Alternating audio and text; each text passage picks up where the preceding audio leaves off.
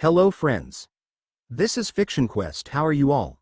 So in this video, we will see what if Lucy Heartphilia is a deadly assassin and got massive harem. But before we start, if you want more amazing stuff like this, then be sure to subscribe to our channel and like this video. Also, if possible, share this video with your friends. Now without wasting any more time, let's begin the story. The man ran through the streets of New York. Passing civilians gave him strange looks, but he ignored them. He knows his pursuer is after him, and he has to run for his dear life. The man kept running until he arrived at an abandoned warehouse. He pressed himself against the wall, breathing heavily. His throat ached with every breath he took.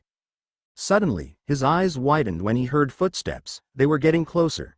He looked around the warehouse. Wooden crates were stacked high all over the place. He quickly ran over to a wall of crates and hid behind them. He breathes heavily in fear as he continues hearing the footsteps of a figure walking into the warehouse. He peeked from behind the wall of crates and barely sees the figure who has come to eliminate him, turning his head around. A few minutes later, the figure turned around and slowly walked out of the warehouse. After the figure left, the man walks out of his hiding place and sighed in relief. Thank God he's gone, he thought in relief. But suddenly, he gasped in shock when he heard footsteps coming from the top of the warehouse. The man lifts his head and suddenly, the figure broke through the ceiling window and landed right behind the figure. The figure immediately punches him on the back of his head, causing the man to fall to the floor. The man groaned as blood trickled down from his mouth.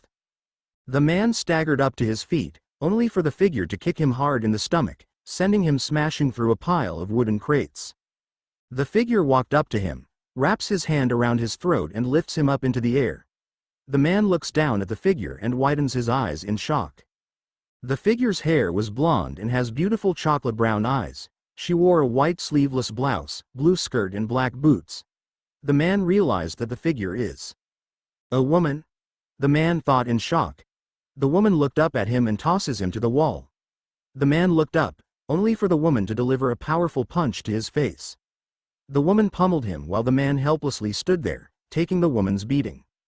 He was bruised and bleeding, with several broken bones. After a few more minutes of punching, the woman grabs him by the neck and throws him to the ground. The man turns to the woman, who narrowed her eyes at him as she draws out her revolver and aims her weapon at him. Why? The man gurgled as blood violently rolls down his mouth. The woman shrugs. It's nothing personal, mind you. I just do what I'm told. And I was told to kill you. Those were the last words the man hears from her before the woman shot him in the head.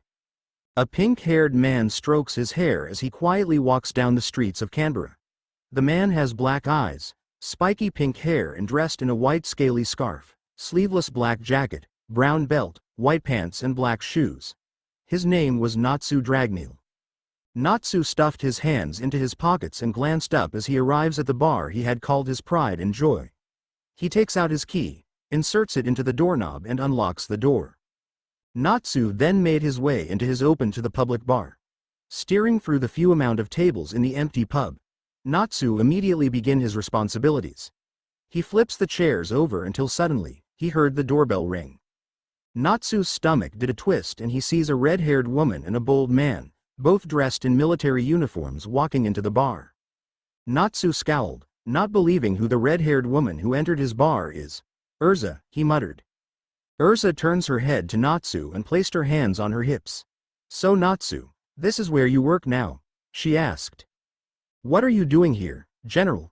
Natsu asked as he turns around and folds his arms as he watches Erza walks over to the bar counter. And who's the man with you? Erza sits down and faces Natsu. She gestures to the bold man who nods his head to Natsu. Natsu, this is Colonel Ian Hughes, she said. Pleasure to meet you, Ian said as he shakes Natsu's hand. It's certainly hard to find you. Why is that? Natsu asked. Good men are hard to find, Ian replied. Anyways, Erza will explain to you why we are here. Many of your former comrades have been either getting killed or went missing, Erza said to Natsu. Natsu widens his eyes. Why is this happening? He asked. Not sure. A month ago, Warrant Officer Gray Fullbuster was on a relief mission in Afghanistan when suddenly, he went missing. While Sergeant Mirajane has left her military life and now working at a local restaurant, but she was recently kidnapped a week ago. As for your other comrades, they were all killed mercilessly. Recently, 5 days ago, another one of your comrades, Corporal Joe Powell, was found dead in a warehouse in New York. Erza explained. We suspect that the one who is behind these killings and kidnappings is a certain individual named Project Cerberus, Ian added. Project Cerberus. Natsu muttered, but what about the name? That is the name, Project Cerberus. It was a human experiment conducted by Red Hand, Erza said. Red Hand? Natsu said, widening his eyes. But I thought we destroyed the Red Hand in Mogadishu 5 years ago. I know. Erza nodded. However, somehow, they have risen again. If the Red Hand has risen again, this could mean that they are also conducting the Apophis experiment again. The Apophis experiment. Natsu muttered, bitterly recalling what the experiment is. The Apophis experiment was an illegal scientific experiment. Once injected, it blends with the victim's DNA and tries to merge with it, adapting itself to the host's genetic sequence and potentially giving its host tremendous capabilities. However, such instances are rare in the extreme, and hosts which would reject the virus will have incurable side effects and die a slow, painful death. Do you have any more information about Project Cerberus? The only information we have is that he exists and he poses an extreme threat to our men. That's why I need your help, Natsu. Erza stood up. I want you to help us find the Red Hand's base and take down Project Cerberus and their Apophis experiment. Natsu turns to Ian, who nods his head. Natsu shook his head. I'm sorry, not gonna do it. Erza and Ian watched Natsu as he walks past them and walks over to the door of the storeroom next to the bar counter. He opens the door and closes it after going inside the storeroom. I thought you said he was a great soldier, Ian said to Erza. Let me talk to him, Erza said as she stood up and walks over to the storeroom. As Natsu climbs up a ladder and places a bottle of wine on a shelf, Erza enters the room and folds her arms. You know this is an important mission, Natsu. If we don't do anything, millions will die, Erza said. Natsu turns to Erza and said as he climbs down the ladder, Erza, you know I'm not with the military anymore. Natsu, I understand why you quit the military, but Luxus's death wasn't your fault. No one could have done anything to save him. Luxus trusted me, but I failed, and it's all my fault. Nothing that happened during the mission was ever your fault, Natsu. No one has ever blamed you for anything. No, Erza. Natsu jumped to his feet. You don't understand. I was the leader of the squad. My job was to make sure everybody complete the mission without any casualties. But because of my stupidity, Luxus is dead. And it's all because of me. Natsu let out a sigh and lowers his head. Erza sighed. Natsu, I'm sorry, Erza, but I'm afraid I can't help you. Natsu looked up. I don't wish to make the same mistake again. Erza nodded. Very well. Sorry that I've troubled you, but please be careful. You could the next one to be killed or captured by Project Cerberus, as Erza gently put a hand on his shoulder before turning away. Erza. Natsu said. Erza turned to him. I'm sorry. Erza simply smiled at him. I understand. With that, Erza walked out of the room. Natsu's eyes grew cold as he bitterly recalls what happened at Mogadishu 5 years ago.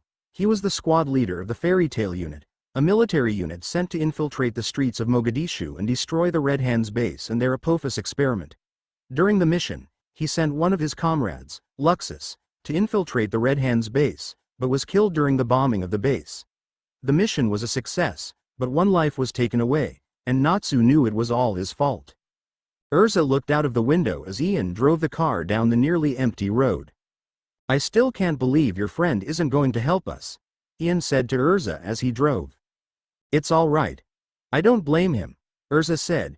She turns her head to the front and widens her eyes when suddenly, a huge black pickup truck comes driving towards them. Look out, she shouted, but it was too late. The pickup truck crashes right into the right side of their car. The crash sends the car screeching towards the metal road barrier. The car smashes through the metal barrier and it flips down the hill. After flipping a few times, it had finally slammed to a sudden halt when it hit a few trees. Erza groaned as she felt the fresh cut adorning on her forehead. She slowly turns to Ian, who is resting his head on the steering wheel.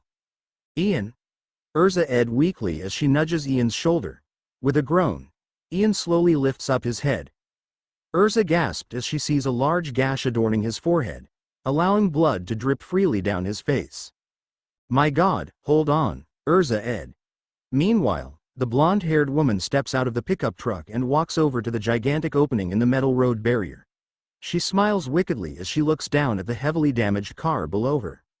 She leaps down and lands beside the car. Erza gasps as she turns to the woman. The woman walks over to the car and leans down. Hello. You must be General Erza Scarlet, I assume. The woman said to Erza with a sickeningly sweet smile. She then turns to Ian. Oh my, he's wounded.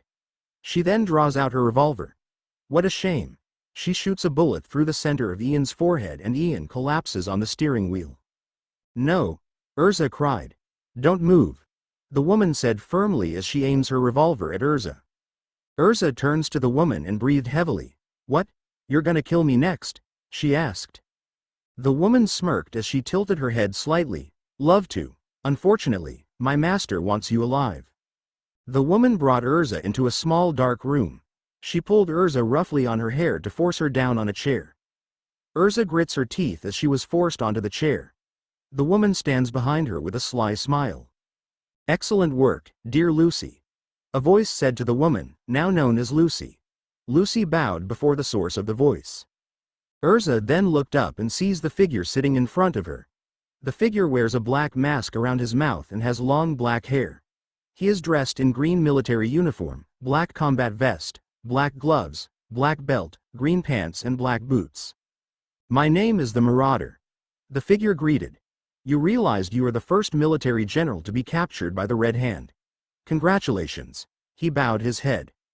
The Marauder. That's a very creative name. Erza said dryly. How long does it take you to think of that? Lucy scowled and kicked the back of Erza's chair, causing strands of hair to fall in front of her face. Erza calmly pushed aside her strands of hair away from her vision and continued, if I'm going to be interrogated, I wish to be interrogated by your superiors. The Marauder leaned forward. I am the superior. I believe you already met my associate, Lucy Heartphilia aka Project Cerberus. Erza turned to Lucy, who smiled sweetly and waved her hand at her. She turned back to the masked man. Just tell me what you want. Erza said. Cooperation. The Marauder replied as he leans back on his chair and played with his fingers. I heard that because of our ongoing Apophis experiment, the military have decided to keep the location of this year's World Leader Summit a secret to the public. I want you to tell me where this year's summit will be held. Oh, I'll tell you all right. Erza scowled. The Marauder leaned forward again. Where is it? In your ass. Lucy immediately grabs Erza by the back of her head and slams her face against the table. Erza winced slightly as she got up and looked back at the Marauder, who nods his head. I see, you have decided to test my patience. Lucy, take her to the cell and put her along with the other prisoners.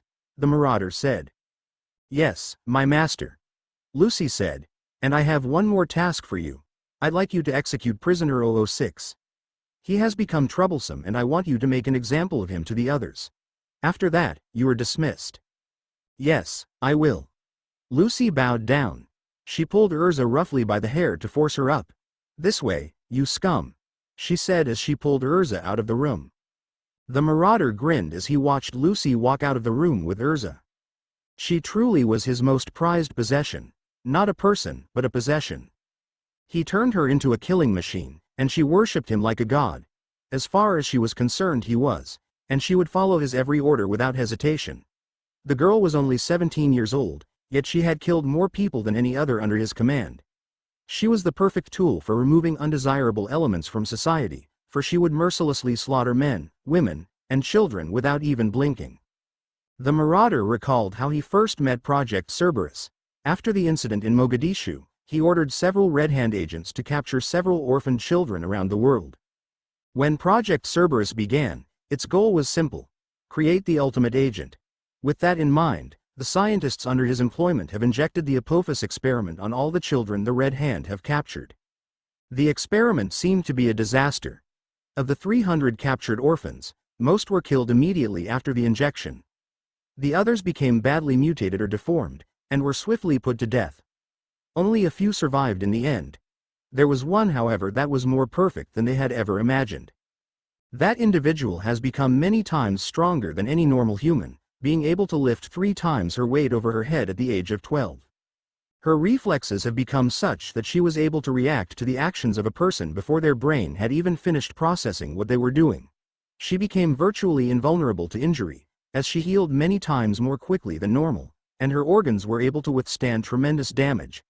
Her blood now contained a powerful neurotoxin, meaning that she was always capable of killing. This person was of course Lucy Heartphilia. She and the other survivors grew up in the facility where Project Cerberus was conducted. They were trained physically, mentally, and emotionally. They underwent psychological manipulation to ensure their absolute loyalty and were trained in various tasks. Few could match Lucy in terms of strength, skill and perception, which was what made her among the best. The Marauder was very pleased. Lucy had been his greatest agent. At the age of 14, all of the children were tasked with executing a prisoner. Most of the children either bludgeoned or stabbed their victims to death, but the poor man assigned to Lucy was skinned alive. She became rather unstable as time passed, but that made her all the more effective, and she was absolutely loyal to him. Of course, with her abilities came paranoia derived from the environment she was raised in, and she came to the conclusion that her place as a future agent was being put in jeopardy by the other subjects. Of the 300 subjects used for Project Cerberus, only about 12 were still alive. Lucy decided that the only way for her to maintain her place as an agent was to teach children.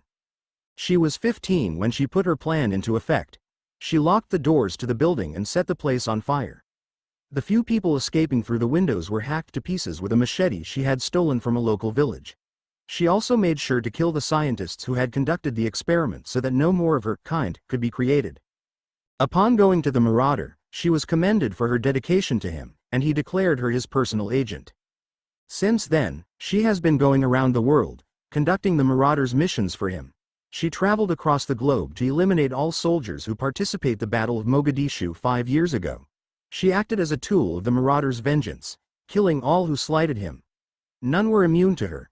She had even killed the top general of a European army when he refused to allow the Marauder's agents a presence in his staff. In terms of loyalty, strength, and intelligence, Lucy was without peer. She would perform any task the Marauder gave her without fail. To him she was utterly and completely perfect. A killing machine that obeyed his every order. Lucy and Erza arrived at a seemingly abandoned building in Antananarivo.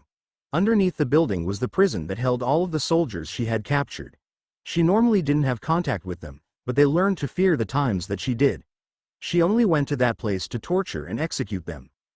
Lucy took out a machete and held it against Erza's throat and pulled her by the hair. Erza gulped as she felt the cold blade pressed against her throat but didn't show any fear. Lucy pushed her forward, making her walk. Erza did not resist, walking into the building with Lucy without struggle. "How can you work for that monster?" Erza asked Lucy. "Beats working for an organization who are against the Red Hand," Lucy replied. They walked down the stairs of the place to the prisoner area. They went to the cell that held the 3 most elite soldiers she had captured. Their names were Gray Fullbuster, Mirajane and Gerard Fernandez. They wore tattered clothing and they all had a defeated look on their faces. They were once proud soldiers, but now they were reduced to the pitiful figures before her. Gray, Mirajane and Gerard looked up and gasped. "Erza?" Gray gasped. Lucy then kicked Erza in the back and Erza falls into the room with a thud. Gray and Mirajane quickly got up and helped Erza got up. "I brought a new friend, guys. Have fun with her. Also, I understand that one of you has been causing a bit of trouble," Lucy said coldly. Gray, Mirajane, Erza and Gerard remained silent as Gray helped Erza sit next to him. Lucy nearly laughed at them. "What, you won't talk? You should consider it a great mercy that you are allowed to live at all. My interrogation sessions with you are merely the price of staying alive." Gray and Mirajane shuddered as they thought of the horrific tortures she had put them through. Suddenly Gerard jumped to his feet, unable to contain his anger at her any longer. "You cold-blooded murderer! How dare you hold us here like animals?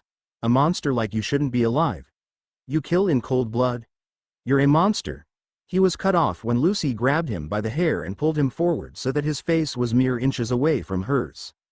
"I do what I am ordered. And right now, my orders are to kill you. Goodbye." Lucy smashed Gerard's head into the wall, crushing his skull like an egg. The others gasped in horror. Lucy wiped off his brains on her clothes before turning her gaze to the others. Gray just stared at her in shock and horror while Mirajane hid her face in her hands as she burst into tears.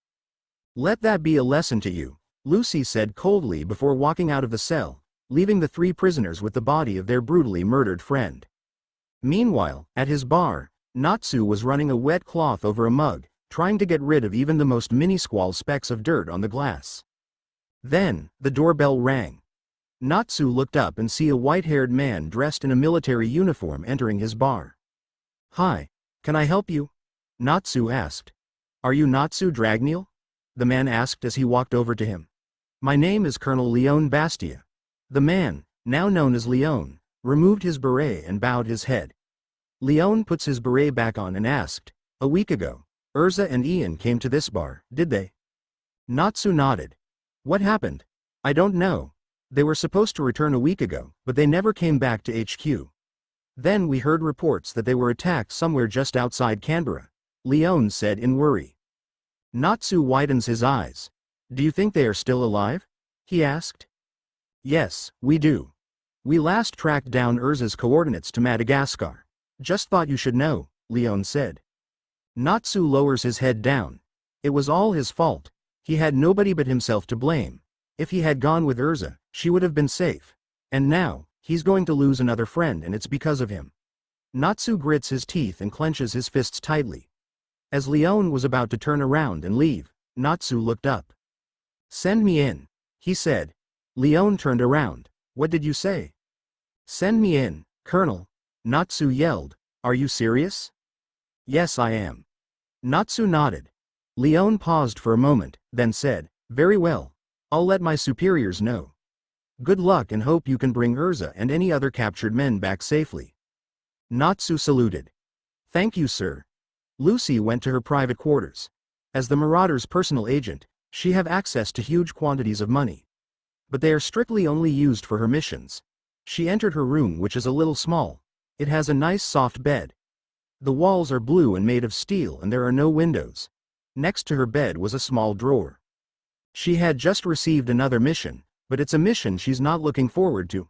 This time, she has to pose as a partner to an American soldier who has been sent to eliminate her. She is supposed to befriend this soldier and gain his trust in order to extract secrets from him. She hated the very idea of not killing whoever this soldier is. In her opinion, whoever is an enemy to her master and the Red Hand has to be killed immediately. Aside from that, she had no idea of how to befriend a person. All her life, she was trained to become an ultimate killing machine, but never learn how it's like to make and have friends. The only people who she have even been close to were her parents. Lucy sat down on her bed and opens the drawer, revealing a small gold pocket watch. It wasn't really a pocket watch, just the outer casing and the glass inside. She had done away with all of the components and replaced them with something else. She opens up the watch, revealing a picture of her smiling with her parents. A tear slid down from her cheek. She missed her parents terribly. She could remembered how the Red Hand agents stormed into her house and killed both her father and mother right in front of her before taking her away. Their deaths haunted her memories ever since. Her parents are the only ones who ever cared about her, and now they're dead. The death of her parents is the only thing that could make Lucy cry and grieve. Lucy then closes the pocket watch, places it back into the drawer and closes it. She needed her rest for her next mission. She closed her eyes and fall asleep. Natsu fiddled with the straps of his bag as he waited outside his contact's office. He was now in North Carolina, and a soldier from the military will be serving as his contact. Finally, the door opened and a white-haired man greeted him. "It's good to see you again in the military, Natsu Dragneel. Come in." The man. Natsu then got up and walked into the office. After entering the office, he sat in front of the man's desk. The man sat down behind his desk and said, "Hello Natsu. My name is Lieutenant Elfman. How are you?" Elfman asked. "Fine." Natsu nodded. "Listen, I'm not doing this because I want to join the military again. I'm doing this because I wish to rescue Erza and the soldiers that Project Cerberus has captured. I also wish to eliminate Project Red Hand." "Yes, I understand." Elfman nodded. "So, you will be going to Sambava via Maputo. Your target will be Project Cerberus. You have to be careful though. He has already killed several of our soldiers." Yes, I know. Natsu said irritably. He felt that he doesn't have to be reminded again. Right. Once you arrived at Sambava, you will meet up with an intelligence officer named Lieutenant Mayfly, Elfman said. Why is she called that? That's just a code name. She will tell you your real name when you meet up with her. We don't know much about Project Cerberus, so you will have to work alongside with her. You could consider her as your partner. I see.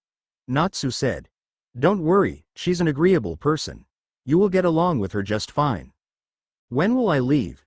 You will go to Raleigh-Durham International Airport and board plane number 0897 that will leave to Mozambique in 1 hour.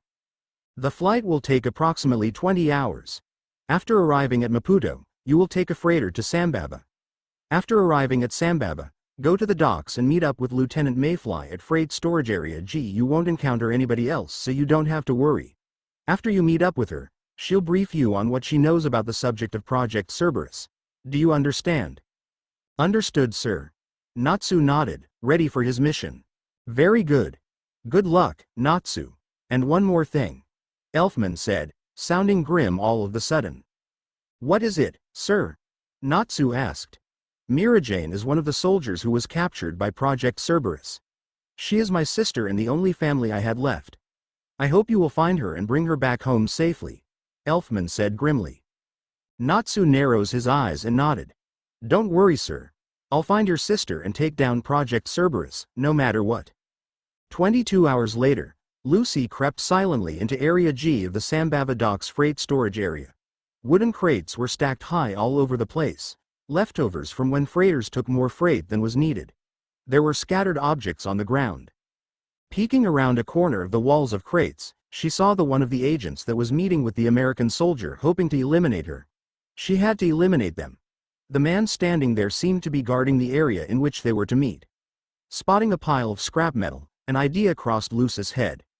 Lucy walked forward and with flawless realism, intentionally tripped and fell forward onto the pile of metal. As she fell, she used a tiny blade to slice her arm, letting out a small, fake cry of pain. The blue-haired man, who Lucy knew was an American soldier named Macau Bolt, rushed to help her. Are you okay?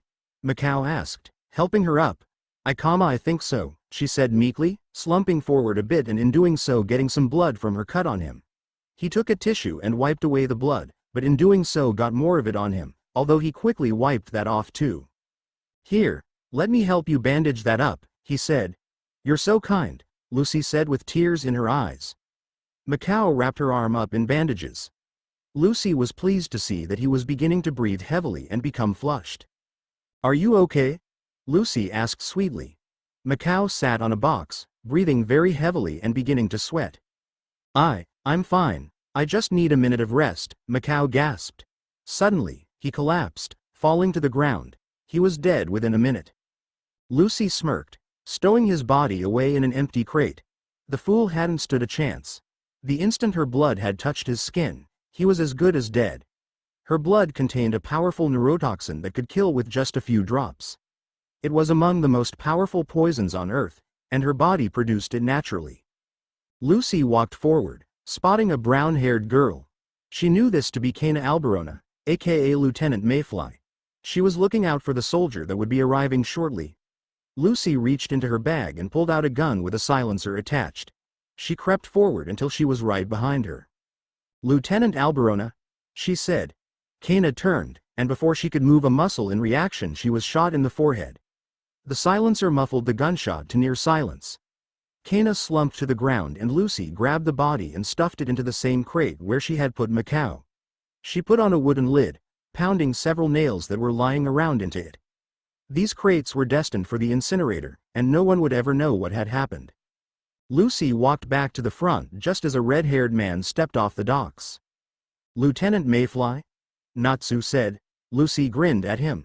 Yes, I certainly look forward to working with you, Natsu Dragneel. It is nice to meet you, Natsu said, shaking Lucy's hand. Let's get down to business.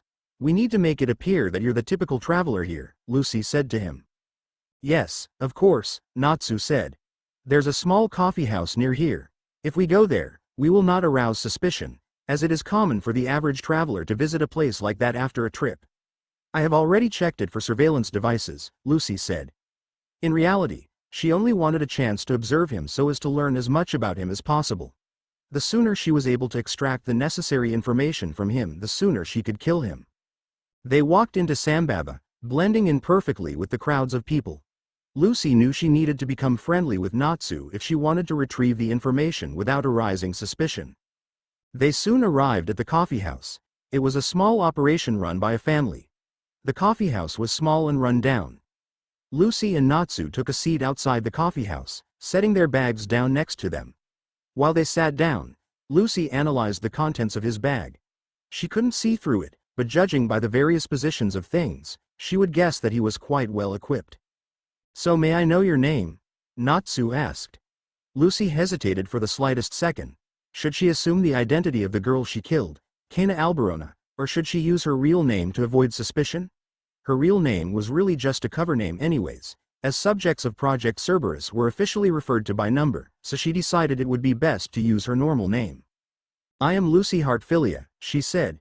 "It's nice to meet you, Lucy," Natsu said. "By the way, do you happen to have any lotion? My hand is turning all red and itchy all of a sudden." Lucy cursed herself internally. She had forgotten about the toxins present in her body. When she shook hands with him, some of the poison must have made contact with his skin, causing a reaction. It would be nothing fatal, but it was in her best interest for him to not have this problem.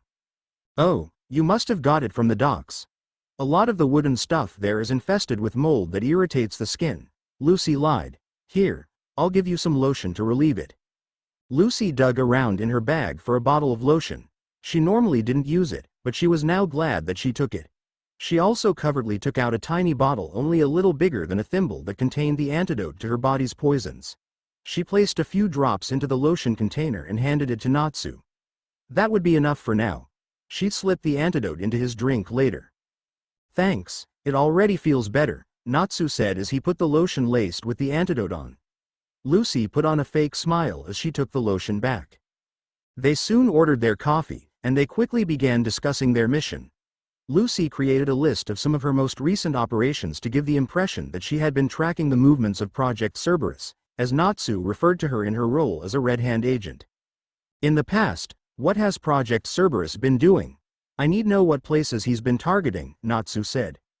Lucy suppressed the urge to laugh. Natsu thought she was a man. This was just too good. "Well, obviously we were unable to discover everything he's been doing, but we've been able to establish a few incidents as his handiwork.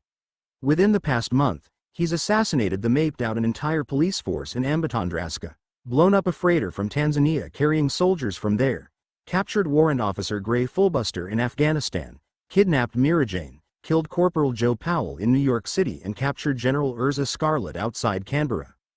Natsu clenched his fists. "Whoever he is, he's going to pay," he said. Their coffee arrived moments later. Natsu takes the cup and took a sip of his coffee.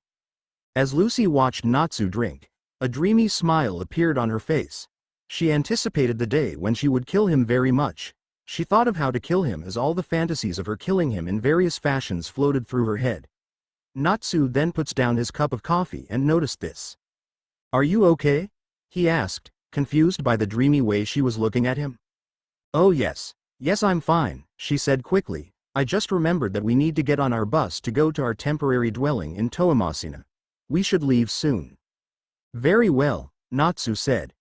Lucy glared at him out of the corner of her eye as they walked away from the coffee house.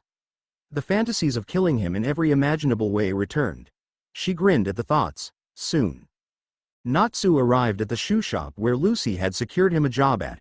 They're now in Toamasina, which was a small city surrounded by main population centers like Antananarivo and Fianarantsoa. Therefore it was a perfect position that would be able to monitor its nearby cities for their search for Project Cerberus. Or at least that's what Natsu thought. In reality, Lucy is just leading him around in circles until she is able to get the information she needed from Natsu, at which point she would kill him. It will be a complicated mission since she needed to develop a relationship with Natsu in order to obtain the information, but she is confident that she would win. Natsu looked around the shoe shop. It was a small shoe shop where he would be posing as the cobbler's apprentice. Or at least he would if the elderly cobbler who owned the shop was able to teach him anything. The old man was very frail and hard of hearing, so he spent his time in the corner of the shop, silently making shoes. The good news was that there were no other employees and the old man would never notice any of the covert activities he did here. Natsu then walks over to a chair, grabs a shoe and hammer and starts working. He and Lucy need to blend in with the locals so that no one would suspect that they are intelligence soldiers who are searching for Project Cerberus. He had numerous surveillance devices, as did Lucy. They would be able to get accurate news about everything regarding Project Cerberus. They had their own monitoring devices as well as satellite connections to the American intelligence systems. They would lie in wait, tracking Project Cerberus until he made a mistake, at which point they would descend upon him. The mission would take a long time and was dangerous, but Natsu was confident that he could do it. Lucy stacked crates inside the warehouse that she now worked at. The job was mundane, but she was on her own as she did it, meaning that she could conduct her work without attracting notice. She had arranged for Natsu to be employed by an old man who would not notice him very much. She had also requested the Marauder to remove most of the Red Hand presence from the small city, which he agreed to. It was the perfect atmosphere for Natsu to subconsciously let his guard down and become more likely to reveal the information she needed, at which point she would be free to eliminate him. She wanted very much to rid the world of the American soldier. She had been raised to be a killing machine for the Marauder and she did not like the idea of working with an enemy of her boss. She believed every enemy to the Red Hand needs to be killed in sight immediately. She hoped that she will be able to obtain the information she needed from Natsu soon. She suddenly felt a slight buzzing at her side. She pulled out a communication device and clicked it on. "Yes, what is it?" she asked. "You have a priority message from the Marauder," the voice at the other end said. Lucy frowned. What could her boss possibly want? "Okay. Connect me to him," she instructed. There was a crackle of static, but then she heard the Marauder's voice coming from the device. "Hello Lucy, I trust your mission is in place?" he said. "Yes my master, I have secured all the necessary arrangements. I am in position for any additional orders," Lucy said. "You have done well. Given the circumstances, I think that perhaps you should accelerate the plans and begin courting a relationship with Natsu Dragneel," the Marauder said. Lucy nearly shuddered in disgust. She had been hoping that she would be able to extract the necessary information from him before it came to that, but now it seemed that she would have little choice in the matter. "When do you wish it to be done?" Lucy asked. "I think that 1 month of courtship should be able to bring him close enough to begin such a relationship. I wish you luck. Farewell." The transmission then cut off. Lucy scowled. She couldn't believe what she was being required to do. She hoped that she would be able to retrieve the information she needed before then. If not, she would simply have to go through that indignity and kill Natsu even more painfully than she would have normally as punishment for making her do that in order to gain the information from him. That night, Natsu and Lucy returned to their apartment after work. Both of them went to bed early, but that night, both were troubled by horrible dreams. Natsu's dream, Mogadishu, Somalia, 5 years ago. There was loud firing and explosions everywhere throughout the streets of Mogadishu. It was an intense battle between the Americans and the Red Hand. The American military has deployed a military unit called the Fairy Tale Unit to infiltrate the streets of Mogadishu to destroy the Red Hand's base and put an end to their Apophis experiment. A 14-year-old Natsu, Gray, Mirajane, Gerard and 7 other soldiers quickly run over to a large barricade and hide behind it while several Red Hand members furiously fire their weapons at them. Most of the shots landed on the barricade while some flew above the barricade. "All right everyone.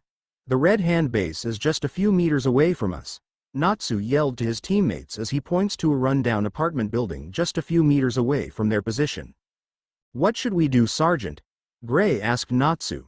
"We will send someone into the building to plant a C4 bomb and destroy the base, along with all the data related to the Apophis experiment," Natsu replied. Mirajane nodded solemnly. She quickly dug her hand around her backpack and took out a C4 and hands it to Natsu. "Who will volunteer to plant the bomb, Sergeant?" Gerard asked. "Laxus will do it." Natsu nodded. "What, me?" A blonde-haired soldier named Laxus Drayar asked nervously. "Are you kidding me? Laxus can't do jack shit," Gray yelled. "Come on Gray. Give him a chance. I'm sure he can do it," Natsu said to Gray. He turns to Laxus and hands the bomb to Laxus. Laxus stared at Natsu nervously. "Are you sure I can do this, Sarge?" Laxus asked shaking. "I'm sure you can." Natsu smiled and pat his shoulder. Don't worry, we'll give you cover, now go. Laxus nodded frantically. He runs out of the barricade and head towards the building. All right. Fire at will. Natsu yelled to his remaining soldiers. Everyone stood up, draw out their rifles and fire at the Red Hand members. Immediately, there were screams and yells of pain as the Red Hand members one by one fell to the ground. Natsu and his men then jumped over the barricade and charged at the remaining Red Hand members who are still standing. Natsu hits a Red Hand member in the gut with the butt of his rifle, then knee him in the face and punches him to the ground. Mirajane punches a member in the face while Gray tackles one member to the ground. As the soldiers finish off the remaining Red Hand members, everyone stopped when they heard a soaring sound come and looked up and widens his eyes when he sees two jet planes flying towards the building. What? They're sending the air support already! Natsu yelled in shock. He turns to the Red Hand base and remembers that Laxus is still in the building. No! Natsu yelled as he runs over to the building. Natsu! Stop! Mirajane cried. It was too late for Natsu as the jet planes fired their missiles at the building and Natsu fell to the ground as the building exploded into bits. After the smoke is cleared, Natsu stood up and widens his eyes in disbelief as the building is now engulfed in flames. No one could have survived the explosion. Laxus! Natsu gasped, violently jolted upright. His body was sweating and his breathing was heavy. He removed the sheets and got out from his bed. He hated those dreams about that incident 5 years ago. He decided to walk out to the balcony and have some fresh air. Lucy's dream, Manchester, England, United Kingdom. 5 years ago, a 12-year-old Lucy was laughing as she was sitting on a couch watching TV. Suddenly, Lucy heard the door opened. She turned around and sees her parents running over to her. Mom? Dad? Lucy asked, puzzled. Her father quickly turned off the TV while her mother grabbed Lucy by the hand and everyone walked up the stairs. Mom? Dad? What's going on? Lucy asked. Don't ask any questions, darling, Lucy's father said, panicking. Everyone entered Lucy's parents' room. The couple quickly opened their wooden cupboard and hid Lucy inside. Mom? Dad? What's going on? Lucy asked, completely confused. Just stay inside, whatever you do, don't come out, Lucy's mother cried. And keep quiet, Lucy's father added before they both shut the cupboard doors. Lucy sat down and shivered in fear. She had no idea what was going on. Suddenly, she heard a burst coming from the door. She could hear her parents gasp. Where is she? A voice that Lucy couldn't recognize yelled. We have no idea what you are talking about, Lucy's father yelled. We have no children, Lucy's mother added. Liar. Bang. Lucy screamed as she covered her ears from the sudden burst. Bang. There it is again. When it was over, Lucy looked through the blinds of the cupboard and widens her eyes when she sees 2 figures standing above her parents, both now lying on the ground with blood pouring out from their gun wounds. Mom. Dad. Lucy screamed with tears in her eyes. She burst out of the cupboard and ran over to her parents. Mom. Dad. Don't leave me. Her mother slowly turned her head to Lucy and gasped, Lucy, run. Her eyes then closed and her head slumped to the side. No. Lucy screamed as tears rolled down her cheeks. Mom, Dad. The 2 figures then grabbed Lucy by her arms and dragged her away from her now dead parents. No, let me go, Mom, Dad, help me. Lucy's eyes shot open and gasped as she jolted upright. She glanced around, reminding herself where she was. She growled and punched the pillow she had been sleeping on. She hated the dreams she had of her parents' death. Not only did they make her feel horrible, they highlighted her weakness.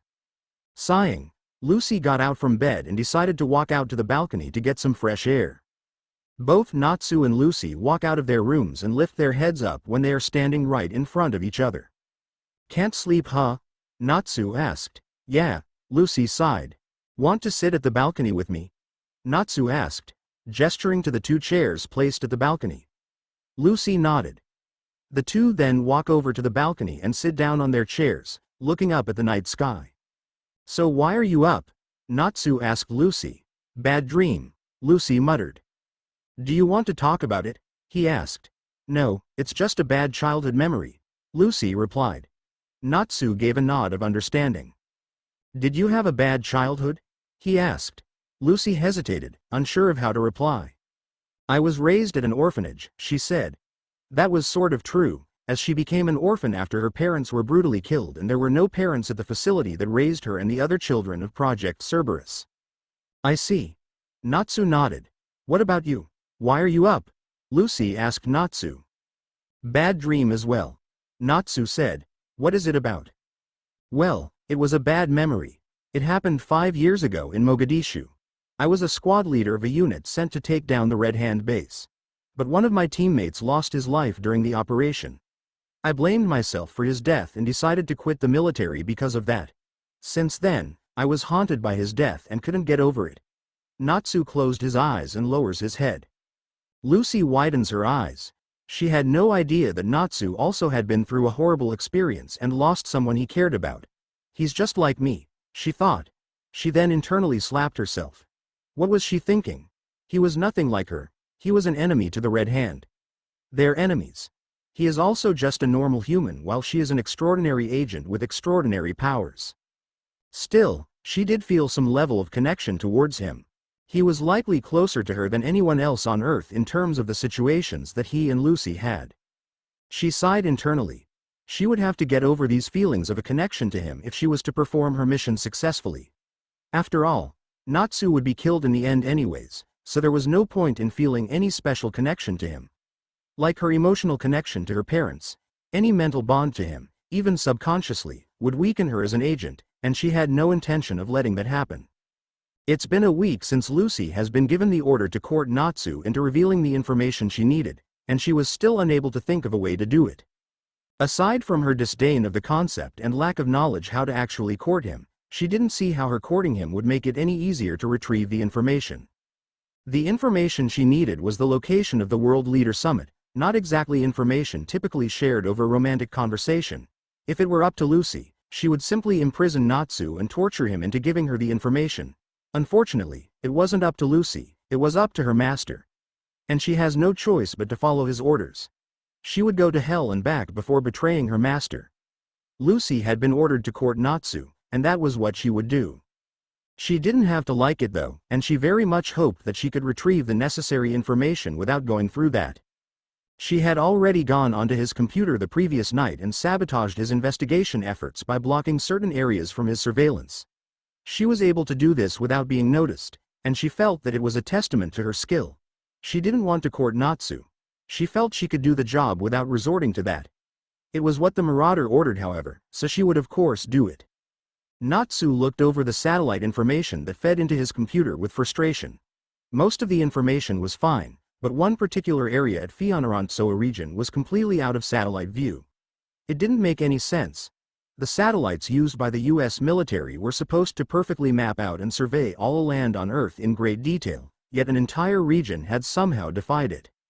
At first Natsu had thought it was a glitch or a coincidental blind spot, but then he realized that most of the information on that region was missing from his computer. He didn't think that the technicians of the military would forget to connect him to such important information. All that was there were a few environmental surveys, a short report on a small-scale munitions test, and maps from over 50 years earlier. It wasn't nearly enough information for him, and he suspected that something was going on there. On top of that, he was still no nearer to finding Project Cerberus. It frustrated him immensely. He certainly knew beforehand that finding him would be no easy task, but the lack of information as to who Project Cerberus was or where he might be completely baffled him. Natsu kept RERTs that were believed to have been committed by the elusive agent. Canberra Colonel Ian Hughes killed.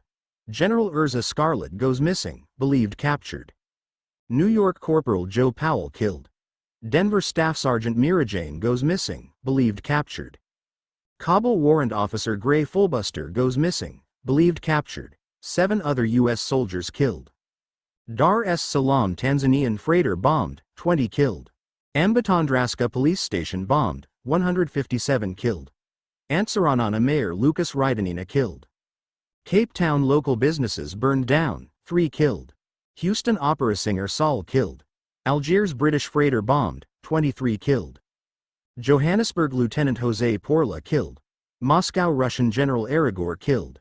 Detroit Warrant Officer Gerard Fernandez goes missing, believed captured.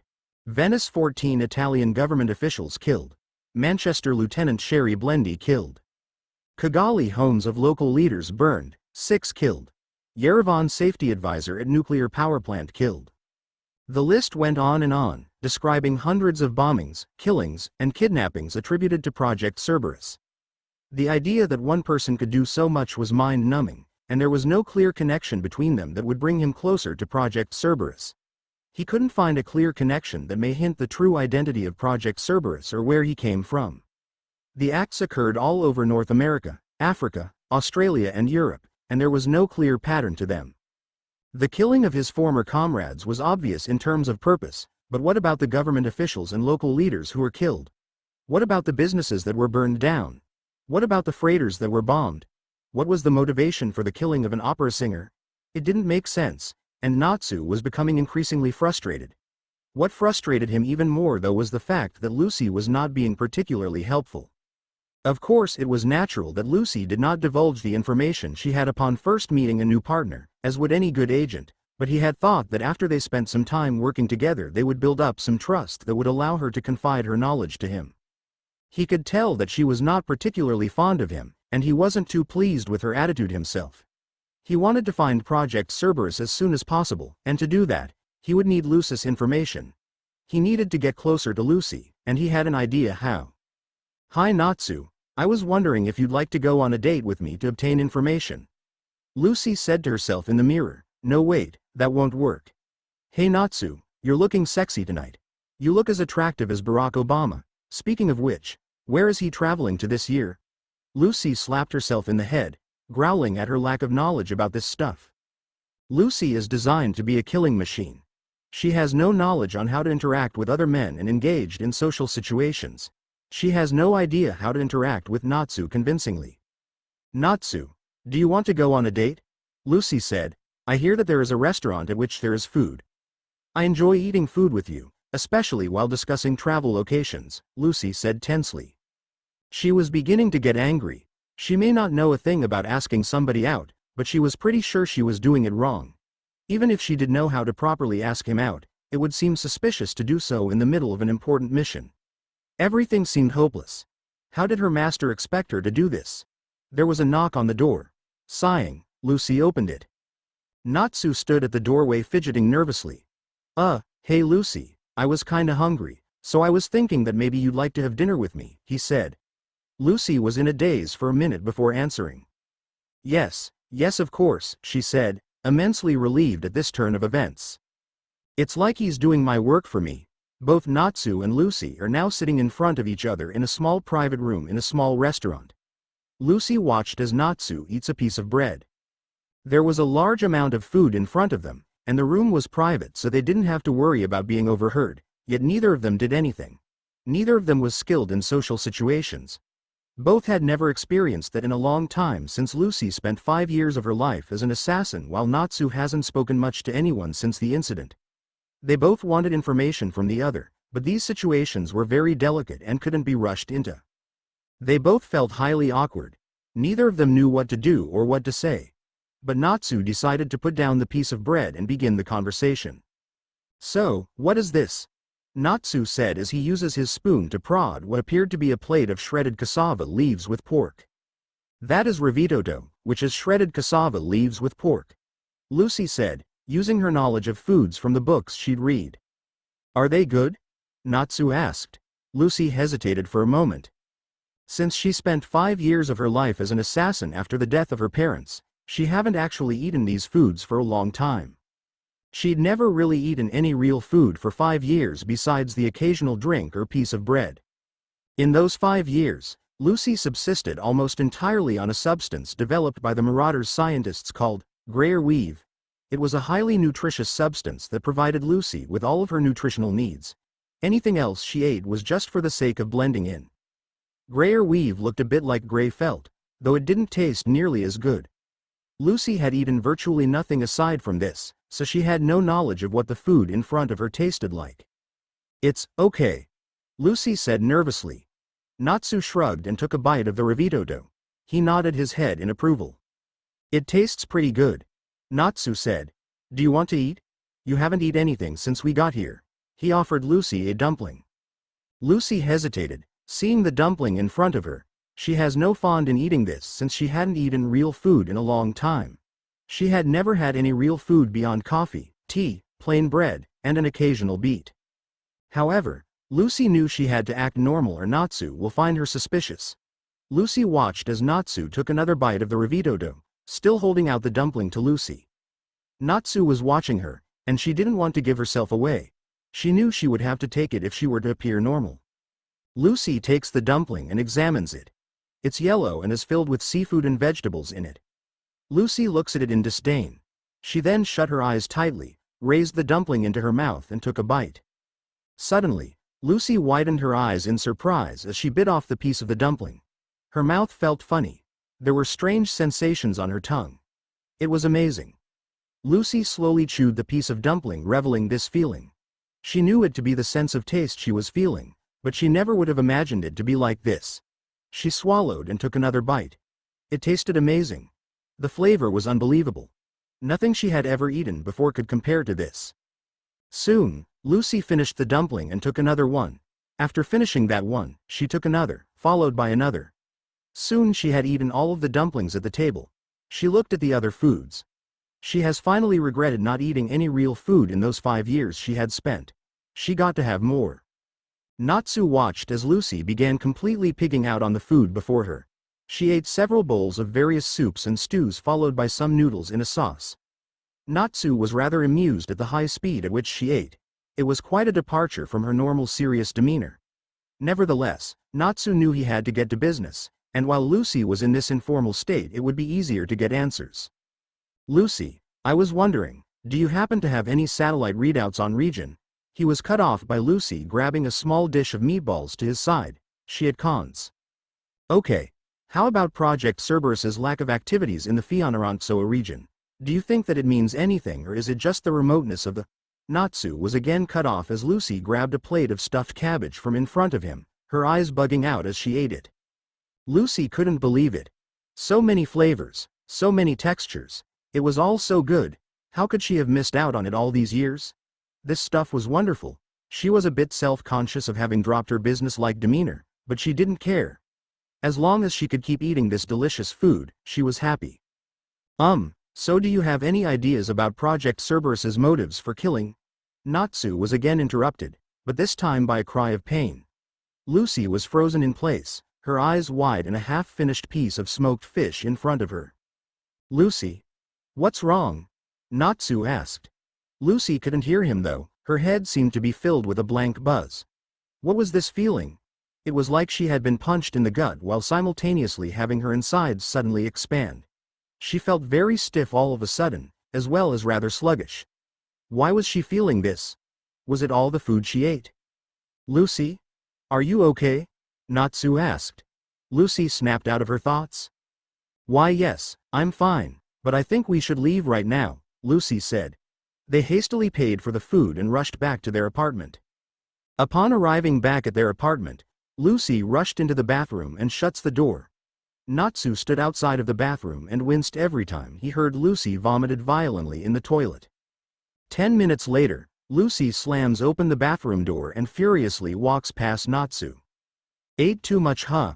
Natsu asked as he watches Lucy. As Lucy arrived at the door of her room, she turns to Natsu with a cold glare.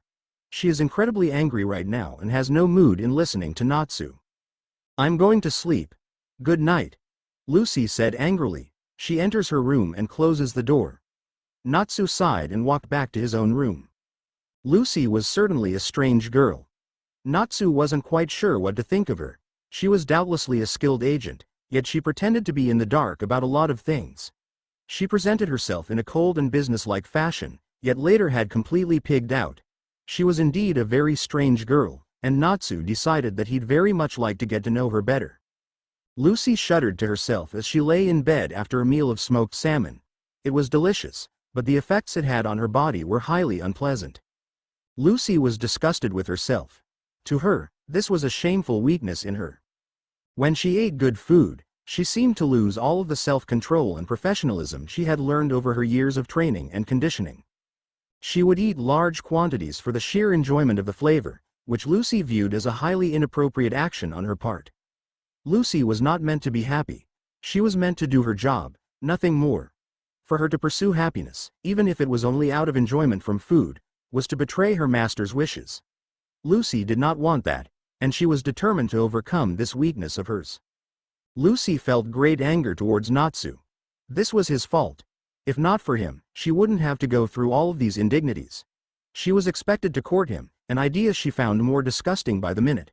Sure, she had tried to get a bit closer to him, but found herself unable to follow through with anything. She just didn't have the social skills to do it properly. This frustration turned into more anger towards Natsu, enough so that she had almost stopped giving him the antidote to her body's poisons.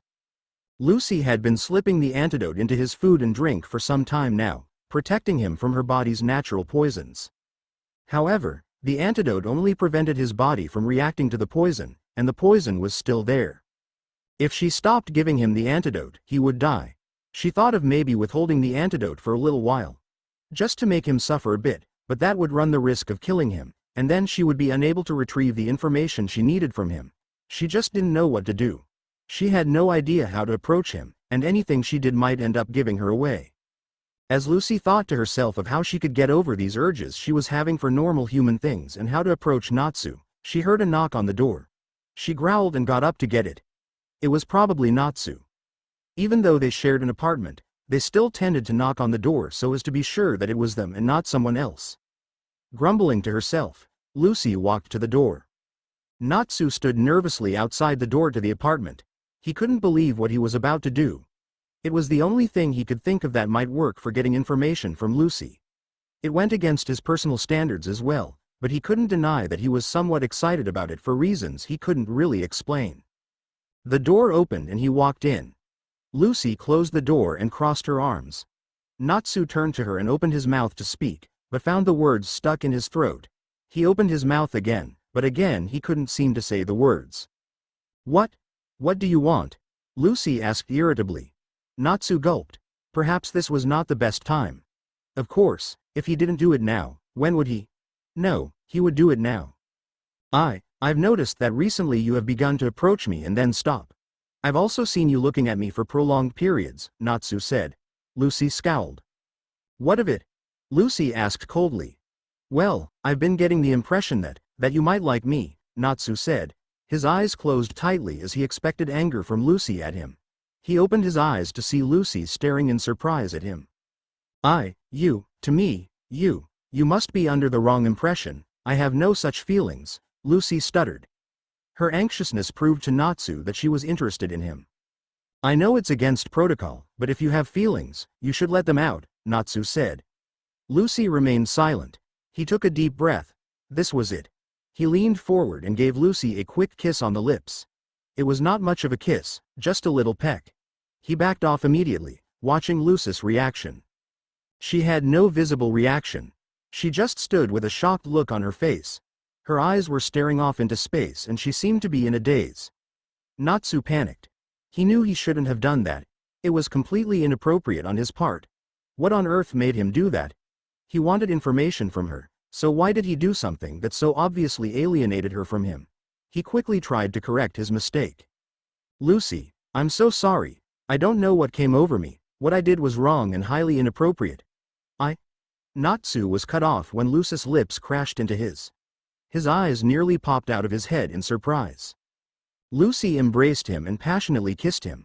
Her mouth was firmly pressed against him, kissing him fiercely with great intensity. Natsu was unsure what was going on, but in the heat of the moment, found himself kissing her back. Lucy's hands reached all over him, touching and feeling his body. He couldn't help but like it. He suddenly felt himself being pushed onto the couch as Lucy leaned against him, kissing with great ferocity and now pressing her body against his. Natsu was becoming light-headed from the suddenness of all of this. Suddenly Lucy stopped, her eyes wide. Natsu stopped too, and only then fully realized exactly how close they had been. They were both bright red. Their bodies were entwined with each other, and their clothes had begun to come off in the heat of the moment. Their hair was a mess, and they were both panting. Lucy opened her mouth but found she couldn't say anything. She opened her mouth again, but nothing came out. Natsu tried to speak too, but he was just as stunned, unable to say anything. I have to go, Lucy said. Running to her room, Natsu sat up on the couch, in something of a daze from what had just happier room, and slammed the door behind her and locked it.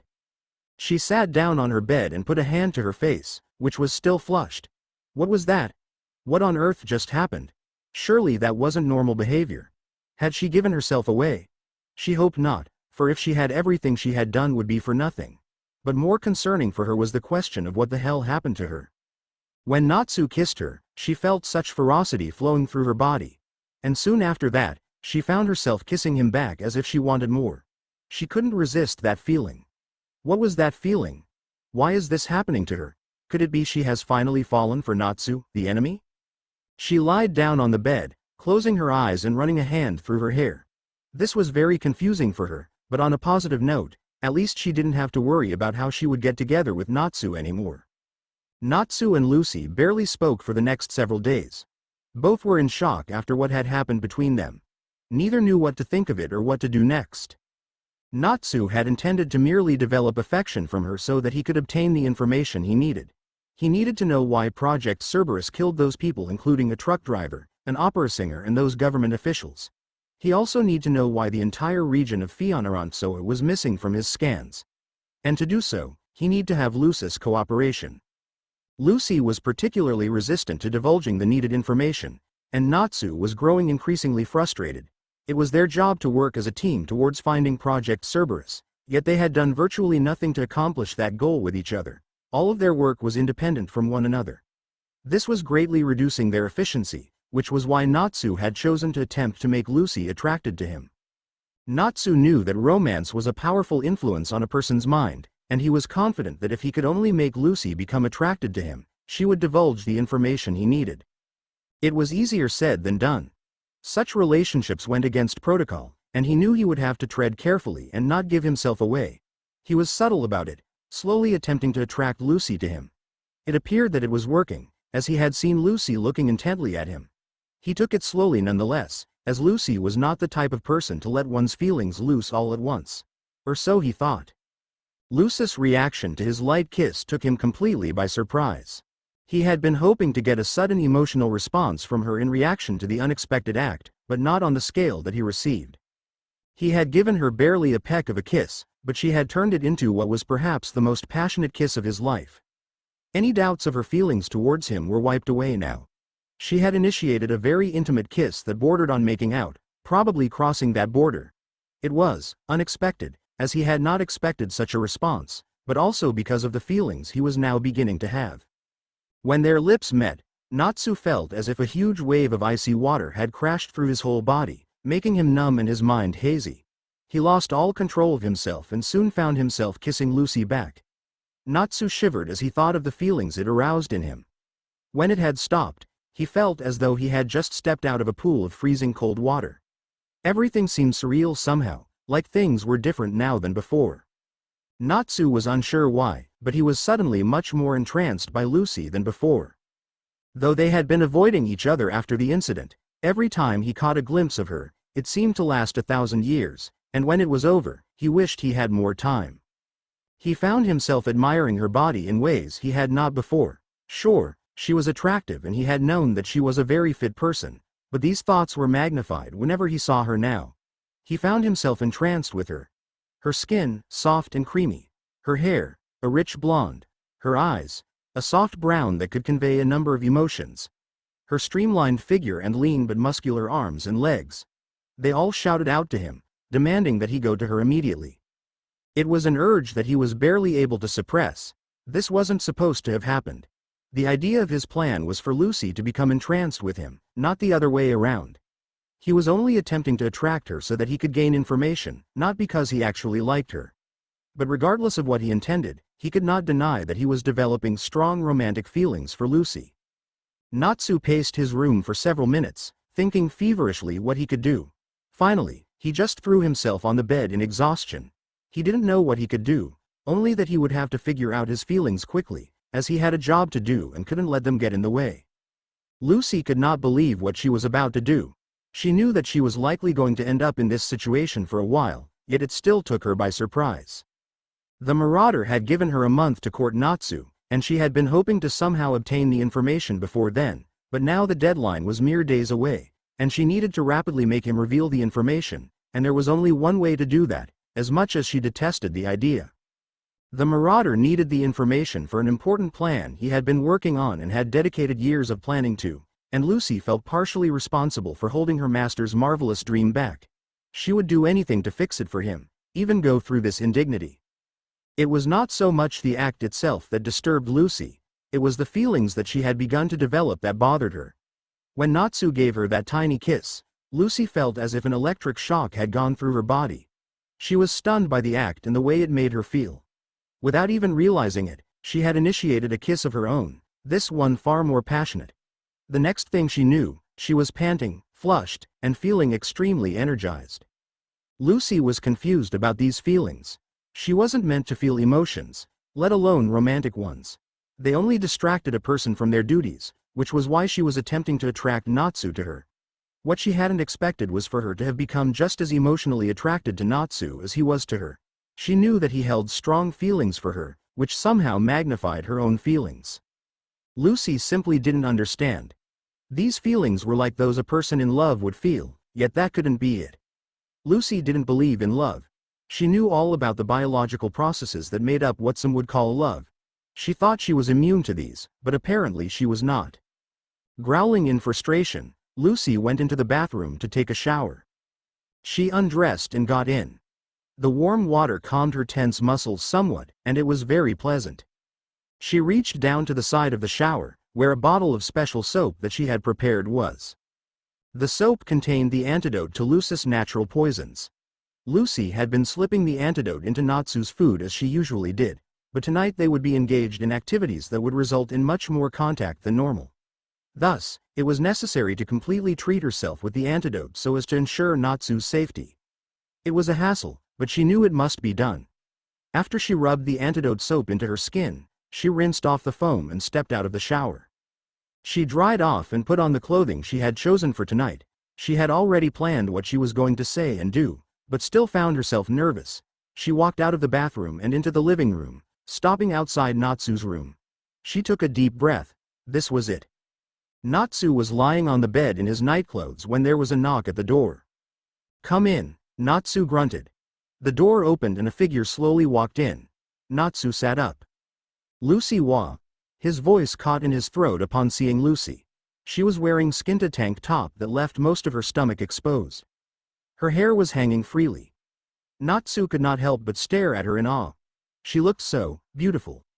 Natsu could barely speak as Lucy began slowly striding towards him. His mind began to feel foggy again. Lucy sat next to him and flashed him a quick smile.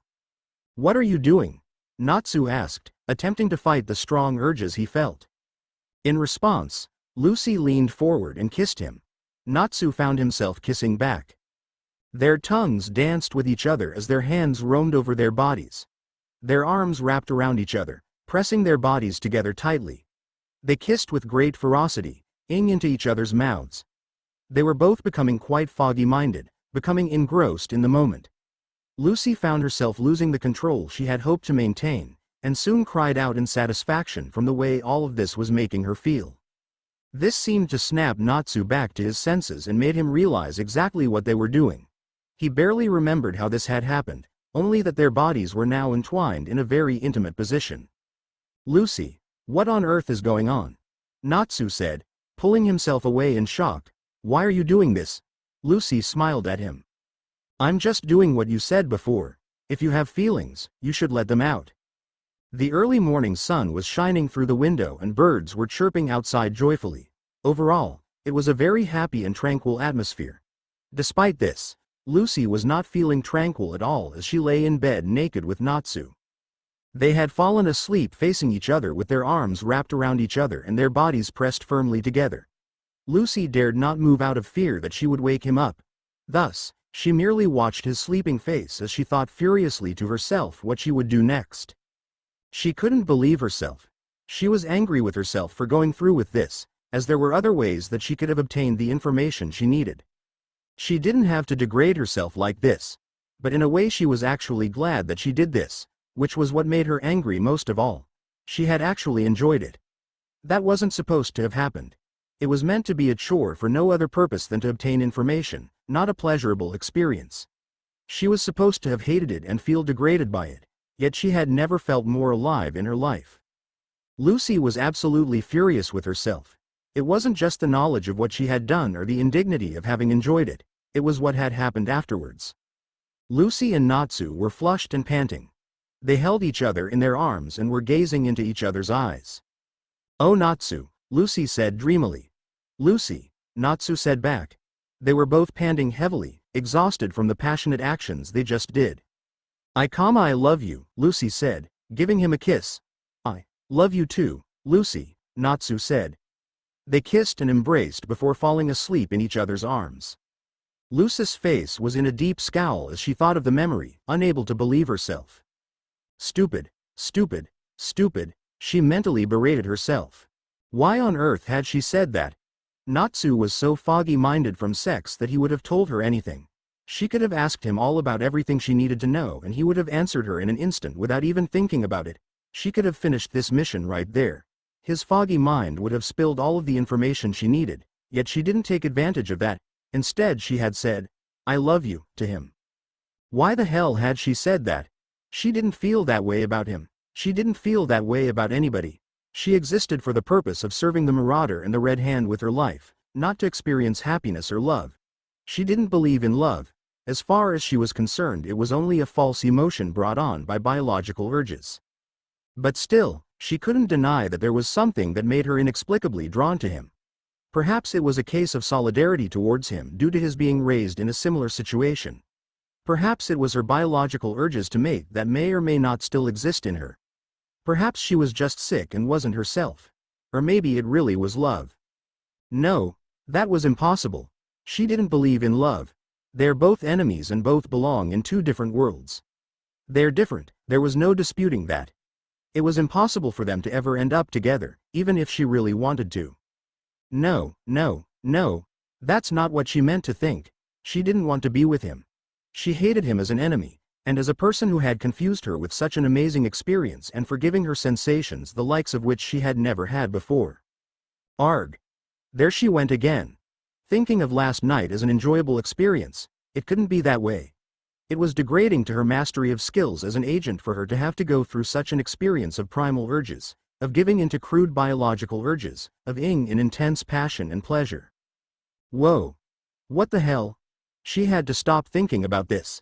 Everything she thought seemed to lead back to this unnatural attraction to Natsu. No, it wasn't an attraction, it was, she didn't know what, but it sure as hell wasn't anything romantic in nature. Okay, so maybe she did enjoy it on the physical level. After all, the body naturally felt these things when stimulated down there, but that had nothing to do with actual attraction, just lust. But then why did she experience such amazing feelings from just being in his presence? Even now, with no physical stimuli, she still felt immense gratification from being this close to him, from watching his sleeping features, from feeling their skin pressed together, from the feel of his strong arms holding on to her. What was happening? There was no doubt about it. No matter how much she hated the idea, there was a definite attraction to Natsu. She had no idea of what it was or whether it was real or imaginary, but she certainly knew it was there. This was bad. She had sworn her loyalty to her master. She couldn't afford to risk becoming emotionally attached to Natsu. She reminded herself that by the end of this mission, Natsu would be dead by her hands.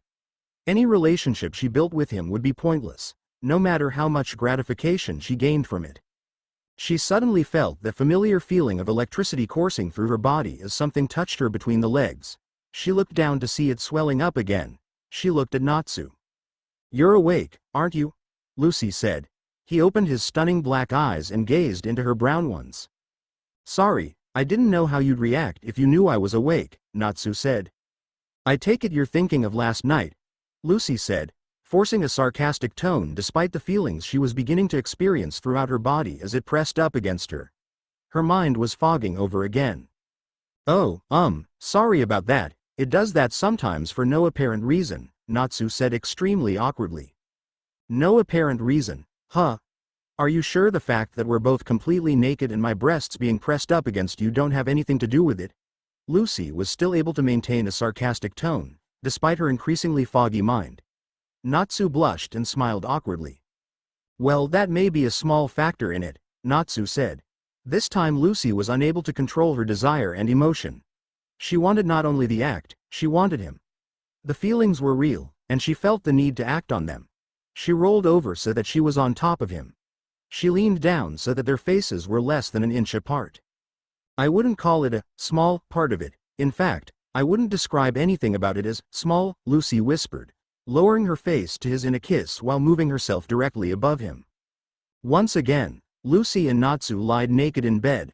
Once again, they wore huge grins on their beet-red faces and were panting heavily. They were so utterly exhausted from the extreme burst of Pymed to be able to speak. Finally Lucy managed to gasp out a few words. "Oh, God. Natsu, you're so, oh Natsu. Thank you," Lucy gasped. Natsu was in a similar state. You're welcome. Lucy you were, oh Lucy. I love you so much, I can't believe I never realized it before, Natsu panted. I love you too, Lucy said, nuzzling her face against his neck as Natsu stroked her blonde hair. Suddenly her eyes widened in the realization of what she just said. No, I did it again. I had him in the perfect position to reveal the information and I blew it. Why does this keep happening? I told him I loved him again when I should have been obtaining the information. Why did I do that? I don't really feel that way, do I? I need some time to think about this. Natsu, Lucy panted, may I use your bath?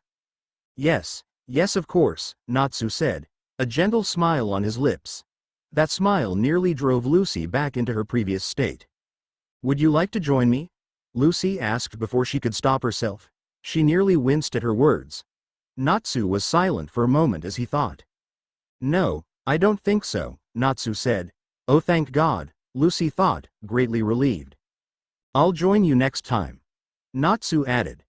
Lucy inwardly flinched, but stood up off the bed, stretching. She did a few more stretches, as she was quite tense and sore from the passionate actions she had performed. She saw out of the corner of her eyes that Natsu was trying but failing to not look at her while she did this. It's okay, you can look, Lucy said, turning to face him. He looked at Lucy and his face turned bright red as he first saw Lucy's complete and uncovered beauty. You like what you see? Lucy said, doing a few extra stretches, just to see his reaction. Natsu's eyes widened as she performed a few stretches that clearly had more visual value than exercise value. You're very beautiful, Lucy, Natsu said. Lucy was about to do a few more stretches, but caught herself. She scolded herself for bothering to flirt around with him when she was trying to keep him off her mind. She hastily went into the bathroom and locked the door. Lucy sighed and turned on the hot water. Soon the tub was filled with steamy water. She gently stepped into the soothing water and lowered herself in. She groaned in relaxation as the hot water soothed her. She sank further in until only her nose and the top of her head were above the water. She thought of everything that had happened, of all the strange feelings and sensations she had felt recently. She analyzed every possibility in her mind, scrutinizing every aspect, and eventually reached a conclusion that shook her to her very core. She was in love. There was no denying it anymore. She is truly in love with Natsu. His voice, his touch, his magnificent black eyes, they all called to her. She was truly and hopelessly in love. Nothing had ever scared her more. How could she be so weak as to fall into the grips of such a thing as love? She was raised to be strong, so how could she have so utterly fallen for him? On top of that, now that she knew she loved him, what would she do next? She was still bound to the Marauder in the Red Hand, and her mission was going to end with her killing him. There was no avoiding that. She was absolutely bound to the Marauder's orders. There would be no resistance on her part in killing him. She rubbed her head. She wished she had someone to talk to. She wished she had her parents. Lucy took a deep breath and plunged her head underwater. Only then did she let loose the tears she had been holding in all these years. Her attraction to Natsu had torn down the wall to her humanity, and the death of her parents was overwhelming her. Why do her parents have to die? They're the only ones whom she loved and they died in front of her. This pain, this overpowering pain and sorrow she felt. It was horrible. It was far beyond mere physical pain. It felt like her very soul was being torn apart. She couldn't handle it. Lucy stayed underwater for several minutes, taking advantage of her ability to hold her breath far longer than an ordinary human. Though they couldn't be seen underwater, tears were pouring from her eyes. 5 years of pain and sorrow was catching up to her. The pain and sorrow would soon apply to Natsu as well. She loved him, and she no longer felt the desire to kill him, but she was under the absolute control of her master. He would decide what she did, and he had already decided that after revealing the information, Natsu would die by her hands. It was unavoidable, but a question developed in Lucy's mind. Would she be able to live with herself again after killing him? Lucy raised her head back above the water, taking a deep breath of air. She and Natsu were enemies. No amount of love would change that. The more she fell for him, the harder it would be when their destinies played out. She had to end this now, before she became even more attached to Natsu. Natsu lay in bed, now fully clothed. It had been several hours since Lucy had gone back to her room. As he lay on his bed, staring at the ceiling, Lucy dominated his thoughts. He couldn't believe this had happened. His newfound love for Lucy had taken him completely by surprise. There was no doubt that this was true love. Natsu has been lonely for 5 years after that incident, and now, he was finally found someone who he loved and cared, just like his former comrade Laxus. Natsu needed Lucy. He needed to be with her, to love her, to have her love him. He wanted to spend his entire life with her. He sighed to himself, stretching his arms and sitting up. He found himself face to face with Lucy, who had apparently been there for a while. She smiled warmly at him and leaned in to give him a kiss. Their lips met blissfully, not out of lust this time, but of pure love. "It's good to see you again, my beautiful love," Natsu whispered, placing a hand on the side of her face. Her face seemed both happy yet somehow indescribably sad. "Natsu, it's time to act. I know where Project Cerberus is," Lucy said. Natsu's eyes widened. "What? Where?" Natsu said quickly. Lucy waited a moment before speaking. "I've arranged passage to Antananarivo. When we arrive, your questions will be answered," Lucy said. Natsu heard something odd in her voice. Was it sadness? Regret? Sorrow? He didn't know, but he smiled at her nevertheless. "I'll go with you, and together, we'll defeat our foe," Natsu said firmly to her, deciding that she must be worried about the upcoming confrontation. He ran off to get his things, leaving Lucy to stare after him. "Actually, it is only me who will be defeating a foe," Lucy whispered sadly. Lucy and Natsu rode on a train from Toamasina to Antananarivo. They were silent for most of the way. Natsu had fallen asleep with his head in Lucy's lap. Lucy looked down sadly at him, tears threatening to spill out. Lucy willed the tears to stay in her eyes. It was not as if she didn't know that this was going to happen. She had been planning to kill Natsu all along, even anticipating it at times. Natsu's fate had been sealed the moment he greeted her. He was a dead man from the second he laid eyes on her. There was no preventing it now that it was so far along. For the first time in her life, Lucy wished she were free. The Marauder made her to be his and his alone. He controlled what she did, not her. If her master wanted something, Lucy would make it happen. Lucy practically worshipped the Marauder as her personal god, but she was beginning to feel as if she were merely a slave to him. She never had even the slightest inclination to go against the Marauder's orders. She had been raised and bred to be unable to do anything against the Marauder. Lucy fantasized of running away with Natsu to live their lives together in peace, but she knew this was an impossibility. Her upbringing, psychological manipulation, and training prevented her from doing anything that wasn't in the best interests of the Red Hand and the Marauder. If she were to attempt to go against him, the shock it put on her body might kill stroked Natsu's magnificent pink hair as he slept with his head in her lap. She felt like a little girl who found a puppy she knew she could never keep. She blinked back tears and reminded herself that this was exactly why she was doing this. Her attachment to Natsu was making her weak. She was notorious for her cold, precise work and her ruthlessness, but she was losing these traits as she spent more time with Natsu. As hard as it was to let go of Natsu now, she didn't want to think how difficult it would be if they spent more time together. She needed to let go of Natsu so that she could go back to her life as an agent for the Marauder. A part of her didn't want to kill innocent people again, but it was her purpose in life. She reasoned that once Natsu was out of the picture, her efficient brand of cunning ruthlessness would resurface and she could resume her old life. Lucy felt sick. The knowledge that she would soon be killing Natsu was making her physically ill. No matter how much she told herself that she needed to forget about him and go on with her life of assassination and murder, She just couldn't keep him out of her mind. After a long while, she came to a conclusion. She was going to end up killing him, so she might as well make his last peaceful night on Earth happy. Natsu returned from a brief survey of the area. Lucy had procured a small house on the outskirts of Antananarivo.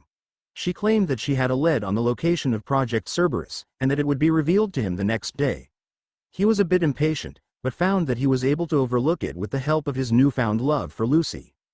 Natsu returned to the house to find that the lights were mostly turned off. "Lucy?" Natsu called. "In the dining room, Natsu." Lucy called to him. Natsu walked into the dining room. His eyes widened as he saw what was before him. The table held food, candles, and fine wine. Next to the table stood Lucy, wearing a beautiful, elegant, and rather revealing blue dress. She smiled warmly at him. "Won't you sit down, Natsu?" Lucy said. "Lucy, what is all of this?" Natsu asked. "I just thought I'd give you a special night," Lucy said, giving him a wink. Natsu smiled. He had a pretty good idea what that would involve later. Natsu and Lucy sat down at the table. Candlelight bathed the room in a warm shade of yellow. They began eating, never removing their eyes from each other. Lucy had painstakingly prepared the food before them. There were bread, dumplings with meat and mushrooms inside, and stuffed peppers for the appetizer. There were meatballs served with noodles. A soup of meat, potatoes, and cabbage gave off a wonderful aroma. To top it off was some smoked salmon with a lovely garnish. They drank fine wine with it, though Natsu was much more affected by it. After dinner, Lucy led Natsu to their bedroom and sat down on the bed alongside one another. They looked deep within each other's eyes. Their arms came around each other as they shared a deep and loving kiss. Lucy felt that familiar sensation of electricity coursing through her body, but she was able to stay in control of herself now. Perhaps it was the true love they now shared. Maybe it was sadness of what she would do the next day to him, or maybe it was the fact that she had planned it and knew what to expect this time. She didn't know. She was glad though, as this meant she could pour out the love to Natsu with all of her heart. As they kissed on the bed, articles of clothing began coming off. Soon they were down to their undergarments. Shortly after reaching this stage, Lucy stopped kissing and looked into Natsu's brilliant black eyes. "Natsu, I need something from you," Lucy whispered. "What?" Natsu asked. Lucy leaned in closer to him. "Give me all of the love from your heart," Lucy said. "Yes, Lucy," he said. Lucy could feel their hearts truly opening to each other as they lay down and kissed.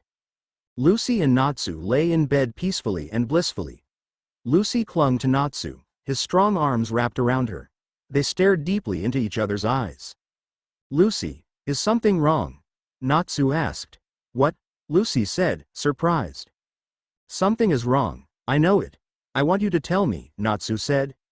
"I can't," Lucy tried to explain. Natsu stroked her lovely blonde hair. "It's okay, Lucy, I understand. If you need proof in my trust in you, ask me something. Anything, and I will answer," Natsu said. Lucy nodded dully but then perked up. "Anything?" Lucy asked. "Anything," Natsu said. "What's your birthday?" she asked. "June 30th, he answered. "Was your hair always pink?" "As far as I know, though my uncle swears it was purple the first few weeks after I was born." "When did you get chicken pox?" "When I was 4. "Have you ever worn a dress?" "Yes, once when I was 5 I tried on an old dress I found," Natsu said immediately, though he blushed as he said it. Lucy was now satisfied that he'd tell her anything, but decided she'd ask one more small question before getting to the point. "What is your favorite time of year?" "Summer." "Where will this year's World Leaders Summit be held?" "Suntec City Convention Center at Singapore." Natsu said immediately, not even thinking about it. Suddenly his eyes shot open as he realized what he'd said. "Wait, wah." He was cut off when Lucy delivered a precise blow to the back of his head, knocking him out cold. She stood up and got dressed, a steely look in her eyes, now fully in her mindset of a master assassin. "Thank you, love," Lucy said. "I've enjoyed our time together, but I really must be going. The next time we meet, one of us will be killed." She smirked slightly and raced off to contact her master. Lucy dropped to one knee and bowed before her master. The time had come for her to deliver the information that she had worked so hard for so long to obtain. "Your task is complete," the Marauder said. "Yes, my master," Lucy said, all of my assigned contributions to your ultimate plan have been completed. You shall soon become the new god and creator of this world. Excellent. Have you been prepared your report as instructed? The Marauder asked. Of course, Master, but if you don't mind me asking, why did you wish for me to deliver it now? Certainly it would have been easier for me to deliver the information as I obtained it over these past 2 years. I wish to hear it all at once. It is much more exciting this way. Now go on, report your accomplishments. As you wish, my master, Lucy said. I have retrieved the command codes for all American, Japanese, French, Italian, Russian, Chinese and British military operations, including nuclear. I have convinced several African and European generals to serve us. Fear has made them loyal. The ones that did not agree to service were killed, as were civilian rulers who were resistant. Finally, I have obtained the location of this year's annual World Summit. The Marauder grinned widely and chuckled to himself. Lucy stayed in a bowing position. Brilliant work, dear Lucy, he said, you have served me well. Thank you, my master, Lucy said, feeling immense pride from his words. Few things made her happier than her master's praise. Now that you've completed your task, kill the soldier who you extracted the information from. Lucy's heart sank. She had hoped that perhaps her master would have forgotten about him. Wishful thinking, she supposed. Her master was not one to ignore details. Lucy panicked for a moment. She didn't want to kill Natsu, but she was absolutely bound to carry out the Marauder's orders until she was sure that they were completed. She felt trapped and frustrated. Of course she would have to carry out the Marauder's orders, that was an absolute, but she didn't know how she would manage it. She knew that this would happen all along, of course. She was foolish to become emotionally attached to a person she was meant to kill. Oh, and before you do that, go give the prisoners a visit. They've become somewhat complacent in your absence. I need you to slap them back into their places, the Marauder said. Yes, of course, my master, Lucy said. She bowed her head, nodding up to leave. Perhaps torturing the prisoners would help to put her back in her old mindset. A man screamed as Lucy hacked his leg off with a machete. She would tie a rope around it to ensure that he wouldn't die of blood loss and hack it away little by little. She was in her private prison, where all of the soldiers that she captured were held. She conducted torture on them to break their will as they stayed here. It was one of her main occupations while she was not working. Lucy scowled as the man screamed and whimpered. Today she just couldn't get into this. She hoped it would put her back in the mindset of the cold, precise, and brutal agent she was meant to be, but it didn't seem to be working. She just couldn't stop thinking of Natsu. She felt angry with him for making her feel these things. She was supposed to be emotionless, cold, and precise in her work. She looked upon the screaming man before her with disdain. Oh, wah, Lucy said sarcastically, get over it. Just for you being a whiny little, you have to eat it now. She took a chunk of his leg and put it into his face. The man whimpered, causing Lucy to get angry. Go on, do it, she said. The man didn't move. Do it or I'll cut your other leg off. The man looked at her fearfully and complied. Lucy watched in grim satisfaction. This wasn't as enjoyable as it usually was though, which made her angry. It was all Natsu's fault, making her feel empathy for others.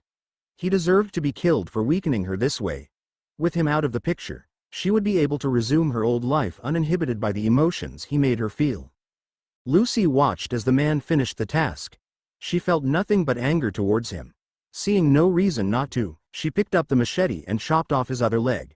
He screamed out in pain. Why, you said that you wouldn't do that, he cried. I lied. I do that a lot, Lucy said coldly, leaving him to shriek in agony. She decided she would visit the cell containing her 3 favorite prisoners. She unlocked it and walked in. Erza, Gray and Mirajane were all there sleeping wearily.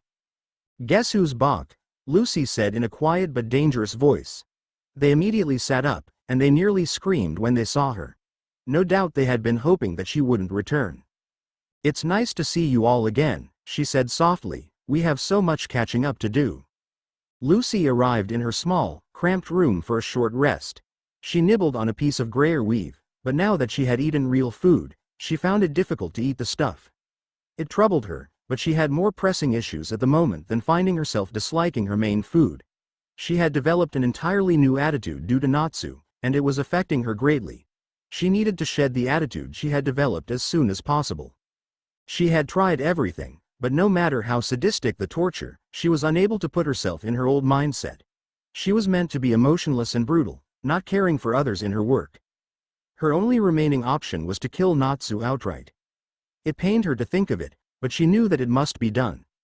Natsu was making her weak. For someone in her position, weakness was unacceptable, and the source of it needed to be eliminated at all costs. Being with Natsu made her more like the average human. She may, technically, be human, but in reality she was of far superior stock. She didn't want to have anything in common with them. No human could ever hope to be her equal. She was stronger than the most muscular bodybuilders, more agile than Olympic gymnasts, as intelligent as the greatest minds of the world. Some members of the aforementioned groups may come close to matching her in their particular category, but none could come close to her overall. She raised her arms in front of her, flexing the greatly enhanced muscles in them. Those muscles could lift an object 4 times her weight over her head, could snap a man's neck with a mere flick of the wrist. Yet despite these amazing capabilities, just days earlier they had been wrapped gently around a lover. Lucy shook her head. Natsu was not her lover. Well, maybe he was, but she couldn't recognize him as such. She already grudgingly admitted in her head that she loved him, but to think of him as a lover seemed to imply that she felt a permanent connection to him, which she could not allow. She would have to kill him, so there was no point in becoming attached. His death was ordered by her master, and Lucy was absolutely bound to completing the task. By all logic, she should have been eager to kill him for making her weak. Not only had he made her more emotionally weak, he made her weaker in other areas. Because of her having to go out to dinner with him, she had tasted real food, and now she could barely eat gruyere anymore. The ultra-nutritious food contained all necessary nutrients and energy that she needed to live and perform her best as an agent, but now she could barely stomach the lint-like substance. Then there was the matter of her body's natural poisons. Her blood contained a neurotoxin potent enough to kill a person with just a few drops on the skin.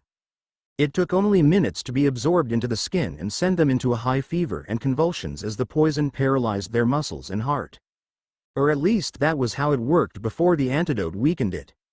In order to ensure that she would not accidentally kill Natsu just by being in his presence, she had to constantly slip him the antidote. Eventually, as their level of contact with each other grew, she had to start using it on herself with the intent to temporarily detoxify her body. By doing this, she had greatly diminished the capabilities of her body's poison. Her blood had become so saturated with the antidote that the best it could do to someone was give them a rash or maybe some sore muscles, but not kill them. It would take months before her body could get rid of the antidote and regain its powerful poison. Of course, these things paled in comparison to the cruelest thing he did to her, making her fall in love with him. She could never have him. She was meant to kill him, and even if she wasn't, she was not meant to love, only to serve the Marauder. Her life had no other purpose than to follow her master's orders. There was no love nor happiness nor joy in her life, only servitude to her master. Why did Natsu have to make her fall in love when it wasn't meant for her? She could never be with him, so why did she allow him to trap her into loving him? It wasn't fair. Lucy punched the wall in frustration. The concrete cracked from the blow and her knuckles were bleeding, but it didn't matter. The damage to the wall was easily repaired and her bleeding hands would heal within 2 hours due to her body's unique biology. These things were petty and insignificant. She had to kill the person she loved on the orders of the Marauder, and she would of course carry it out perfectly. Lucy stood up and took a high-powered pistol from a drawer beneath her bed.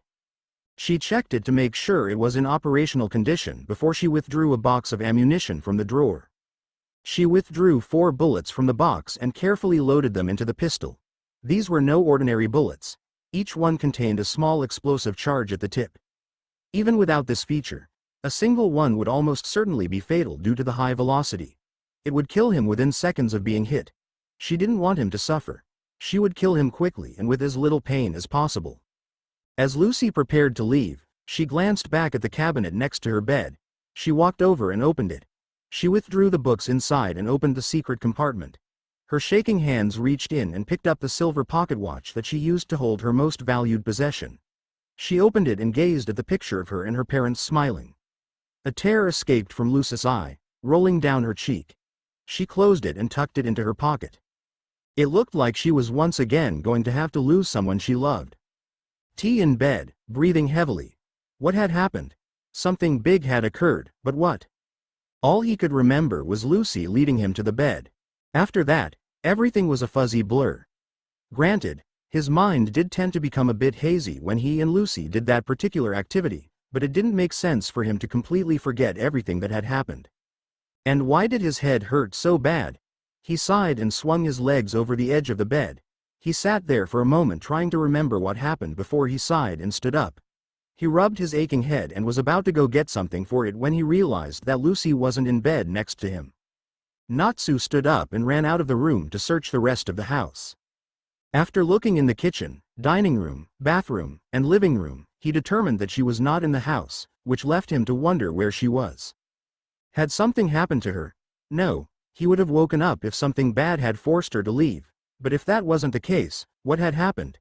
Did she make a breakthrough in the case and left without informing him? That seemed rather unlikely, though he wouldn't rule it as impossible. Most likely though, she had merely went out to get something for breakfast. He didn't really have anything to worry about. Still, he wished she would have told him. Natsu went to the door to see if she'd left any clues as to where she was going, but when he turned the handle, he found it was locked. He looked around for the keys, but they were nowhere to be found. He scowled. Lucy must have accidentally locked the door on her way out. He thought to himself about what he would do. He supposed he could just wait for her to come back, but he didn't care for that idea. There was only one other door, but that one went into an old alley behind the house that didn't go anywhere. Natsu wished he knew this house better, but it was Lucy's house, not his. However, he had been able to determine that the few windows in the house were too small for him to fit through. He could break down the door, but that would attract unwanted attention. Natsu got an idea. On the way in, he had seen that this house had a small wooden hatchway outside that led to the cellar. He decided that this was his best option, as it would likely be connected to the basement. He went to the door to the basement and opened it, walking down the dusty stairs. It was clearly quite old, and evidently had not been used in some time. It was dusty and mildewy, with spider webs all over the place. He stepped carefully down the creaky wooden stairs, unsure if they could properly hold his weight. When he reached the bottom, he found that the entire place was lit by a single incandescent light bulb on the ceiling, meaning that the place was very dim. Shadows were cast by various boxes and old pieces of furniture, making it quite hard to search. The floor was concrete at the base of the stairs, but seemed to be packed dirt elsewhere. Natsu walked slowly through the place. It was obvious that Lucy had not been down here in a long time, if at all. There was all sorts of antique items that were likely left by the previous owners of the house. There was a moldy couch, a cast iron lamp base, several rotting cabinets, piles of yellow-paged books, and many boxes all over the place. Inspecting a few boxes, he discovered everything from old tea kettles to a set of antique cutlass swords. Resisting his curiosity, Natsu reminded himself why he was down here, and began searching for a place for the stairs to the cellar entrance outside. He searched the place several times, but did not see anything that remotely resembled what he was looking for. Just as he was about to give up, something caught his eye. There was something behind an old bookshelf in the far corner of the room. Natsu went to inspect it. He peered behind the shelf, but found that he could not properly see what it was. He tried to push the shelf out of his way, but it was too heavy. He tried it again, but like the first time it wouldn't budge. He backed up a little bit the third time, slamming his body into it. This time, the brittle shelf collapsed into a heap of wood. Shrugging, Natsu kicked aside a few pieces of wood and examined what had been behind the shelf. It appeared to have once been a doorway, but it was boarded up quite heavily. Natsu looked around for something he could use to break it down. His eyes settled on an old metal rake. It wasn't particularly sharp or heavy, but Natsu decided it would be enough to break down the rotting wood. He lifted the rake and swung at the door, taking out a big chunk of wood. He did it again and again, taking away pieces of wood with his swings. Soon, he had created a hole large enough for him to step through. Upon walking in, he was surprised to see that there were no stairs to the outside as he had expected. Instead, there was a small trapdoor at the center of the small, closet-like room. Natsu hesitated, unsure of what to do. He really should be looking for a way to get out, but curiosity got the better of him. He opened the trapdoor and put his head through. He gasped at what he saw. Beneath the trapdoor was a large tunnel about 10 feet high and 15 feet wide. He couldn't believe what he had stumbled upon. Natsu thought of what to do next. He didn't want to leave Lucy without telling her where he was going, but this was an important find. Who knew what sort of secrets going down there would uncover? Then again, it may be dangerous enough for him to need help from Lucy. But then again, one person would be able to more efficiently inspect the place than two. Natsu came to the conclusion that it would be best for him to go and inspect the place now. Lucy wouldn't worry, and would likely figure out where he had gone on her own. Natsu ran upstairs to retrieve his gear and everything else he needed. He came back down wearing clothes well suited to this activity. He wore a vest and carried a bag, which together held everything he needed. Securing the back, Natsu carefully leapt down the trapdoor, landing silently on his feet. Natsu turned on a small light that illuminated the tunnel. He wondered which direction he should go. In the end, he decided to go in the direction that he knew went towards the main city, reasoning that there were likely more access points there. The tunnels were dark and didn't seem to be in regular use, but Natsu knew that appearances could be deceiving, so he was careful. The tunnels themselves were made of a combination of concrete, stone, and packed earth on the floor with braces of wood and metal at the sides to ensure the stability of the tunnel. It was a dank place that stretched on for miles, taking many turns. There were a few more trapdoors and a few small hatches to the sides, but nothing suggesting a large-scale operation. He was about to give up when he found a large metal door. This one seemed to be hiding something, as it was sturdily built and had a combination lock. Natsu took out a device to help him crack the lock.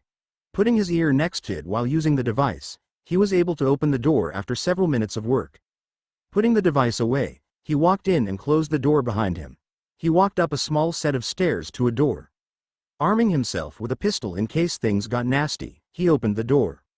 Natsu was greeted by a gray-walled room with fluorescent lighting. There were several storage lockers, but not much else. Natsu walked through another door, and found himself in a hallway containing numerous doors. Looking inside a few doors, he found them to contain various torture devices and interrogation objects. There was a room full of chemicals and one containing a heavy iron oven, no doubt used both as a psychological weapon and a means of disposing bodies. In another room, heavy chains hung from the walls, and in the center rested a chair encrusted with what seemed to be blood. Natsu was sickened from what he was seeing. What kind of person did this kind of thing? No government in the world would accept a place like this. He reasoned that it was a sea people having access. That would explain the lack of guards. Finding a locked room, he quickly picked the lock and looked inside. It seemed to be a prison cell, and judging by the state of the place, it had been in use within the past 2 days. That meant that the prisoner had either been moved or killed since then. Natsu went to check the next cell and found it in the same state. The same was true with the next cell. It appeared that there had been a recent purge of the prisoners here. Sighing, Natsu opened the next cell. He was relieved to find 3 living prisoners inside. Upon closer inspection, he realized that he knew them. They were Erza Scarlet, Grey Fullbuster and Mirajane. All fellow soldiers who were reported captured by Project Cerberus. He couldn't believe that they were actually here. Grey suddenly looked up, his eyes widening in surprise. He quickly woke up his companions, who likewise were shocked. They tried to talk several times but seemed unable, finally being able to speak after a minute of gaping at him. Natsu? Is that you? Erza asked. It is. I can't believe I found you here. You're safe now though, Natsu said, walking in and helping them up. They were dirty and in quite rough shape with cuts and bruises all over the place, but they were in otherwise good health. Here, arm yourselves, Natsu said, handing them each a pistol. We might run into trouble. Oh, and here is some water, you look thirsty. Natsu handed them a small canteen of water which they took turns drinking from. Thank you so much, Mirajane murmured with tears in her eyes. You're a lifesaver, Grey said. I doubt we would have survived another day if you hadn't come. I can't believe that you actually found us, Erza said. What are you doing here anyway? I came looking for you, Erza. Natsu smiled. I've decided to take on the mission in finding Project Cerberus. The eyes of the 3 prisoners widened upon hearing this. Oh my god, I completely forgot. We need to get out of here now, Mirajane said. What? Why? Natsu asked, surprised by the sudden rush. She's here, Erza said, her eyes wide. She was just here less than 2 hours ago. She could return at any time. Who? Natsu asked.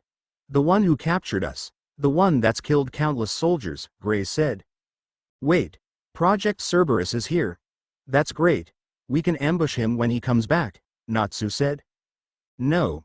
We must get out of here as fast as we possibly can, Erza said. Even together, we're no match for her. She is far beyond the capabilities of any normal human.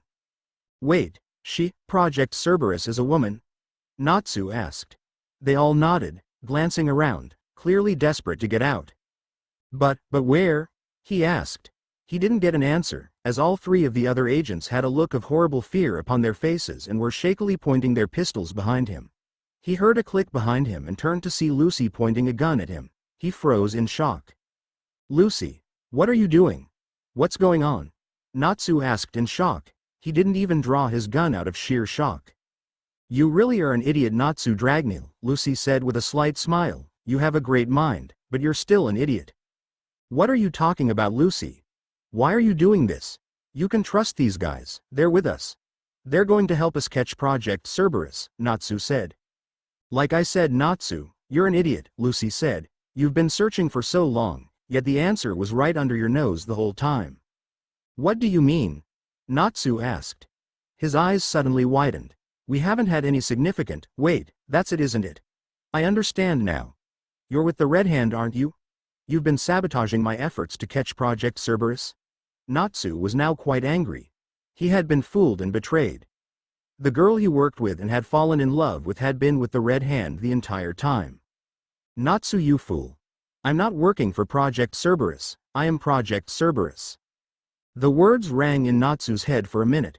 He couldn't have heard correctly. That was impossible. Lucy couldn't be Project Cerberus. His mind refused to accept it. He loved Lucy, even with the knowledge that she was a Red Hand agent. She couldn't possibly be the murderous agent that had killed so many people. But it all made sense. It fit perfectly. Her being Project Cerberus would explain so many things. He was left with no choice but to expect it. So you've been planning this the whole time then, have you? Natsu asked. Lucy nodded. Then why wait until now? Why lead me on and make me think you love me? Why not kill me before making me love you?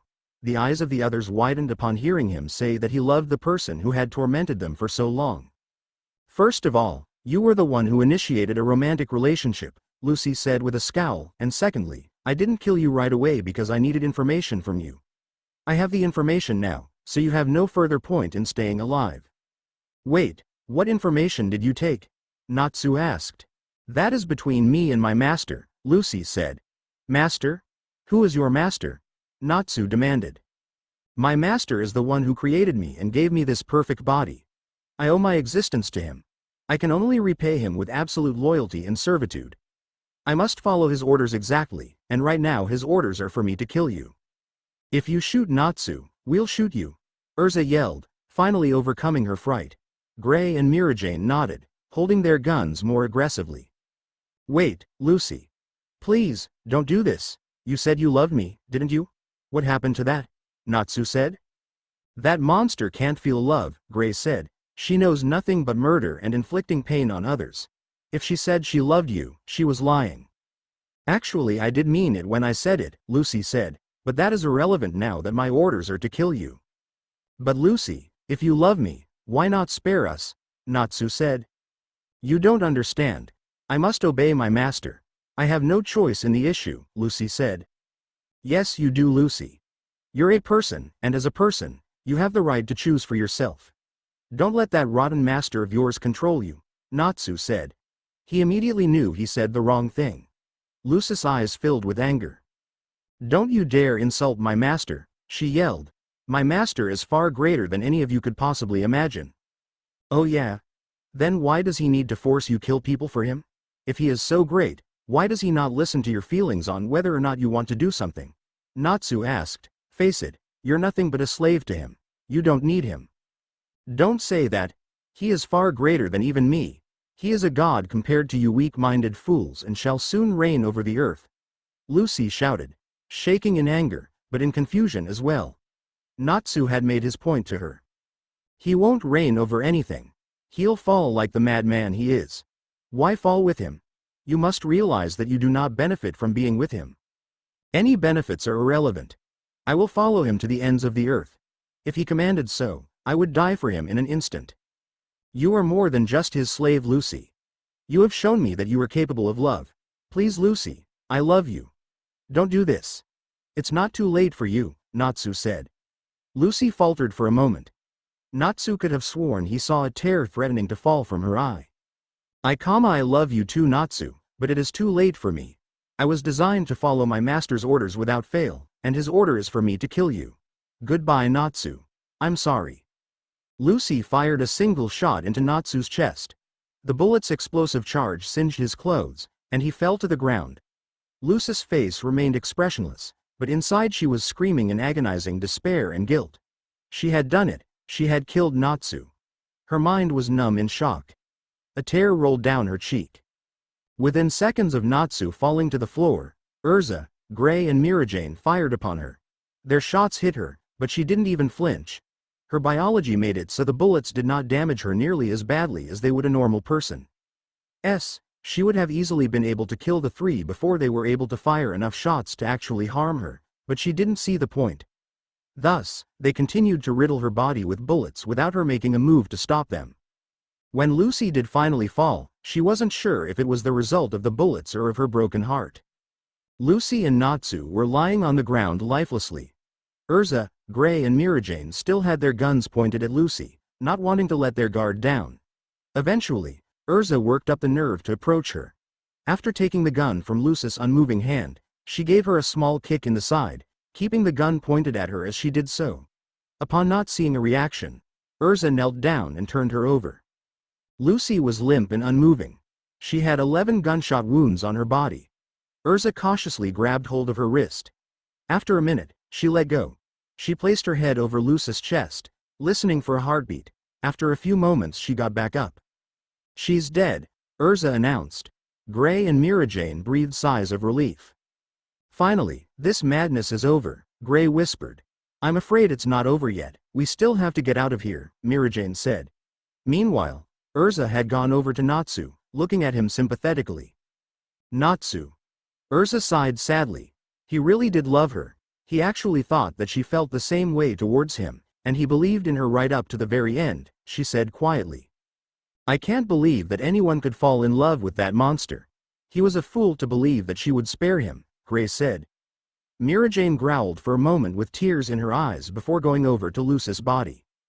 You heartless, Mirajane growled. This was all you're doing, wasn't it? You tricked him into thinking you loved him so that you could get information and kill him. As if a monster like you even had enough humanity in you to feel love. You only exist for causing death and inflicting pain. You deserved death 1,000 times over. She kicked her violently in the side, shaking in anger.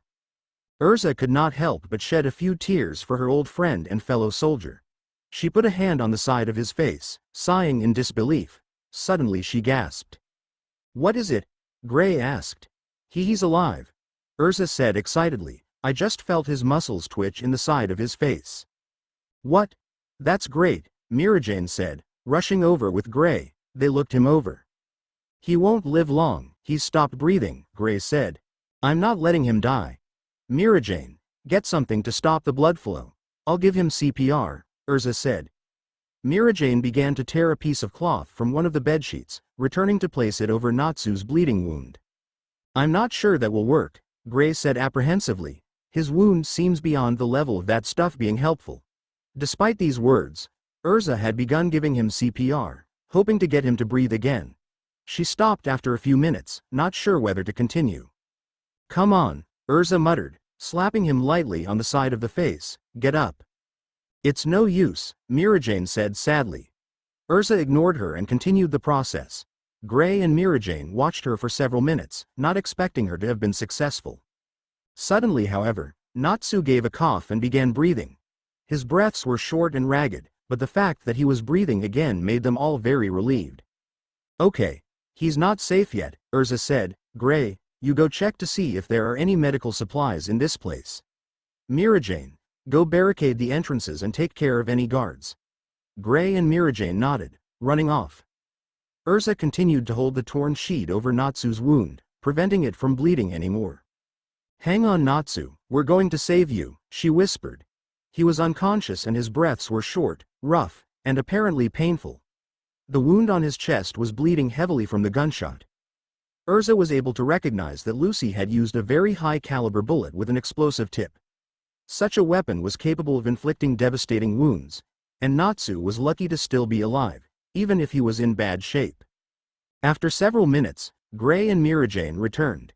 Mirajane carried a bucket of water and Gray carried several boxes of supplies. Here are some supplies I found. There is some more medical equipment in the building, but for now I just took what was necessary, Gray said. Thank you, Erza said. Could one of you help me get his shirt off? We need to look at the wound. Mirajane bent down and took out a knife she had found. Using it, she cut away the shirt that Natsu was wearing. Beneath the shirt, they were surprised to find a bulletproof vest. That clever boy, Erza said with a grin. I should have known he'd be smart enough to do something like that. The vest had a hole in it and was burned from the bullet's explosive charge, but it seemed to have absorbed much of the impact. They took off the vest to reveal the wound in Natsu's chest. It was large, about the diameter of a walnut, but not nearly as bad as they thought. The vest had absorbed much of the force, along with the explosive charge. The vest wasn't able to stop the bullet. It was able to make it through the vest, but instead of the bullet carving away half of his chest as it would were he not wearing the vest, it instead only created a serious but treatable wound. It seemed that the bullet only just penetrated the lung tissue, with most of the damage in the muscle areas. They worked fast, as it was still a dangerous wound that could kill him. Erza was able to remove the bullet thanks to basic medical training she had received. They were able to partially treat the lung wound, and were relieved that Natsu had yet to cough up any blood. After treating the worst of the wound, they put bandages on him, taking care not to hurt his ribs, which were cracked in places from the impact of the bullet. When they were done, they laid him on the bed to rest. So now what do we do? Gray asked. Mirajane stepped forward to tell them what she'd found. I checked the records, and apparently Mirajane pointed to Lucy's still form, killed all of the other prisoners in gruesome ways. In addition, she killed the guards that knew the details of this place and expelled the rest. I think she was going crazy or something, judging by the ways she killed them.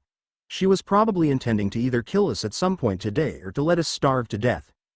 In any case, this means that we're alone now, which is convenient seeing as we won't have to worry about being detected for the time being. But don't they have security cameras? Erza asked. Yes, but she's the only one who can access them, and now that she's dead, we won't have to worry about it, Mirajane said. Just to be safe though, I disabled the ones in the areas we'll be in. Good, in that case we only need to decide what our next actions will be, Gray said. Natsu won't be able to move for some time. We'll need to stay put until he is able to move freely on his own, Erza said. There's plenty of rations and other supplies in this place. If need be we could probably stay here for a few months, Mirajane said. I don't think we'll be here that long. We'll wait until Natsu gets better. Then we'll escape and hopefully get out of this country. Natsu's wounds were healing nicely with the help of treatment. The wound only barely penetrated his lung, so the most deadly part of the injury was also the smallest. There was still quite a bit of damage to the muscle tissue though, and he had lost quite a bit of blood, making him quite weak.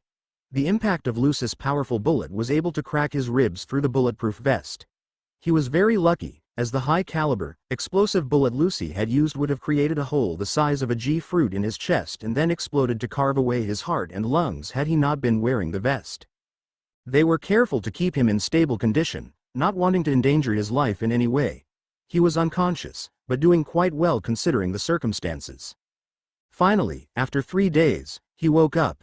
The others were startled to hear a wheezy cough coming from him. They got up to check him, and found that his eyes were now open and he seemed to be fully conscious. He blinked a few times before speaking. Where's Lucy? Natsu said weakly. The others were taken aback by this, not expecting him to still hold feelings for the murderous monster that had tormented them for so long. She's dead, Erza said. Natsu lowered his eyes. Oh, I see, Natsu whispered. He gave a small sigh and closed his eyes to rest. The others glanced at each other, unsure of what to do next. They were perplexed about his feelings towards Lucy, and didn't know how they should react to it. Plus there was the fact that it was they who killed her. They were unsure how he would react to that. To their surprise though, he spoke as they thought these very things. Do not concern yourselves with it, Natsu mumbled, not opening his eyes. It was inevitable. Nothing could have prevented an outcome without at least one of us dead. I don't blame you. They were silent as he went back to sleep. The next 2 days, Natsu's condition dramatically improved. He was still weak, but he was able to sit up and eat solid food. He told them about how his feelings for Lucy developed, and while they felt awkward about it, they could not help but feel sympathy for the boy who had been so badly betrayed by the girl he thought he loved. He spent quite a bit of time staring at her body, which had been pushed into the corner to keep it out of the way. Once or twice, the others could swear that they saw a tear in his eye. Gray was looking at Lucy's body a lot too, an inquisitive look on his face. "It's strange, isn't it?" he said. "What?" Mirajane asked. "She's been dead for 5 days, yet she still hasn't begun to decompose at all. Wouldn't it make sense for her to have started rotting by now?" Gray said. "It's probably all of the chemicals in her body. They likely prevent any bacteria from forming in her," Erza suggested. "Maybe," Gray murmured. He went over to her body and turned her over. He examined her for a minute before leaping back and shrieking. He pulled it out and shakily pointed it at her. "What is it?" Mirajane asked in concern. "She's alive," Gray whispered. Erza and Mirajane began drawing their guns too, but stopped at a realization. "Wait, she can't be alive. I checked her thoroughly, and she had no pulse, no heartbeat, and she wasn't breathing. How could she still be alive?" Erza said. "I don't know, but she is. Check her wounds, they've already begun to heal," Gray said. Erza and Mirajane cautiously approached her. They bent down for a moment to examine her before jumping back with their guns pointed at her. "Dear God, he's right," Erza said. "The wounds have already begun to close up." "But how? She wasn't breathing and had no heartbeat, so how did her wounds heal?" Mirajane asked. "I wonder," Erza said quietly. She cautiously approached Lucy and examined her for a minute. She checked all over her body, looking for a potential answer.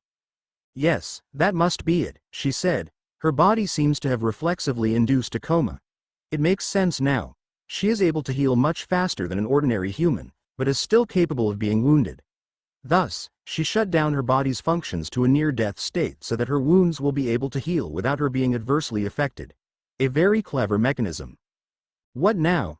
Gray asked. "Should we kill her?" "Of course, stupid. Do you honestly think we're going to give her the chance to get better?" Mirajane said. "We need to ensure that she dies before she can recover," Erza said, pointing her gun at Lucy's head. "We need to ensure her death." Just as she was about to pull the trigger though, Natsu spoke. "Wait, don't kill her," he said weakly. "What? We have to. She's a menace. She can't be allowed to plague humanity anymore," Mirajane said, her eyes shaking. "Besides, have you forgotten what she did to you? If she recovers, she'll try to kill you again, not to mention us," Erza said. "Then restrain her, but please don't kill her," Natsu said. Erza removed the gun from the side of Lucy's head and walked over to where Natsu was lying in bed. "Are you sure?" she asked. "You know how dangerous she is. It is a major risk. Please, don't kill her. I need some answers from her." No effort was spared in restraining Lucy. Erza, Gray and Mirajane were all completely terrified of her, even in her comatose state. They wanted nothing more than to kill her and have the madness be over, but Natsu begged them not to. They eventually complied with the badly injured agent's wishes, but they weren't taking any chances as they restrained Lucy. They put her in a chair they had found in the deserted prison and handcuffed her hands behind it. They used rope and duct tape to secure her body and legs to the chair, finishing the job by wrapping chains around her. She was completely restrained, with virtually no way of escaping. All that remained was to wait for her to wake up. In the meantime, they planned out how they would escape from this place. They decided that blending in with the local populace, making their way to a port, and sneaking aboard a freighter that would take them out of the country was the best option. They were eager to go home after being held captive for so long. Natsu was making steady progress. He was now able to stand for short periods of time and eat regularly.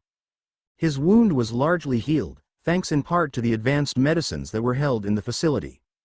Erza explained that the healing medicine was often used on those who had undergone intense torture sessions to ensure that they would be well enough to be tortured again soon. They did not tell him that it was usually Lucy who did the torturing. They avoided talking about the horrible things she had done, knowing it would create tension with Natsu. Despite all that had happened, he still had strong feelings for Lucy. He denied this of course, but they could see through this. They felt a mixture of anger towards him for loving the demon that had put them through so much pain and pity for how he was betrayed by someone he thought he loved. Lucy had largely healed. All that remained was for her to come out of her self-induced coma. They were surprised and a little frightened that she was able to heal from such wounds so quickly. She had been shot 11 times, inflicting massive damage to her body. By all logic, she should have been killed instantly. But she didn't. Despite being hit so many times with high-caliber, high-velocity bullets, she had nearly completely recovered in a week. Her durability was both amazing and frightening. They kept her under constant watch so as to ensure that when she woke up she would not have the chance to attempt an escape. Finally, 8 days after being shot, Lucy woke up. She was groggy at first, shifting in her restraints and groaning. This was enough to put everyone present into a panic though, and they kept their weapons pointed at her as she slowly began to wake up. She attempted to move her arm, but found she couldn't due to the restraints. She squinted as she began to regain full consciousness, and though she couldn't see entirely clearly just yet, she soon recognizing what was going on. An ironic smirk played across her face. "Well, it looks like you've got me," Lucy said, her voice rather hoarse. "You're lucky we spared you. You've been at our mercy for a week yet we didn't finish you off," Erza said. Lucy shrieked in laughter, causing them to step back as if she were a dangerous animal. "You must have gone mad," Lucy giggled manically, "bothering to keep me alive? Come on. It looks like you're the one who's gone mad, and it wasn't us who wanted to spare you, it was the very person you've hurt the most," Gray said. Lucy erupted into a fit of shrieking laughter until she froze, only just seeing the figure behind Erza, Gray and Mirajane. "Natsu. You're alive," she said in shock. Natsu walked forward, still a bit weak from his injuries but given strength by his determination. "Yes, I survived." "I suppose that's," Natsu said. "Now why ever would you think that?" Lucy said, giggling to herself. Natsu's eyes narrowed. Lucy had clearly snapped, and didn't at all act as she normally did. "You've gone insane," Mirajane muttered. Lucy laughed at this. She knew he was probably right. The complex mix of emotions she felt had completely torn away her normal attitude, leaving her a laughing mad woman with none of the dignity and cold attitude she had previously displayed. "I suppose you're surprised to see me alive," Natsu said. "Yes, I must admit that I am. The bullet I used should have torn your chest wide open. I must say that I am rather glad that you survived," Lucy said. "Yeah right," Natsu growled. "You've been planning to kill me since day one. You manipulated me into feeling compassion for you and you used it to try to kill me. If you were let go right now, you'd probably attack me and finish the job." "No I wouldn't," Lucy said sweetly. The others snorted derisively. "You expect us to believe that after all you've done? You tried to kill him once yet now you claim to have no intention of doing so? What a load of crap," Gray said. "I don't need to kill him anymore. My master's orders were to kill him, and to my knowledge at the time, I did so. I am free from having to kill you now," Lucy said. "Yeah, maybe you don't have to kill him, but you probably will anyways. You thrive on chaos and disorder. You have committed horrible crimes and killed countless people. Even if you aren't trying to kill him anymore, you're still a savage killing machine. You exist for the sole purpose of killing, and you clearly enjoy it immensely. We won't let you out so that you can kill again and fulfill your bloodlust," Erza said. "Bloodlust?" Lucy cackled, evidently quite amused. "Perhaps you don't understand. I don't do this because I enjoy it. I do it because my master commands me to do so. It has nothing to do with personal gratification." "Who is this master, and if you don't like killing, why not just refuse to follow his orders?" Natsu said. Lucy's face immediately contorted into anger. "Her master is named the Marauder," Erza said to Natsu as she turns to him. "Gray, Mirajane and I still don't know much about him, but all we know he is definitely the one behind the Apophis experiment." "I see," Natsu murmured. "Don't you dare even suggest that I disobey my master. He is far greater than any of you could hope to be," Lucy snarled. "If he's so great, why does he need to send you to do all of his dirty work?" Mirajane asked. Lucy growled. "Don't even question my master's greatness. Soon you will all bow down before his glory." "You're not making any sense at all," Natsu said. "Why are you acting like some sort of cult follower? What good does it do you to follow him?" "I exist so that I can follow him. He created me. If not for him, I would not become powerful. Thus, my life belongs to him to order as he sees fit. If he were to order it, I would take my own life in an instant. That is the extent of my dedication and servitude, Lucy said. The others were staring open-mouthed at her, unable to believe what they were hearing. So you're basically his slave, Natsu said, beginning to feel a bit of sympathy for her. Lucy seemed shocked by the suggestion. His slave? He holds me in far greater regard than that. I am his most loyal servant, his greatest asset. He has immense pride in me. I am his greatest creation, and he would never even think of tossing me aside, Lucy said. Only as long as you are useful. Do you really think that he cares about you? As soon as you cease to be valuable to him, he will toss you aside like a used doll, Natsu said. Lucy closed her eyes tightly and violently shook her head. No, that is not at all how it is. He would never do that. Shut up. What do you know of this? I am far greater than any of you. What right do you have to suggest such things? You are mere baseline humans. Thanks to my master, I transcend the ordinary limits of a weak human body to become something greater than any inferior being like yourselves. That greatness exists to serve the Marauder. Lucy ranted and screamed, evidently extremely upset. She suddenly lurched forward in the chair, headbutting Natsu in his injured chest, causing him to fall over in extreme pain. As Erza helped Natsu to his feet, Gray and Mirajane raised their weapons, preparing to fire if she tried anything else. Lucy grinned manically. Go ahead, do it. I rather die and take my master's secrets to the grave with me. Lucy shrieked in laughter, and the others backed up a bit. She's becoming delusional from all of this, Erza noted. It was true. Lucy had never experienced such intense and conflicting emotions. Was she really just a tool for the Marauder? If she was, did she enjoy it, or did she just naturally get gratification from completing her tasks? Did the Marauder care for her more than as his servant? Did her ability to feel empathy really die all those years ago with her parents? Why was she becoming so reckless all of a sudden? Was she really glad that Natsu was alive? Was she really glad that she was alive? Did she feel genuine compassion? Did she really love Natsu? The questions were buzzing around in her head, the potential answers clashing and eating away at her sanity. Lucy had never felt strong emotions before, or at least not since she was very young, and to suddenly have so many emotions at once was very distressing to her. She didn't know how to react. If your master would like to see you die, it's clear he doesn't care one bit for you, Natsu said. If he cared for you, wouldn't he have sent a team to look for you after going missing? You've been gone for a week, and he hasn't searched for you at all. Are those the actions of someone who cares for you? He has faith in my abilities. He knows I'll be fine on my own. Besides, he is very busy and can't be bothered by such things. Face it, Lucy, he doesn't care about you. He never did. I do care about you, so why are you choosing him? Natsu said.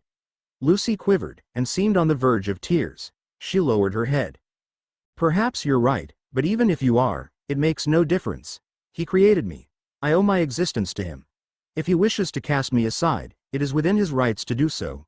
Besides, I am already permanently bound to his side. I have done so much for him, it is impossible to switch sides now. No, it's not your fault, Lucy, it's his. He made you do all of those horrible things. Please, Lucy, come with us. We can fix you. Make it so that you can live your life on your life by your own decisions. You don't want to cause pain and suffering, I can tell by the look in your eyes. You want nothing more than to be loved and accepted like a normal human. Natsu lowered his head down to give Lucy a kiss, but just before their lips touched, Erza tore him away from her. No, I can't let you do this, Erza said to him sternly. She is the enemy. She tricked you and tried to kill you. She doesn't love you at all, and frankly I'm surprised that you bought into her lies. You have to listen to me, she does enjoy killing. It may be the orders of her master, but she takes great pleasure in it. Don't you have any idea how many of our men were killed by the heartless monster? Half of the people that we fought and work alongside with were killed by her. I looked it up in her own records. The atrocities she's committed are unbelievable. You must be mistaken. She didn't want to kill all of those people. She had to. She's been brainwashed and enslaved by the Marauder to do his bidding. It's not really her who did all of those things as far as I'm concerned, Natsu said. No, you're wrong, Lucy said. I may have had no choice, but I did want to do most of the things I did. I hated people who are against the people I worked for, and I took great glee in killing them. I systematically eradicated them without any pity. The same goes for all of my other tasks. My master ordered me to complete the jobs, and I received pleasure from completing them. It did not matter who it was buying the orders of my master, but I enjoyed doing it. I killed whomever my master ordered, whether they were agent or civilian, local or foreigner, man or woman, adult or child. If it benefited my master, I would do it. By all logic, I am unforgivable. So it's true then? Natsu asked in shock. You actually enjoyed killing all of those people? Lucy nodded. Natsu's expression hardened, losing the sympathy from before. He clenched his fists. So what they said was true. You did all of those horrible things without an ounce of regret. I suppose this means that you never even loved me. That you were using me the whole time. Natsu said angrily. Well, that's not entirely true. I did feel a bit bad for certain things, Lucy said. Cut the crap, Gray said. You as good as told us that you enjoyed killing innocents. You think you're at all redeemable. I didn't say that. In fact, sometimes I did regret. And you killed our allies and tortured countless people, Mirajane said. You've proven yourself an excellent liar. Why should we believe your claims that you feel regret now? Lucy looked helplessly, not knowing what to say or do. Just tell me this, Lucy. What were the full extent of your atrocities? Natsu asked. You mean everything I did? Okay, let's see. Lucy paused as she counted in her head all of the things she'd done. Okay, I've killed 90 local leaders, 34 government officials from the United States, Britain, Australia, France, Switzerland, Italy, Canada, Germany, China, Japan and Singapore, 148 civilians who were in my master's way, several hundred military officers from Nigeria, Russia, Tanzania, Britain, China, Canada, Germany and Algeria, and 215 military soldiers from the United States, Great Britain, Israel, France, and China. Of those 215 soldiers, the ones you are familiar with include Ian Hughes, Joe Powell, Jose Porla, Sherry Blendy, Lisanna, Bora, Wendy Marvell, Gajeel Redfox, Antonio Gomez, Zach Watson, Thomas Schlinder, Macau Conbolt, Kana Alberona, Totomaru, Wally Buchanan. Natsu punched Lucy in the face as hard as he could.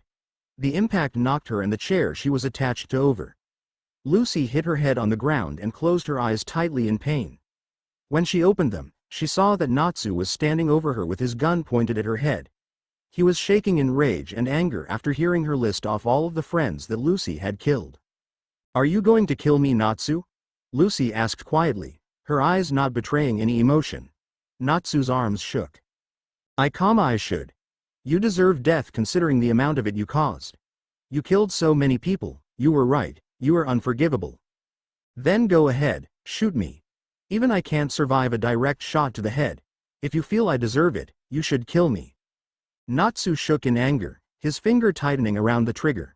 Suddenly, however, the arm holding the gun fell to his side, and Natsu lowered his head and sighed. He turned around, tucked the gun away, and sighed in frustration and confusion.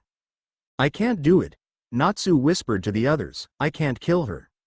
Even after knowing what she's done, you still have feelings for her? Erza asked.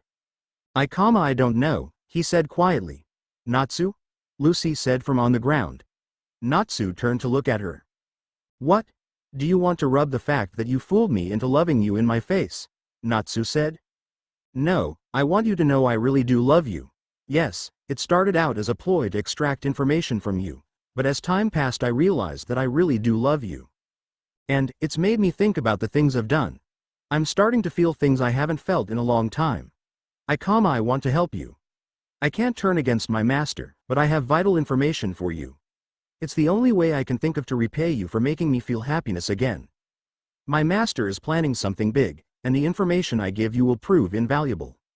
You're lying, Natsu said. You're pretending to love me, and now you're just making a ploy so that you can get free and kill us. The information you give us will be false, and it will give you time to break free and kill us. I have no intention of doing that. I already told you, to the best of my knowledge at the time, I did kill you.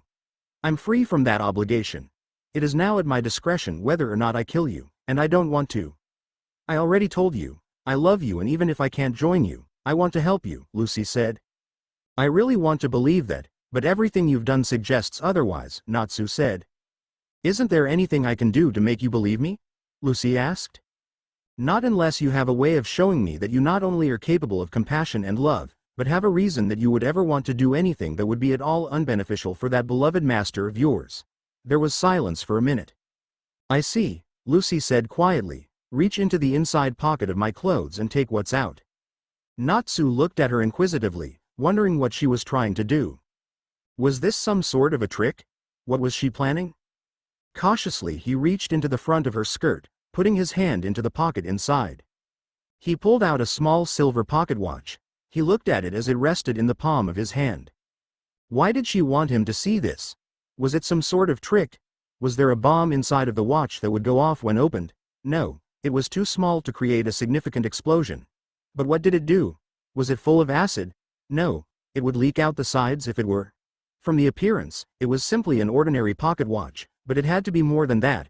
Why else would Lucy want him to see it? There was only one way to figure out what it was. He took a deep breath and opened it. Natsu fully expected some sort of deadly device, but instead there was only an old, worn-out picture placed beneath the glass where the components of the watch once were. The picture featured a much younger Lucy and two adults smiling. Natsu looked at Lucy questioningly. They are my parents, Lucy said in answer to his unspoken question. Before I was taken I subject to the Apophis experiment. I have a family of my own. My parents love me and I love them. They raised me, until the Red Hand killed them. Natsu's eyes widened, and saw that tears were beginning to spill from Lucy's eyes. I love my parents very much. I didn't want them to die. But the Red Hand killed them and they forced me to work for them. Lucy was now crying, tears streaking her cheeks. Natsu looked at her closely. Those tears were very real. She truly and genuinely cared for her parents. She clearly felt sadness and depression over the murder of her parents and the guilt for working for the Red Hand. Natsu bent down and lifted the chair Lucy was tied to into an upright position. Natsu looked Lucy in the eyes and kissed her. I believe you, Lucy. I'm willing to listen to what you have to say. I'm willing to listen to what you have to say, Natsu said. Lucy smiled warmly, a rare expression for her. Natsu could not help but notice what a beautiful smile she had. Natsu bent down and began removing the chains and rope tying her to the chair, but as soon as he did, Erza, Gray and Mirajane shrieked and pounced on him, preventing him from doing finishing. Are you insane? Gray yelled, you can't let her loose. She'll kill us all. Erza said frantically. We can't give her a chance to escape, Mirajane added. But, she's on our side now, Natsu said, earning a knock over the head from Erza. When did you become so naive? You honestly believe what she told you? She said. Yes, I do, Natsu said defiantly. She has important information for us and we should let her free if she's going to give it to us willingly. We can't take off the restraints. What if it's a trick? Mirajane asked. We're not removing the restraints, Natsu, so get that out of your head, Gray said. That's okay, I can handle it from here, Lucy said. The others turned to her incredulously. Lucy closed her eyes and took a deep breath. The ropes groaned in feeble resistance before breaking, the duct tape below also failing to remain.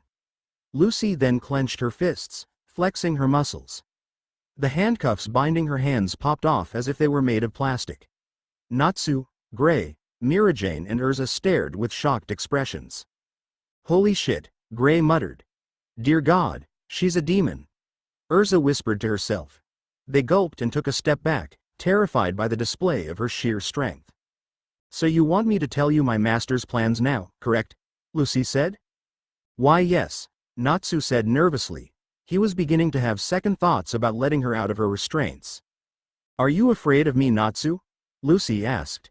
No, Natsu mumbled. You are. You all have great fear of me, Lucy said. She gestured towards the others, causing them to flinch. You see, you are indeed afraid. I don't entirely blame you, but for the sake of making this go more smoothly, I'll be sitting. Lucy sat down in the chair. Quit playing games, Gray said. Tell us what the Marauder is planning. HMPH, such rudeness. If I weren't such a nice person I might not tell you just for that, Lucy said. Nice, my ass, Mirajane muttered. Lucy shrieked in laughter at this. Everyone stepped back as if expecting her to go feral and attack them. They had already come to the conclusion that the ordinarily cool-headed girl was going insane, and she confirmed it with every passing minute. The name of my master's plan is Project Apophis. It will be the greatest achievement he made since yours truly. Lucy pointed at herself, giving a harsh laugh. How does his plan work? Natsu asked apprehensively. Since the Apophis experiment was a success, he's going to show it to the entire world. I've gathered all of the command codes for the world's nuclear weapons and have installed Project Apophis in every missile in their bases. He and his men will then launch a satellite to take control of every nuclear device on Earth.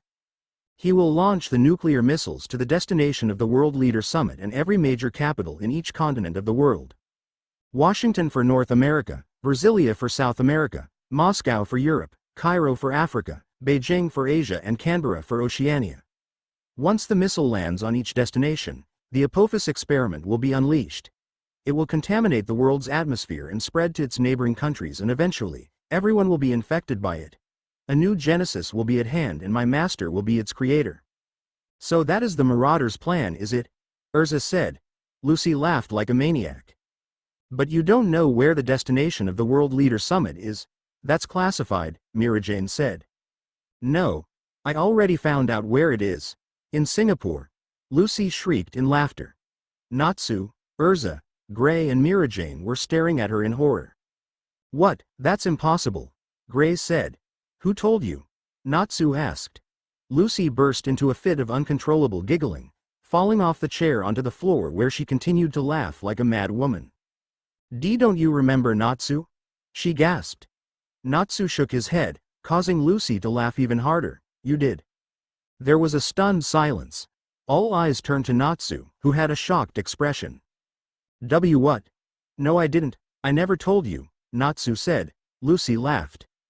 What, you don't remember? Lucy giggled. You told me right after we finished having sex. Erza, Gray and Mirajane turned to glare at Natsu, who had gone pale. You slept with her? Erza hissed. You slept with the most dangerous being on Earth and then gave her the secret location of the World Leader Summit? How could you be so foolish? Didn't you find it at all odd that some girl randomly approaches you for sex and then asks about secret locations? Mirajane said. How was she? Gray asked. Erza and Mirajane turned their glares to him, and he quickly corrected himself. I mean, how could you be so loose? Honestly, getting it on with a hot sexy agent of evil who probably knows all sorts of kinky tricks, how shameful. The others rolled their eyes. Your assignment was to catch Project Cerberus, not screw her, Erza said angrily. Now the whole world's in jeopardy because you couldn't keep your in your pants. I'm sorry, Natsu muttered. I didn't mean for this to happen. I don't know. I didn't know what I was doing. I don't even remember telling her. I have shamed myself, I know that much, but I'll do everything in my power to make it right. Lucy, I need to ask you one more thing. Yes, what is it, honey? Lucy said sweetly, giggling slightly. Don't get all cutesy, Erza said. It's because of you that the world is in danger. I don't know why we're even listening to you. Erza, please, Natsu said before turning back to Lucy. There must still be a way for me to make this right. Where will the Marauder and the Red Hand be launching the satellite and launching the missiles? At his base in a small inhabitant island located above Seychelles. It will be a 6-hour boat ride to get to the island from here, Lucy said cheerfully. Good, then you can guide us to the island so we can stop them, Natsu said. No you can't, Lucy giggled. What, why? Gray asked.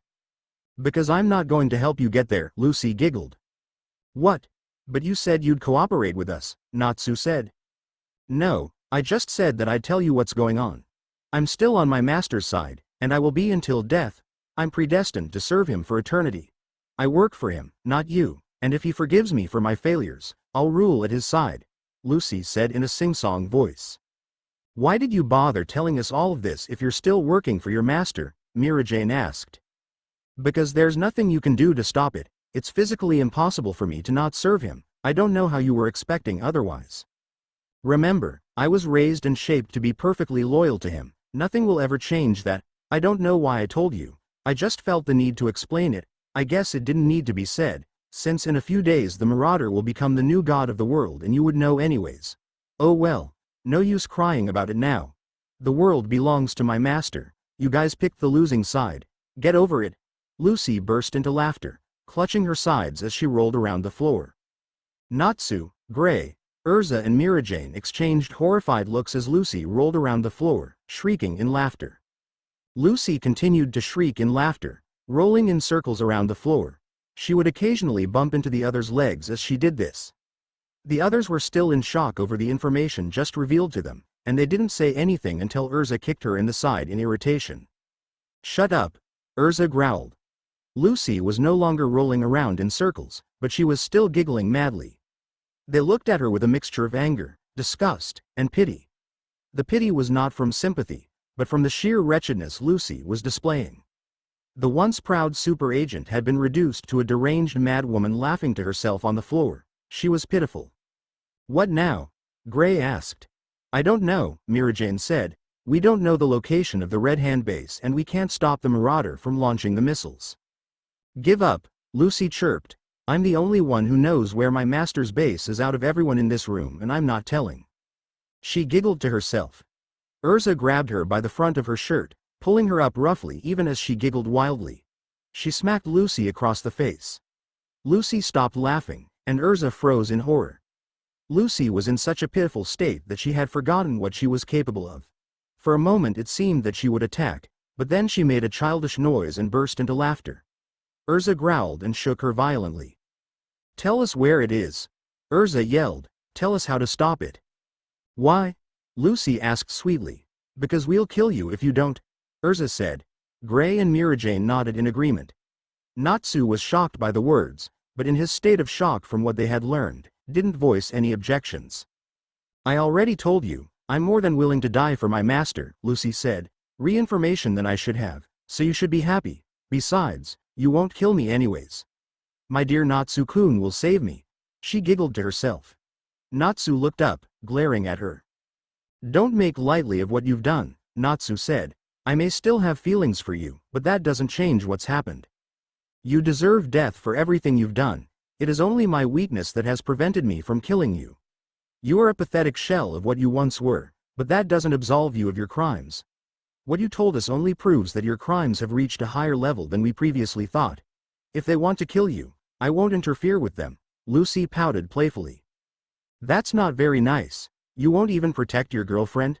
Lucy said.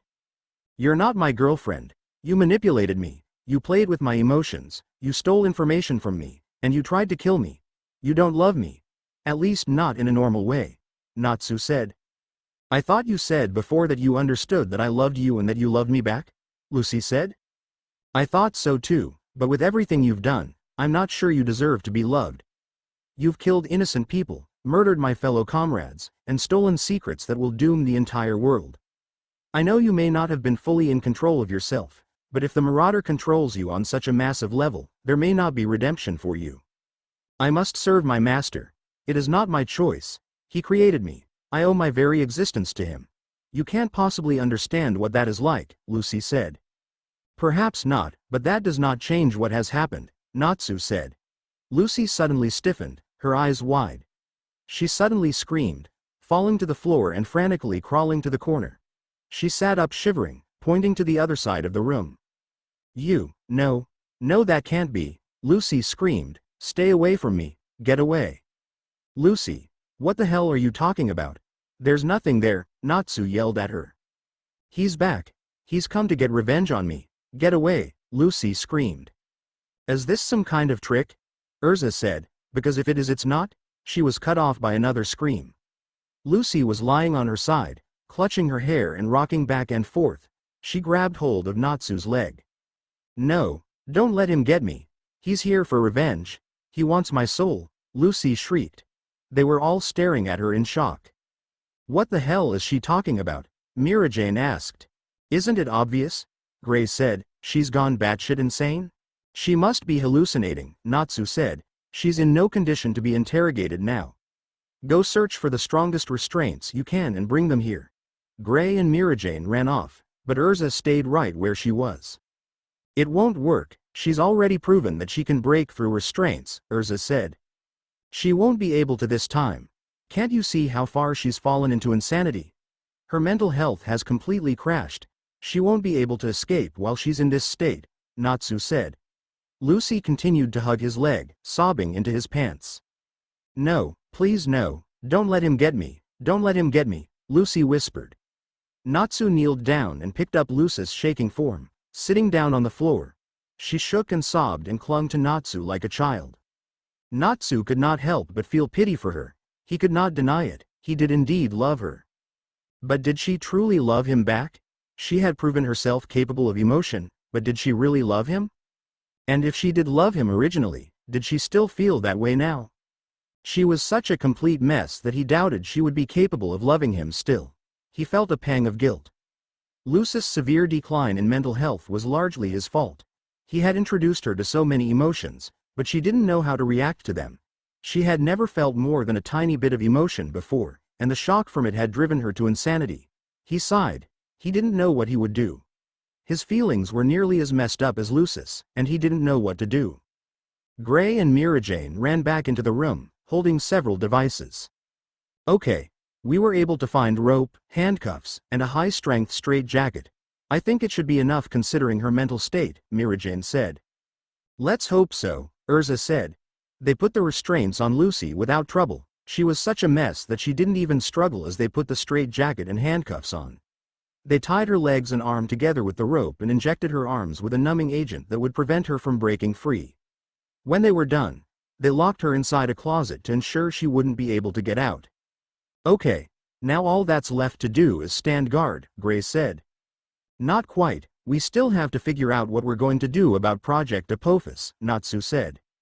Oh yeah, Gray said. Whatever we do, we'll have to think hard about it, Erza said. It doesn't matter, we'll figure something out. I don't know what or how, but we'll figure out a way to stop the Marauder, Natsu said. No, please, Lucy whimpered, stop tormenting me. Why Lucy? Why did you kill me? The puppy in front of her said. I didn't mean to. I didn't know I became so strong after the injection. I was just trying to hug you. I didn't mean for you to die, Lucy cried. You can't control your own strength, Lucy, the puppy said. I really didn't mean to, Lucy protested. But that's the cold hard truth. You are a killing machine. You are designed to kill and cause harm. You won't be able to engage in normal relationships without serious self-control. For now I forgive you, but don't forget what I told you, the puppy said before fading away. Lucy breathed heavily for a moment before fainting from shock. A 12-year-old Lucy was laughing as she was sitting on a couch watching TV. Suddenly, Lucy heard the door opened. She turned around and sees her parents running over to her. Mom? Dad? Lucy asked puzzled. Her father quickly turned off the TV while her mother grabbed Lucy by the hand and everyone walked up the stairs. Mom? Dad? What's going on? Lucy asked. Don't ask any questions, darling, Lucy's father said, panicking. Everyone entered Lucy's parents' room. The couple quickly opened their wooden cupboard and hid Lucy inside. Mom? Dad? What's going on? Lucy asked, completely confused. Just stay inside. Whatever you do, don't come out, Lucy's mother cried. And keep quiet, Lucy's father added before they both shut the cupboard doors. Lucy sat down and shivered in fear. She had no idea what was going on.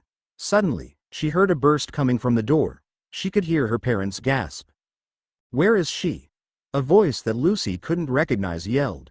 We have no idea what you are talking about, Lucy's father yelled. We have no children, Lucy's mother added. Liar. Bang. Lucy screamed as she covered her ears from the sudden burst. Bang. There it is again.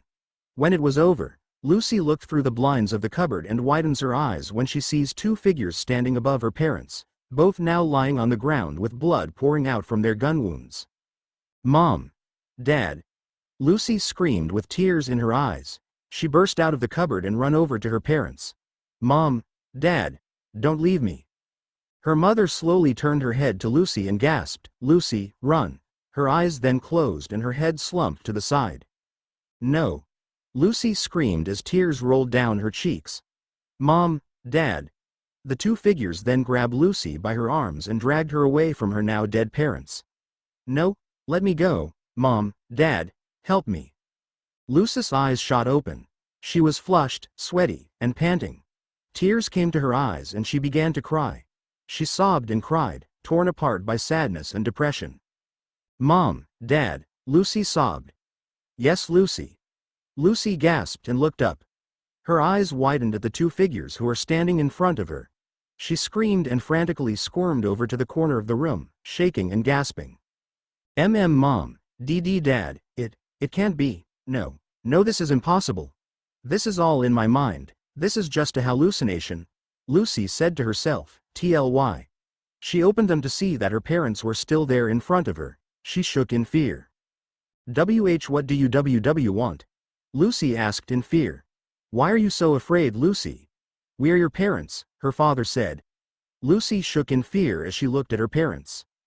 "Please, have mercy," she whimpered. "Why?" her mother asked. "Because I didn't do anything when those men killed you both. I'm really sorry, I was too scared back then. And I'm sorry that I joined the Red Hand even though you two didn't want me to." "It's okay, Lucy. We're your parents. We forgive you," her mother said softly as she and Lucy's father kneeled down to her and hugged her. "I am impossible. How can you guys forgive me so easily? I thought you two would be furious of me," Lucy said as she blinked back tears. "We're not furious of you, Lucy. We're sad and afraid that you will share the same fate as us," her father said. "Besides, Lucy, you are never bad to us. We love you," her mother said as they let go of their hug. "But still, I can't be forgiven for the things I have done," Lucy cried. "I've killed so many innocents." "No, Lucy. You didn't kill them, it was the Marauder. He is the one who ordered you to kill them. You didn't kill them on purpose. It's not your fault," her father said. "But I cooperated with him, it was my fault for being weak enough to be ordered to do such things. And even after he used my like that I still worshipped him like a god," Lucy cried. "How can you say that it's not my fault?" "From observation. We're not the only ones who think that way either," her mother said. Lucy's eyes widened as a raven-haired girl appeared in front of her. "Why, you're that Wendy girl," Lucy said. "Yes, I am," the spectral image of Wendy Marvell said. Lucy closed her eyes and shook her head. "No, this can't be happening. You're all dead. This is just a hallucination. You're not real, just a product of my messed up mind," Lucy said. "Perhaps we are hallucinations, but that doesn't make our points any less valid," Wendy said. "What do you mean?" Lucy asked. "You have proven that you are not evil. You did not kill all of those people on your own accord. You were forced to. It's not your fault," Wendy said. "How can you say that it's not my fault after everything I've done?" Lucy said. "I could see it then and I can see it now," Wendy said. "You feel massive guilt for your actions. It was subdued and internalized in the past, but it was still there. You did not want to kill me, you only did it because you had to. I forgive you for my death. I don't blame you in the least for it. But what about the horrible things I did? I'm despicable, I'm a monster. How can I possibly be redeemed after all of that?" Lucy whimpered. "It is true that you did horrible things, but it is not too late to redeem yourself from them. You were a slave to the real villain in all of this. I forgive you for my death, and I know that you were forced to do those other things. I don't blame you," Wendy said. "Take a look at yourself and how hard you resisted. You were slave to a monster. It wasn't your fault." The world spun around Lucy. Lucy walked through the streets of Antananarivo. It had come to her master's attention that there was a center run by a former American soldier that was no doubt indoctrinating children to their capitalist ways. It was her job to locate it and eliminate the problem individuals. She knew where a man who knew of the place lived. He provided many supplies to the center, making him nearly as guilty as those who ran the place. She went into one of the smaller neighborhoods of Antananarivo and knocked on the door of the house. A tan-skinned man opened the door. The moment he did so, Lucy grabbed him and forced him inside, closing the door behind them. The man struggled, but was no match for Lucy. She held him against the wall, leaning forward. "Ricardo Alvarez, right?" Lucy whispered to him. The man shook in fright. "What do you want?" he asked fearfully. "I think we both know what I want. I want to know the location of that little indoctrination center you've been supplying," Lucy said. I don't know what you're talking about," the man whimpered. "Oh really?" Lucy said. She grabbed his wrist and began slowly twisting it. The man screamed in agony as the bones of his wrist cracked and popped. "Please. Stop this. He begged. "Are you willing to tell me the location?" Lucy said. The man remained silent for a moment. "It is only an orphanage," he whispered. Lucy snorted derisively. "It is an indoctrination center to teach children your capitalist ways. It's even led by an American soldier, and there is at least one other there too," Lucy said. She's not a soldier anymore. It is a strictly humanitarian place. The other one is merely there for protection. There is no indoctrination, only loving care for orphaned children," he said. Lucy's grip on the man loosened. Was that true? Was there no actual indoctrination? No, that wasn't possible. Her master said there was indoctrination, so there must be indoctrination. Oh really? Why would they need another soldier to guard them if they aren't doing anything wrong? Lucy asked. It is only for protection. The place is good to the children and has no hidden agenda with them. Please. Spare the... Lucy grabbed him by the throat, glaring at him. Last chance, Lucy said. Tell me where the location is. The man remained silent. Lucy scowled and with a single sharp movement snapped his neck. She tossed him to the side and went to search his house. One of the first things she saw was a letter addressed to him. Opening it, she saw that it was a list of items needed for the orphanage. Lucy smirked as she looked at the address on the envelope. This was turning out much easier than she thought. Wendy Marvell read a book to a group of 10 children between the ages of 4 and 7. They listened as the woman who took care of them read a fun story. A woman wearing a traditional headdress aided her. Suddenly, a siren blared throughout the building. Wendy looked up in shock, knowing what the siren meant. She turned to the other woman. Marina, evacuate the children, I'll go help Gajeel defend the place, Wendy said urgently. The woman nodded. Yes, Miss Marvell, Marina said. She hurriedly gathered the children and led them out. Wendy hoped that the other children in the building would make it out safely as well. She ran off to the front of the building, where the alarm originated. She hoped she was not too late to help her friend and fellow comrade Gajeel defend the place. Lucy stood just inside the building, looking down at the fallen soldier before her. The black-haired man was skilled, but was no match for Lucy. As he lay on the ground, he pressed a small button attached to his shirt, triggering an alarm. They know you're here now, Gajeel gasped. He was badly weakened from a large gash across the stomach. Lucy shrugged. It doesn't matter, I will kill them regardless of the tiny impediment you set up, Lucy said. Gajeel looked up at her. Don't you have any compassion? Attacking an orphanage, what kind of sick person would do that?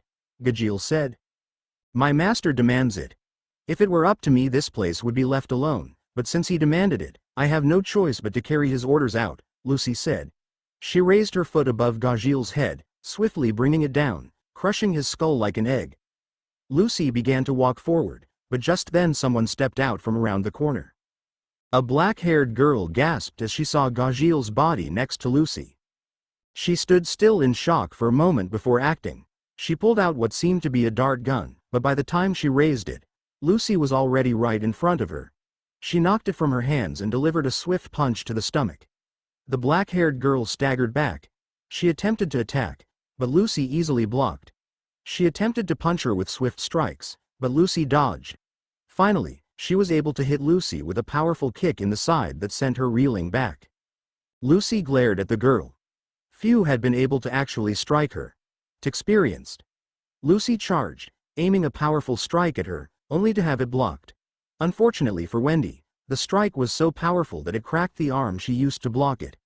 She winced in pain, which was enough opportunity for Lucy to deliver a kick that broke both of her legs and sent her flying into a nearby wall. Wendy attempted to sit up but failed. Lucy walked leisurely over to her and grabbed her by the neck. She glared at the injured girl. Before I kill you, tell me one thing. Why did you find it necessary to trespass in my country and indoctrinate our people? Lucy asked. I never indoctrinated anyone. This is an orphanage, we only take care of children in need. We have no intention of performing anything beyond that, Wendy said. You're lying, Lucy hissed. No, we've only cared for children, we did nothing to indoctrinate them, Wendy said. Lucy growled and tightened her grip on Wendy's throat. The girl gasped, tears forming in her eyes. After a minute, her eyes slid shut and her head slumped to the side. Lucy let go, turning her attention to the halls. The place had likely already been evacuated, but she would have to search it anyways. As she walked through the halls, Lucy thought of what Wendy said. Was she right? Was this really just an orphanage? Her master's orders were to kill all here, but would he excuse her if she didn't? It didn't feel right to her to be doing this, but she had no choice. Her master would not tolerate failure in this. She would have to perform this task, even if it felt wrong to her. She was absolutely bound to her master's orders. It didn't matter how she felt about it. Lucy suddenly heard a small noise from inside a nearby room. She walked in and saw that there were 6 children huddled together in the dimly lit room. They stared up at her. "Please, ma'am, help us," one of them said. Lucy looked at them in shock. Lucy attempted to turn around and forget about this, but now that she knew they were there, she had to obey her master's orders. She fought herself to force herself away, but she could not. She had no choice but to follow her master's orders. Lucy looked at the children, tears threatening to spill out of her eyes. She shakily reached into her skirt and pulled out a large knife. Lucy screamed and slammed herself into the wall crying. She sobbed and looked up at the 3 spectral figures above her. "Why did you make me see that again? Why did you force me to relive that?" Lucy sobbed. "It proves our point," her father said. But that just proves how horrible and despicable I am. I deserve death for that," Lucy whimpered. "But this proves that you are not a heartless monster," her mother said. "You fought the Marauder when you tried to stop yourself." "But I didn't stop myself," Lucy said. "That's not the point. The point is that you aren't evil. You can redeem yourself of your crimes," Wendy said. "But how?" Lucy said. "How can I possibly redeem myself from something so horrible?" "You must look within yourself to answer that, Lucy," her mother said. "You can still make things right, Lucy. It's not too late for you." Her parents and Wendy began to fade away. "No, wait, Mom, Dad, don't leave me. I still don't know what to do," Lucy cried. "Do what you feel is right," the voice of her father said. Lucy lowered her head and sobbed. After a minute, she looked back up with determination. She knew what she had to do. She would set things right. Natsu watched Lucy screaming and crying for hours.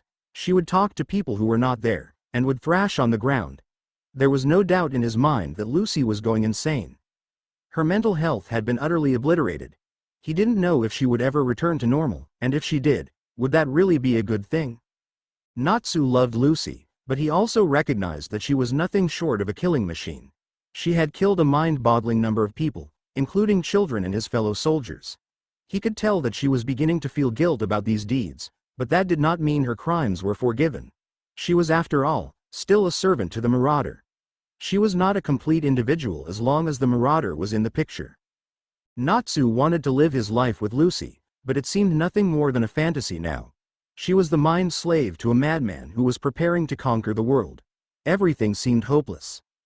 Natsu looked inside the closet through a small window, and saw that Lucy was now sitting up calmly, no longer in the manic state she was in before. Puzzled, Natsu decided he would watch her for a while and see what was going on with her. Lucy debated with herself on how to help the others. She knew now that she wanted to join them more than anything. She wanted to be with Natsu, to not have to kill anymore. The past several hours had been filled with horrible guilt, as the realization of the full extent of her atrocities hit her. She had known of what she had done before, but now that she was able to feel emotion, the guilt was overwhelming. It was as if her eyes had been truly opened for the first time. She realized how despicable she was. She had murdered men, women, and children. She had mercilessly slaughtered all of them. She shivered as the memories took a hold of her. The memories of her killing people with her bare hands, of gunning down civilians, of stabbing children, they were too much for her. Tears continuously flowed down her cheeks. She didn't deserve to live after those horrible things. She fully intended to kill herself after helping the others. She would set things right. She had to. She would do it for Natsu and for all of the victims that had been killed at her hands. The only problem was, she didn't know how. She was still essentially the Marauder's slave, and it would be difficult to go against him. She wanted to help Natsu more than anything, but her twisted and manipulated mind wouldn't let her. She recalled how she had screamed at herself to stop as she killed children, but her body was not in her control, only following the Marauder's brutal orders. She feared that if she began to aid the others, the same thing would happen again. She was still subservient to the Marauder, and she couldn't aid Natsu until she could figure out a way around the rigid rules that were drilled into her head. Suddenly the door opened, letting light into the room. Lucy squinted to see who it was. Natsu? Lucy said quietly. Yes, Lucy, it's me, Natsu said. How are you feeling? Better than earlier, Lucy said with a small smile as she lay on the floor, still restrained by the straitjacket. I still have a bit of crazy though, so you'd better watch out. She giggled slightly before sighing and shifting her eyes. Lucy, I don't know what to do. I want to help you, but I can't. I'm still a slave to my master's orders.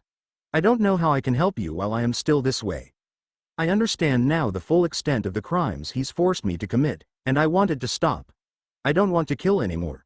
But what? Natsu asked.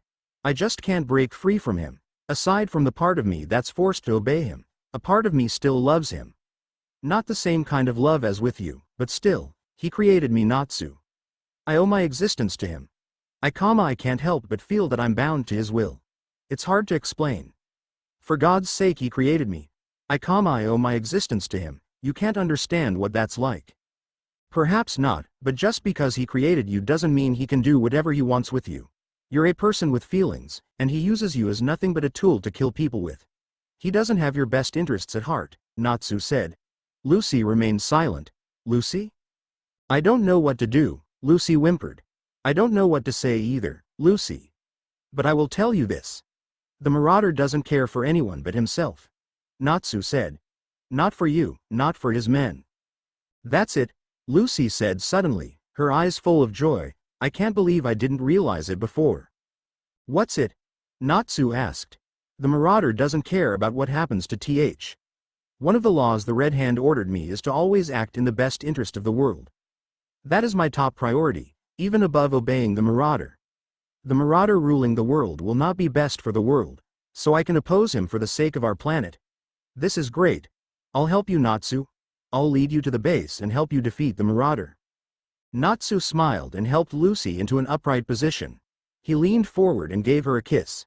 Tears of joy coming from her eyes, Lucy kissed back. Lucy, Natsu, Erza, Gray and Mirajane sat together in a small passenger compartment on a train that taking them north. After agreeing to help them locate the Red Hand's base, Lucy was handcuffed to ensure that she would not attempt to double-cross them. Natsu trusted her, but the others were not so sure. She had agreed to help find the Red Hand base and stop their plans in destroying the world, but for all they knew, it could be a trick. Lucy knew that the suspicion was justified, but she couldn't help but feel a little down about it.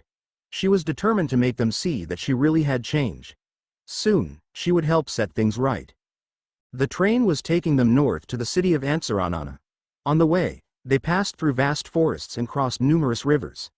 As they went on, hills became a more regular feature. After several hours, they arrived at the city of Ansarana. They then stepped out of the train and walked through the city. Lucy wore a heavy robe to disguise the fact that she was handcuffed. She could easily break the handcuffs if she wanted to, but she felt that willingly keeping them on would make the others more likely to trust her. She led them to a place where they could buy a boat. The boat was extremely poorly made, and there were beer bottles in the back left by factory workers. Lucy bought it with the vast amounts of money she had at her disposal. The others were rather hesitant getting into the boat. It looked like it would fall apart at the slightest touch. Finally, they stepped into the boat. They started it up and began driving, hoping to reach the island where the Red Hand is located as soon as possible. Mirajane drove while Gray, Natsu, Lucy and Erza sat together at the back of the boat, guarding Lucy to make sure she doesn't do anything suspicious. Despite Natsu's reassurances, they were still highly suspicious. Who wouldn't be after what Lucy had put them through? Erza was particularly suspicious, and kept her hand on her gun at all times. As Mirajane drives into the sea, Lucy gives her directions, directing her where to go. That night, they are now driving through the island nation of Seychelles. As they drive through the nation, they drive past the Seychellois island of Mahe. Everybody in the boat turned their heads to the island as they drive past it. On the island, there were small wooden houses. Children were laughing and playing on the shore, and the adults are smiling and even singing in unison as they work and do their daily routines. The villagers are all in high spirits.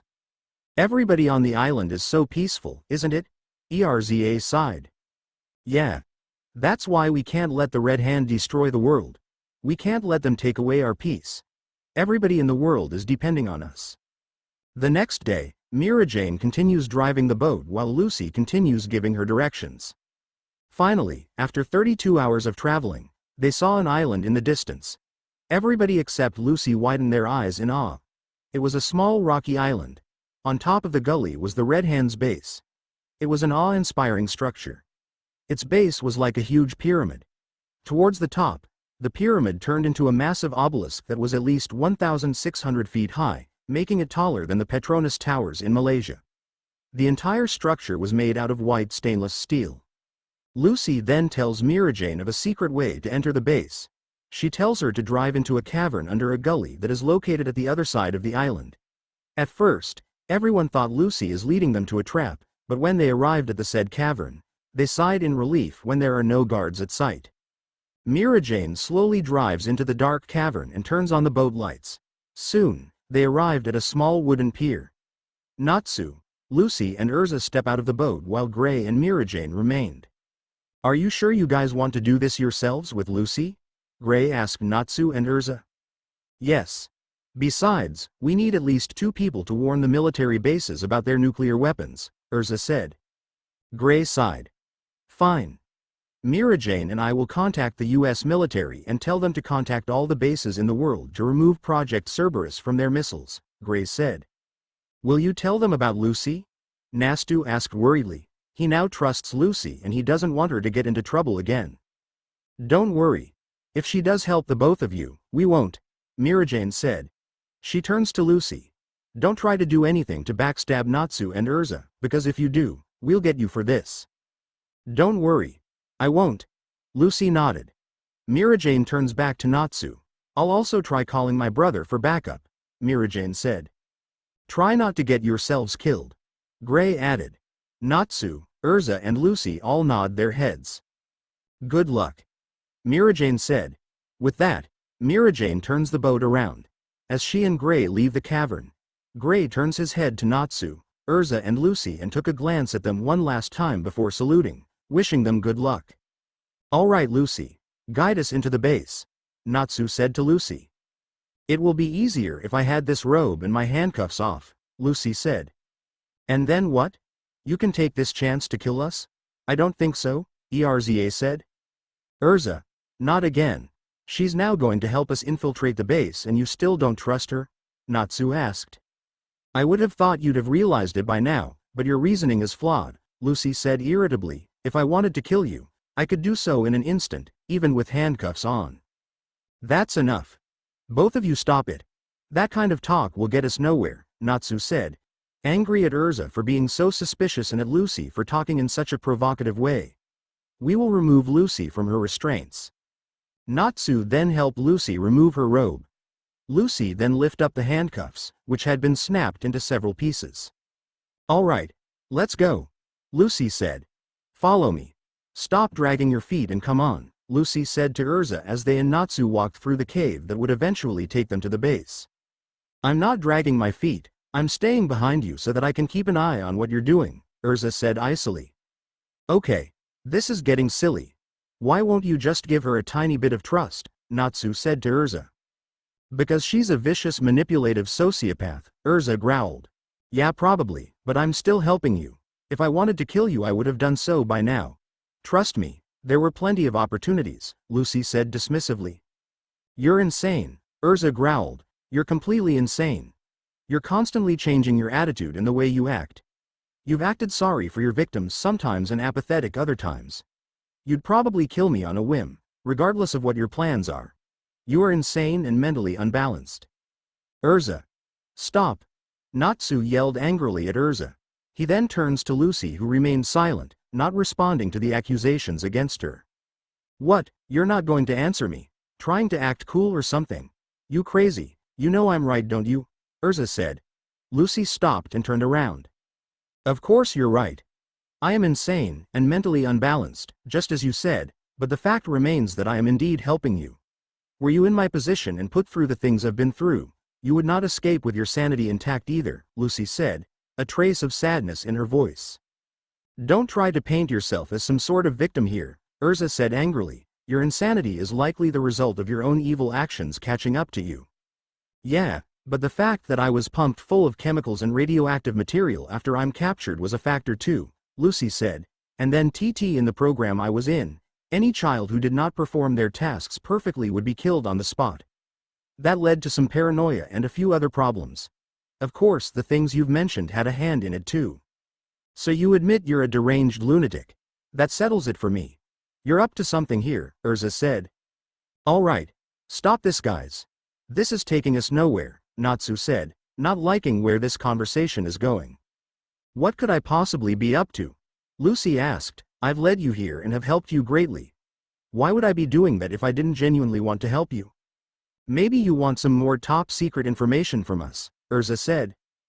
Don't overestimate your importance, Lucy said derisively. If you recall, I already extracted all useful information from you.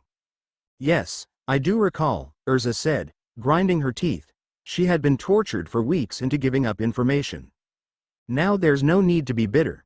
I can't help it if you can't let go of things, Lucy said. At this point, Erza snapped.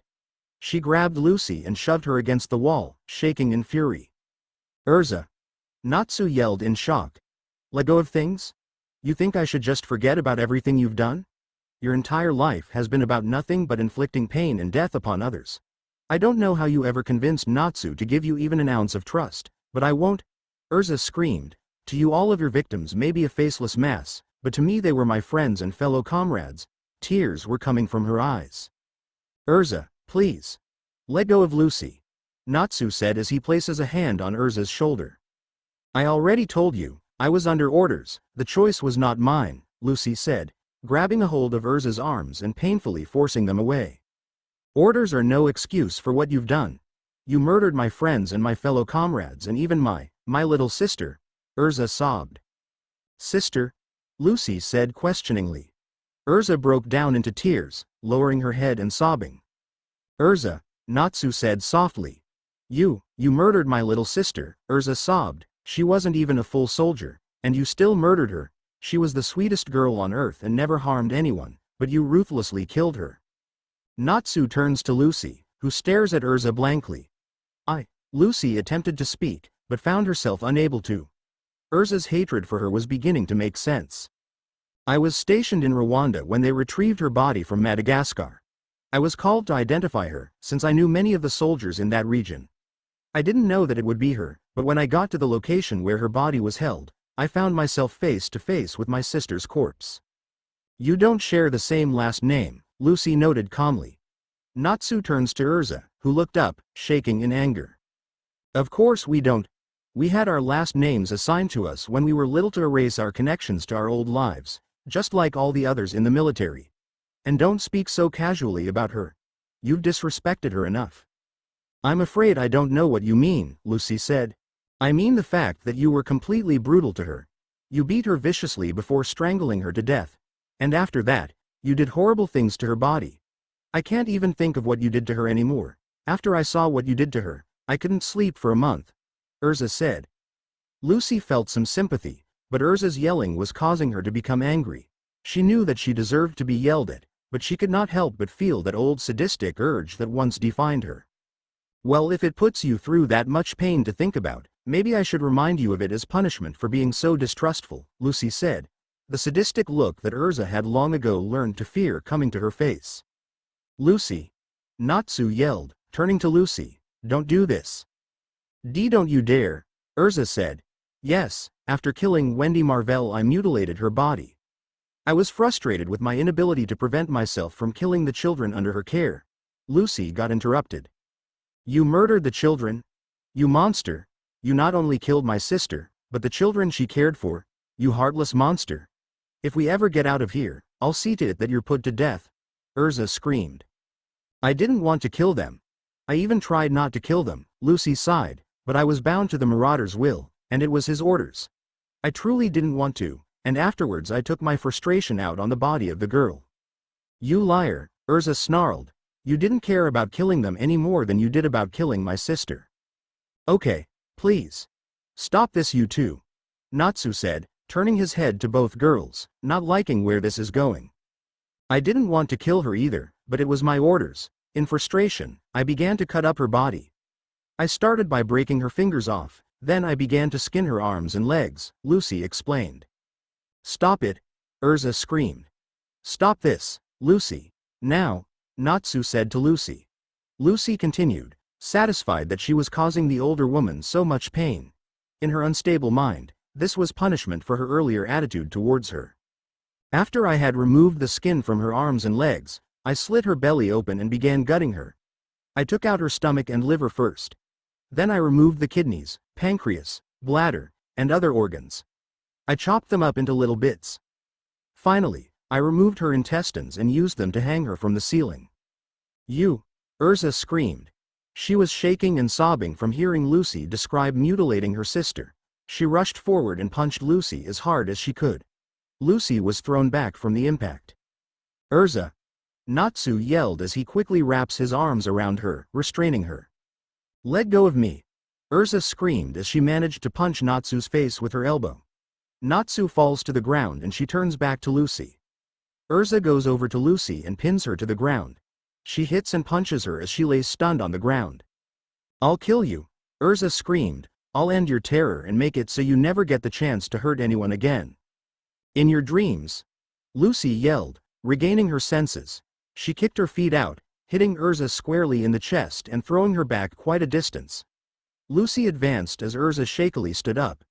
They were both bleeding, but they were still more than willing to fight each other. Erza screamed and charged at her. Lucy grabbed her wrist as she passed, yanking it so as to pull her off her feet. As she fell, however, she grabbed Lucy by her shirt and slammed her to the ground. My sister was a beautiful, kind person, and you murdered her.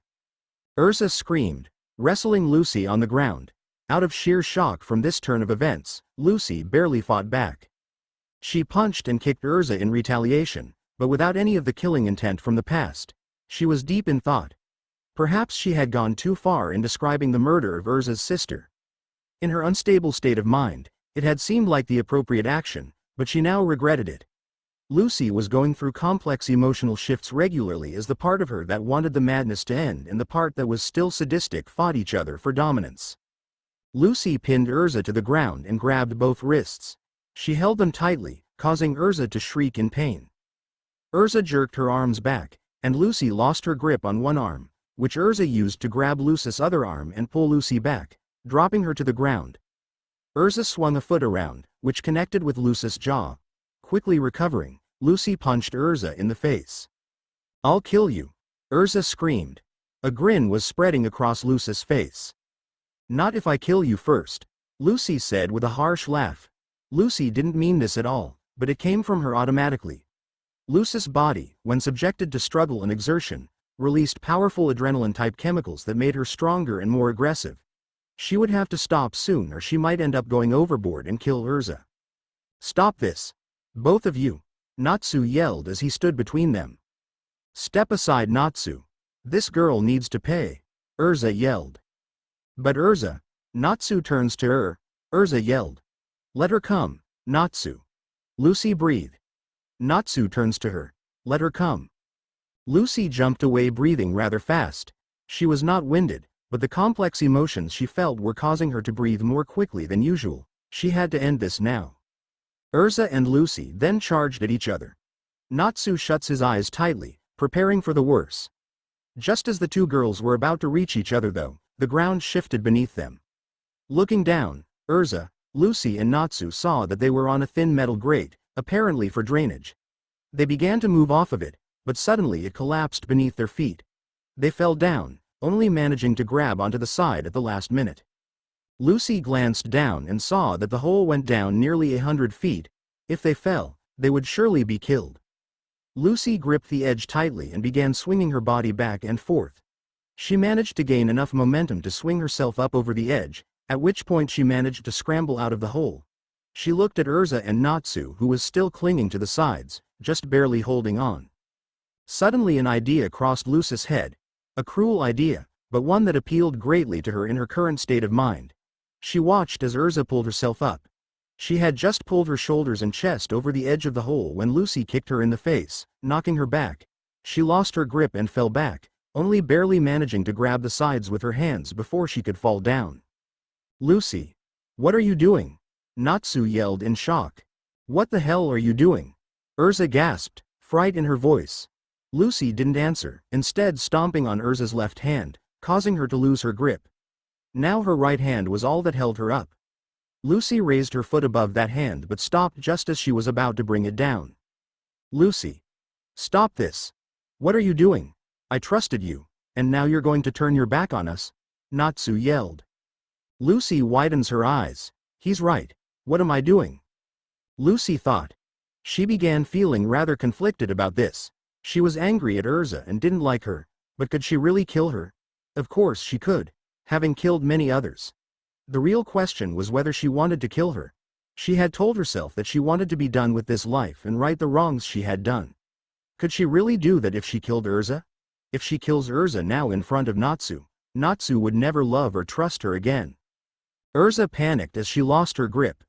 Only her fingers were holding her up, preventing her from falling to her death. She knew this would happen. She knew Lucy would betray them. She could not hold on much longer. Her fingers were slipping. Just as she lost her grip and fell, however, Lucy caught her by the wrist and pulled her up. Lucy. Natsu said. A smile forms on his face. Erza stared at Lucy in shock, unable to believe she had been saved by her. Lucy then turns to Natsu and pulls him up as well. She then silently turned and began to walk down the cave. We're almost there, come on. Lucy said. Erza and Natsu walked alongside her quietly. Erza stopped walking, causing Lucy to turn around questioningly. Erza? Natsu asked. I don't forgive you for everything you've done, and I still don't trust you, Erza said to Lucy. I hate you for killing my sister, and I don't know why I'm saying this since it was your fault anyways, but thank you for saving me. A few minutes later, they finally arrived at a metal door. Lucy turned to them. Are you ready?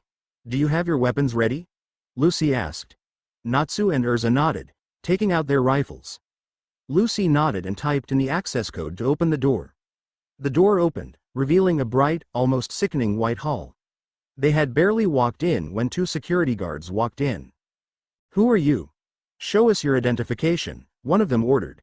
Natsu and Erza both fired, dropping the two to the floor.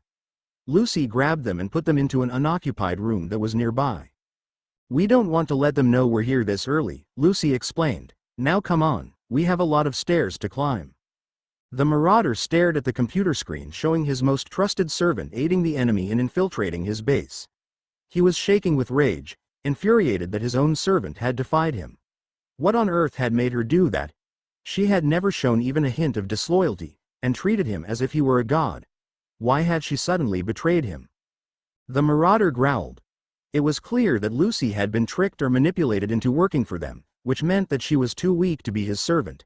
He would dispose of her later, but first he had to get her away from Natsu and Erza trying to mess up his dream project. Sir, what are your orders? The security team leader that stood before him asked. They had been waiting several minutes as the Marauder thought to himself about what to do. The Marauder opened a drawer in his desk and pulled out a sleek gun. We'll confront them immediately, he said. I'll lead this personally. Sir, is that wise? The man in front of him said nervously.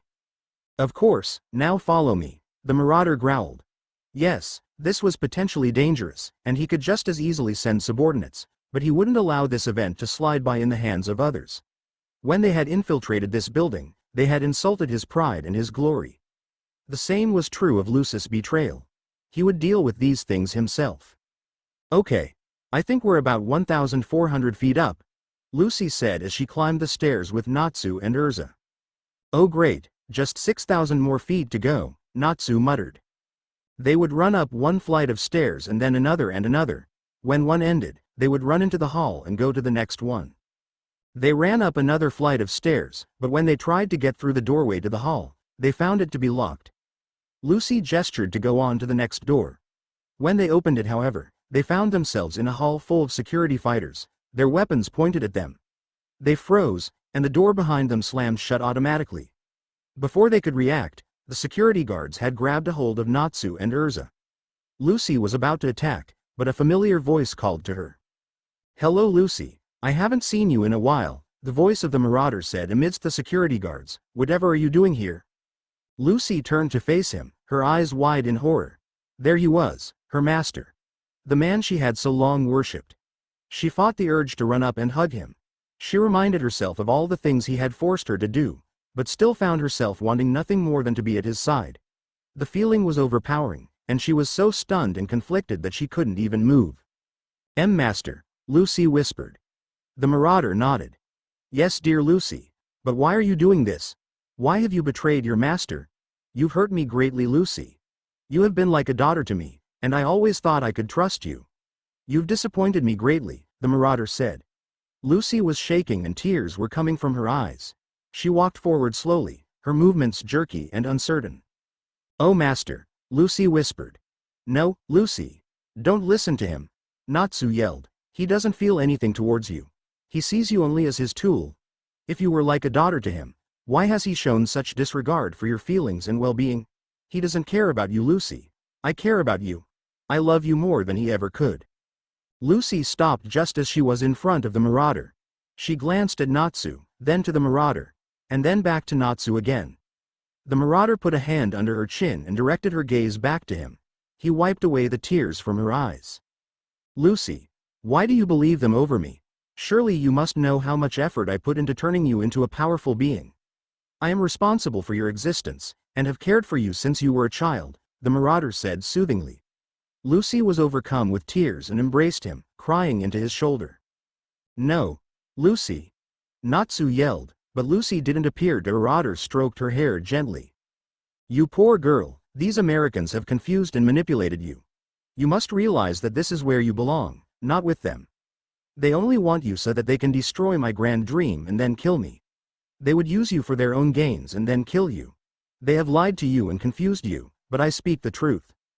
Lucy, don't listen to him, it's a lie. Natsu called to her. Lucy suddenly stiffened and backed away. He's right. You killed my parents and made me kill a bunch of other people. You just want me as a tool for killing. Lucy forced herself to say, fighting the urge to go back to him. You think that I'm lying? Fine. Guards, let the Americans go, the Marauder commanded. The guards let Natsu and Erza go. They were still for a moment. Then, however, Erza drew her rifle and pointed it at the Marauder. Natsu lunged at her, attempting to stop her. No, wait, it's a trick, Natsu said, but it was too late. Erza pulled the trigger on her rifle, but it clicked. She checked the rifle and found that there was no ammunition in it. They took the bullets out. Erza gasped. Indeed, the guards had removed the ammunition while they held them earlier. Erza, do you see what you've done? Natsu said. Erza turned her gaze to Lucy, who was looking at them in horror. You see, Lucy, they've just wanted to kill me all along. You've seen it with your own eyes, the Marauder said. Lucy was overcome by all of this. Of course they had tried to kill the Marauder. He was an evil man who wanted to rule the earth. But the Marauder was also the person she had served and worshipped for all these years. But that same Marauder had forced her to kill Erza's sister and many others. He had created her though, and she owed him gratitude for that. But he had made her do all these evil things. He had raised her to be loyal to him though. These thoughts swirled around her head and she clutched her head as if in pain. You can redeem yourself, Lucy, the Marauder said. You need only eliminate these people who have gone against me and tricked you. Lucy's eyes widened. She looked back and forth between Natsu and the Marauder, her eyes wide. She began hyperventilating, the stress from all of this too much for her to handle. She was duty-bound to serve the Marauder, but she loved Natsu so much. She didn't know what to do. Should she do as her master said and attack Natsu and Erza, or should she help them? She had served the Marauder for so long, it felt impossible to go against him. Yet she also loved Natsu and wanted to stop this life of killing. But she had been trained and raised to obey the Marauder's orders absolutely. Oh God, what would she do? She was so confused and scared over what to do. She gripped her head, her eyes wild and her breathing heavily. Finally, she turns to Natsu. She staggered towards him until she was face to face with him. She spoke in a strained voice. I'm sorry, Natsu. Then, Lucy delivered a swift punch into Natsu's gut. Natsu gasped in pain. Soon, his vision turns blurry and within seconds, he shuts his eyes and fell unconscious. Natsu groaned in pain as he slowly woke up. His vision was blurry at first but soon, he regains his sight. Natsu looked around and sees that he's now in what looks like a laboratory. Natsu tries to move his arms, but found himself he couldn't. He turns his head and realizes that his arms have been tied by tight ropes and he's tied up to a chair. When Natsu tries to get up, he also felt the rope tied around his waist and legs as well. "Glad to see you're up," the voice of the Marauder said. Natsu looked up and widens his eyes. In front of him was the Marauder, Lucy's master. Behind the Marauder were 4 scientists. Natsu grits his teeth angrily. "You bastard! How dare you manipulate Lucy? I will never forgive you," Natsu yelled angrily. The Marauder laughed evilly. "Natsu, you really think Lucy will ever love a lowlife like you? Of course she loves me. She's just being controlled by you. She doesn't want to kill the people who you ordered her to kill. She had to because of you," Natsu yelled. "You really think you can take Lucy away from me? I created her. She worshipped me as a god. She will always be destined to serve me. She will never truly love you, Natsu," the Marauder said. "How do you know my name?" Natsu asked. The Marauder laughed again. "Natsu, don't you recognize your own friend?" The Marauder then removes his black hair, which turns out to be a wig, revealing his blonde hair. He then also removes his mask, revealing his face. Natsu widens his eyes in horror. Laxus. Lucy walks down the hallways as she follows after 2 security guards who are guiding Erza, whose wrists are cuffed, to her cell. "I knew it. I knew you are still siding with the Marauder no matter what," Erza said as she turns her head to Lucy. "I'm sorry, I really am," Lucy said with tears in her eyes. "I thought you said to Natsu you wanted to give up your life of killing," Erza said angrily. "But I can't go against my master. I hate myself for it, but I can't. I am forever enslaved to his will," Lucy yelled. "I can't believe this. You really have disappointed Natsu. You really have. He loved you and you betrayed him," Erza said. Lucy gasped as she stopped and widens her eyes. "Silence!" one of the guards yelled as he hits Erza at the back of her head. Lucy froze in place. Erza was right. Natsu loves her very much and yet, she betrayed him once again. She finally realized she's guilty for what she had done and ashamed of herself. She shuts her eyes tightly and clutches her head as she remembered how much she loves Natsu as well. Lucy and Natsu were flushed and panting. They held each other in their arms and were gazing into each other's eyes. "Oh Natsu," Lucy said dreamily. "Lucy," Natsu said back. They were both panting heavily, exhausted from the passionate actions they just did. I love you," Lucy said, giving him a kiss. "I love you too, Lucy," Natsu said. They kissed and embraced before falling asleep in each other's arms. Lucy fell to her knees as the guards and Erza finally arrived at her cell. One of the guards opened the cell door. "Get inside, you scum," the other guard said to Erza. Suddenly, they heard a scream. The guards and Erza turned to Lucy questioningly, who lifts her head back and screamed at the top of her lungs with tears rolling down from her cheeks. "I love you Natsu," Lucy screamed. She looks at the guards and Erza and her face distorts into a face of rage and fury. She growled angrily as she got up and charges toward the guards. She punches one of the guards in the jaw, sending him flying across the hallway. The other guard quickly draws out his gun, but Lucy kicks the gun off of his hands and punches him in the gut. The guard gasped in pain and staggers back, only for Lucy to punch him in the face, sending him sprawling through the ground. Lucy panted heavily for a while before turning to Erza, who stares at her in awe. "Lucy," Erza uttered. Lucy sniffed as she wipes off the tears from her eyes. "I'm sorry Erza," Lucy said. She walks over to Erza, and brings down her leg, breaking the cuffs. "Let's go save Natsu." "Laxus, why?" Natsu asked Laxus, his eyes wide in shock and horror. "Why? Why are you working for the Red Hand?" "Because you've proven to me that I was never your friend, Natsu. You left me to die back at Mogadishu," Laxus snarled. "I'm so sorry Laxus. All of us thought you were dead. How did you survive the explosion?" Natsu asked. "After you send me into the building, I managed to find the laboratory where the Red Hand scientists are conducting Project Apophis," Laxus explained. Laxus charges towards a door and breaks it down with his body. He then found himself in a laboratory where there are computer screens everywhere. He widens his eyes in awe at the screens. The screens shows the data of the Apophis experiment and various pictures of animals and humans being infected and killed by the virus. "Beautiful, isn't it?" a voice said. Laxus turns his head and sees a man who has a gold teeth and dressed eye walks up to him. Laxus quickly draws out his rifle at him. You're Dr. Stanley, the creator of the Apophis experiment, aren't you? Laxus asked angrily. Yes. Isn't it beautiful? It's not perfect yet, but with a little more research, it will be the greatest invention ever made by mankind, Dr. Stanley said. You're crazy. You really are, Laxus yelled. Suddenly, he looks up when he heard a soaring sound above the building, which he can tell it's the sound of 2 jet planes. They're sending air support, Laxus said in shock. Natsu didn't told him about this. He couldn't believe it. Natsu has betrayed him by sending him into the building, leaving him to die along with Project Apophis. Laxus turned around and watched Dr. Stanley closing the door and locking them inside the room. Dr. Stanley turns to him and said, "Join me, young man, and I'll show you more." Laxus fell to his knees as the jet planes fired their missiles at the building. Then, everything went white. "You betrayed me, Natsu. You left me to die," Laxus yelled. "Because of your betrayal, I joined the Red Hand and helped them with their experiment. After we finally perfected the virus, we kidnapped various children around the world. Lucy turned out to be the greatest creation I ever made, and since then, she helped me kill all the soldiers who have betrayed me." A wicked smile formed on Laxus's face. "And now, she has finally brought me the one who betrayed me the most. You." "Laxus, please. I'm really sorry. Don't do this, please. Stop working for the Red Hand. Stop killing our comrades and come back to us," Natsu yelled. "It's too late, Natsu, it's too late," Laxus snarled.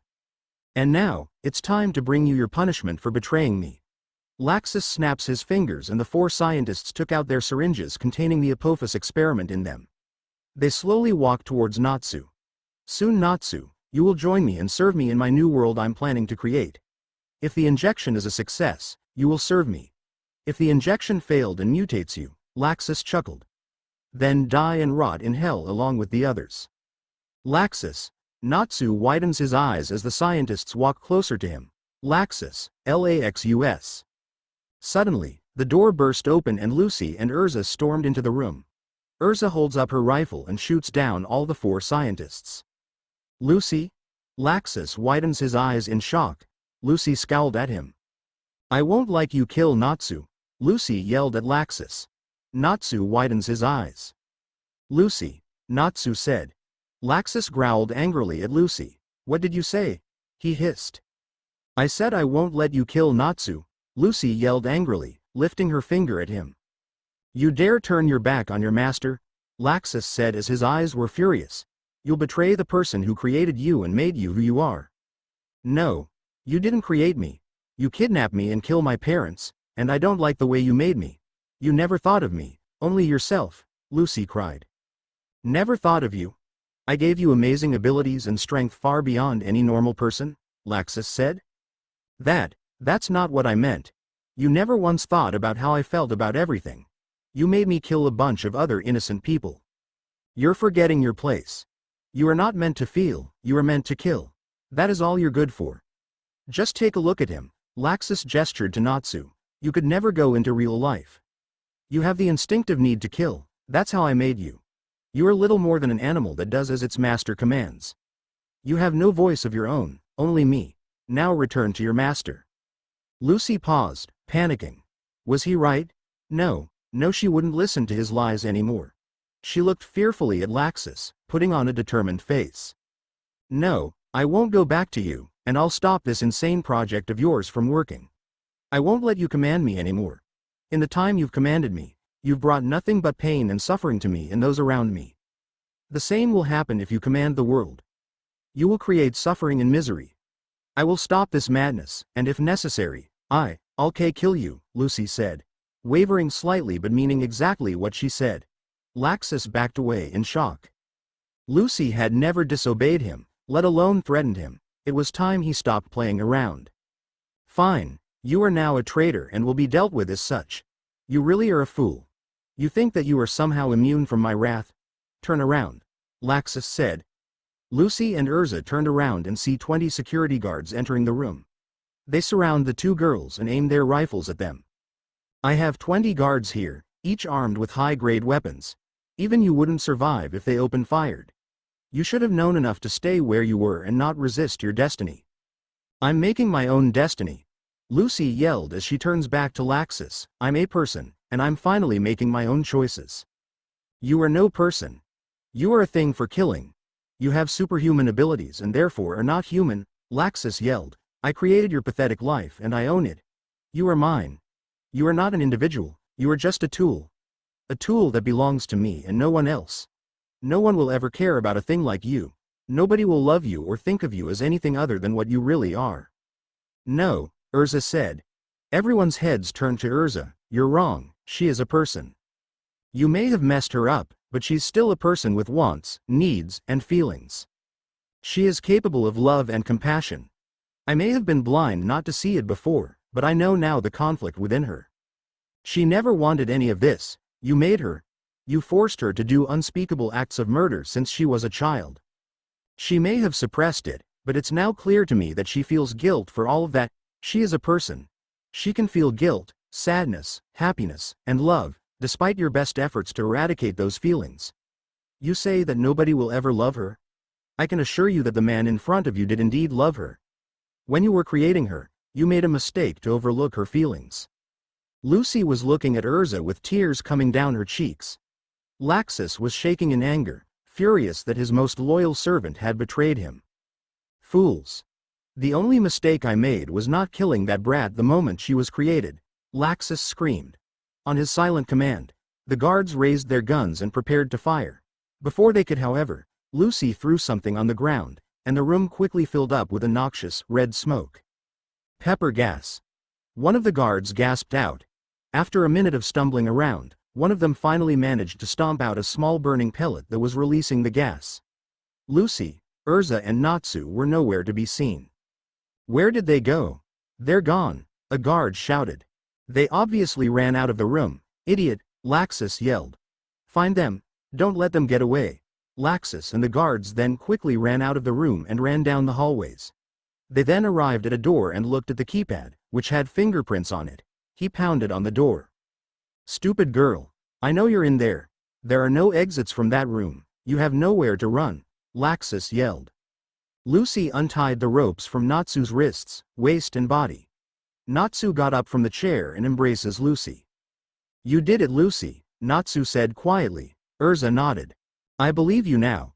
I accept that you're on our side. Of course, now we have to figure out what we're going to do next. There are no exits from this room, and on the other side of the door is a bunch of armed guards who will shoot us as soon as we step out, Erza said. Lucy tapped the side of her head for a moment. Let's see. Yes, that's it. I know what to do, Lucy said as Natsu breaks his hug. Really? What? Erza asked. Lucy opened the bag and looked inside, nodding to herself. Yes, that will do just fine. Just follow me, Lucy grinned, pulling a small object out of the bag. Laxus was considering welding the door open when the door began to open on its own. It appeared that Lucy was giving herself up. Laxus grinned in victory as the guards raised their weapons. Ding, a small silvery sphere in front of her. Laxus's eyes widened. He ran in front of the guards before they could fire. Don't shoot. Don't shoot, Laxus yelled frantically at them. It had been many years since he himself had dealt with these situations, but he was still sharp at recognizing things for what they were. He knew a bomb when he saw one. There was a tense silence. Lucy and Laxus glared at each other. After what seemed like an eternity of stillness, Laxus broke into a smile. So what now, Lucy? Surely you must realize that if you do that you will be killed, Laxus said. Yeah, but so will you and all of your goons, Lucy said. It would be worth death to put an end to you. Laxus merely laughed. I see. This just proves how desperate you really are. Your situation is hopeless. You stand here in a room full of armed guard on the 80th floor of a 120-floor building full of even more guards. It would take you half an hour just to get down to ground level, let alone out of this entire complex. You have no chance of escape. You're so pathetically hopeless that your best option is blowing yourself up. But what would that accomplish? This building is still here, and someone is bound to find it. Someone will take control of the satellite, and you can bet they'll use it. You can't do anything to stop that, so why bother? This building was meant to withstand exactly this sort of thing. The floors are reinforced on the inside, and the outside is covered in crystalline armor that can resist the force of a nuclear blast out there. Really? What if there was a nuclear blast in here? Lucy said. There was silence for a moment as the statement sunk in. Laxus's eyes widened as he looked at the device in Lucy's hand. Yes, it seems you've realized exactly what this is, Lucy said coolly. What is it? Erza asked. Lucy smirked. A special little monster developed by our top scientists. When detonated, it creates a small thermonuclear blast. At the center is a sphere of baradium coated in thermite. Upon detonation, it expands into a blast sphere that completely vaporizes everything within 200 meters of it. All inside the blast sphere will be gone, while anything outside will remain unharmed. It is a deadly tool combining precision with extreme force. Lucy explained. Laxus's men were backing away, whispering to each other. Why the hell are you using something like that? You'll kill us all. You'd better not activate it, Erza hissed. Yes, listen to your friend. It would be pointless for you to activate such a suicidal device, Laxus said. But I've already activated it, Lucy said casually. Everyone's eyes widened. You what? Erza shrieked. I already activated it. It's set to dead man's switch. Which means that if I let go of this switch, as would happen if your men were to shoot me, it will go off, Lucy said. There was a silence in the air following her bold statement. So what now? If you intend to blow yourself up, then go ahead and do it, Laxus said daringly. Our deaths are still avoidable, provided you do as I say, Lucy said. Laxus laughed. Oh really? And what is it you want? Laxus said mockingly. You will take us to the control room at the top of this building where we will stop the countdown in launching those missiles permanently, Lucy said. After we have ensured that there is no possibility of reactivation, you will contact the United Nations and confess to your plot. You will provide us with transport to get out of the area and stay put yourself while waiting for them to get you. Those are our demands. Laxus chuckled to himself. And if I should refuse, Laxus said. Lucy held up the bomb so that they could clearly see her thumb pressed down upon the switch she had explained earlier. Do I need to say, I'll release this switch and blow all of us up? Lucy said. Laxus, Erza, and everyone else in the room flinched. You wouldn't dare. You'd kill me, your master, the man, who you supposedly love, and yourself. I created you, remember? I know how your mind works. You don't do anything unless it's for the benefit of me. These worms may have tricked you into working for their side, but you can't take such an aggressive action on your own. You're just bluffing, Laxus laughed. Hey Laxus. Everyone looked around to see Natsu, standing behind Lucy and Erza, glaring at Laxus. What do you want, you bastard? Laxus sneered. You've miscalculated. Lucy is capable of much more than you thought. She is a person, and as such you can't predict the way she thinks in absolute certainty. That will be your greatest mistake, not thinking of Lucy as a person. When you attempted to take away her free will and individuality, you also sacrificed all of the ingenuity and creativity she could have given you, Natsu said, a tiny smirk on his face. That is why you'll fail. Your assumptions about Lucy will be your downfall. Well, I have yet to see much ingenuity in her. Everything creative she's ever done has been a variation of my orders. Show me one thing she can do completely on her own without any influence. Laxus yelled. Lucy scowled at him for a moment before suddenly smiling. Okay. I'll take you up on that challenge. I'll do something completely on my own without any guidance or interference from others right now. Just you watch, Lucy said, reaching into the pouch at her side. She pulled out another of the round, silvery bombs. Laxus laughed. That is your creative new action. What, do you expect to blow me up even more? Laxus laughed. Lucy merely smiled sweetly at him. She raised a thumb up and pressed a button on the bomb. The device let out an electronic beep and a small light began blinking red. Laxus's eyes widened as Lucy tossed it into the garbage chute that leads to the basement level. Laxus dove for it but was unable to reach it before it plummeted down the chute. He looked at Lucy in rage. I set the detonation time to 10 minutes. You have that amount of time to evacuate this building. Lucy said coolly. There was a moment of stillness, followed by an eruption of movement as Laxus's men panicked. Guards, retrieve it. Contact maintenance and retrieve it immediately, Laxus shouted, but the guards paid no attention to him. They pushed and shoved their way out of the room. Losing themselves amidst the commotion, Lucy, Natsu and Erza managed to sneak out into the halls. Laxus looked around for them but couldn't find them. He tried to get through the door but the panicking guards blocked the way. Only with difficulty did he manage to get out of the room, by which time Lucy and the others were nowhere to be seen. Growling, Laxus ran off, deciding that it would be best to leave the building for now. He doubted that the bomb would truly destroy the building, but it would certainly cause damage and he didn't want to be caught in the blast. He would get his revenge on the fools who dared oppose him like this though, that he promised himself. Lucy, Natsu and Erza ran through the building. There were guards and administrators panically running around as well, but in the chaos they either didn't realize or didn't care that there were intruders. "Come on, I think there's an elevator shaft around here," Lucy said. They ran forward, finally reaching an elevator. Lucy repeatedly pressed the button, and moments later the elevator opened and they got in. Going down the elevator, they suddenly stopped. Lucy pounded on the controls, but they wouldn't turn on. "We're not at the ground floor yet and we only have 6 minutes left. We'll have to go to one of the resource elevators used to transfer machinery on this floor," Lucy said. They ran out and began searching for an elevator they could use. After a minute of searching they found it. It resembled 2 big metal blocks side by side with a cage on top of it and cables coming out. Lucy ran up and tried to turn it on, but it wouldn't start. "Come on you stupid thing," Lucy growled. "What now? We only have 4 minutes, Erza said. Lucy glanced up. "Get in the cage, I'll try to activate it manually," Lucy said quickly. The others climbed up into the cage while Lucy placed the bottom portion of the device. They stood idly for a moment, but the silence was broken by an ear-piercing scream.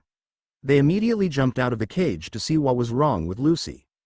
Lucy was breathing heavily, her eyes wide, as her left arm was caught in the machinery. "Oh my God! Lucy!" Natsu gasped. He immediately tried to help her, but he couldn't manage to separate the 2 pieces of machinery her arm was trapped between. Lucy gasped and began pushing one of them away, managing to free her arm. She fell backwards, breathing heavily. Her arm was completely mangled.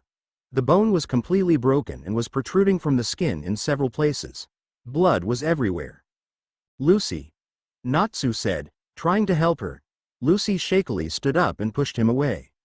"I'll be fine for now. We need to get out of here, only 2 minutes left. Follow me. I have one more idea," Lucy said. They followed her as she ran through the halls. After an agonizingly long hallway, they arrived at a door. Lucy swung it open, letting in outside air. For a moment they thought that perhaps they had made it, but then they realized that they were not on the ground level, but at the point where the pyramidal base and the tall obelisk tower connected. "Whoops, I guess this wasn't such a good idea after all," Lucy said. "Now what?" Erza shouted. "I don't know, we only have 40 seconds left," Natsu yelled. "Well, how are we going to get out now? 30 seconds left," Lucy said. All hope seemed lost as they stood at the edge of the doomed building. Just then, however, they heard a noise and looked up. A military helicopter was flying straight for them. At the controls was Elfman and behind him were Gray and Mirajane.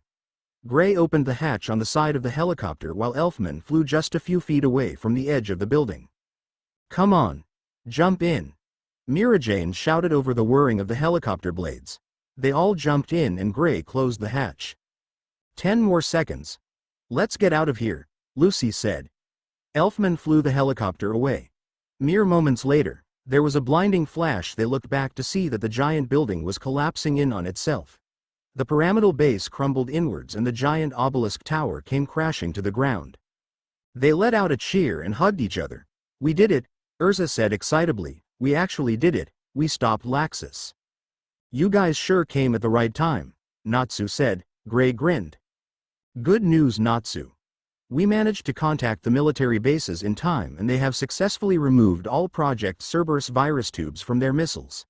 After that, we contact Elfman to pick us up and help you guys," Gray said.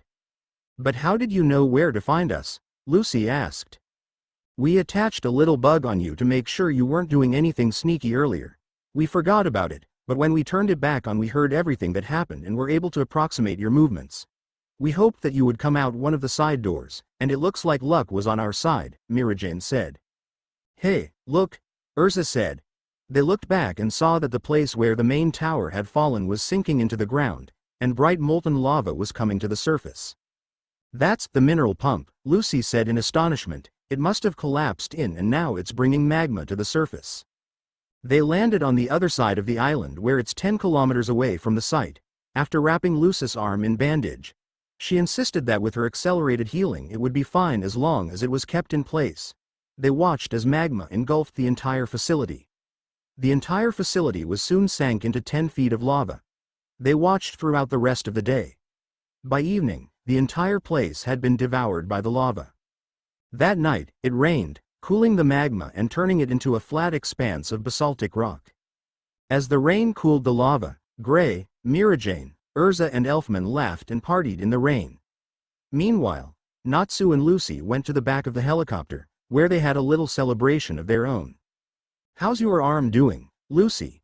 Natsu asked. "It hurts a lot, but it will heal in a couple months as long as I keep all the bones and stuff lined up.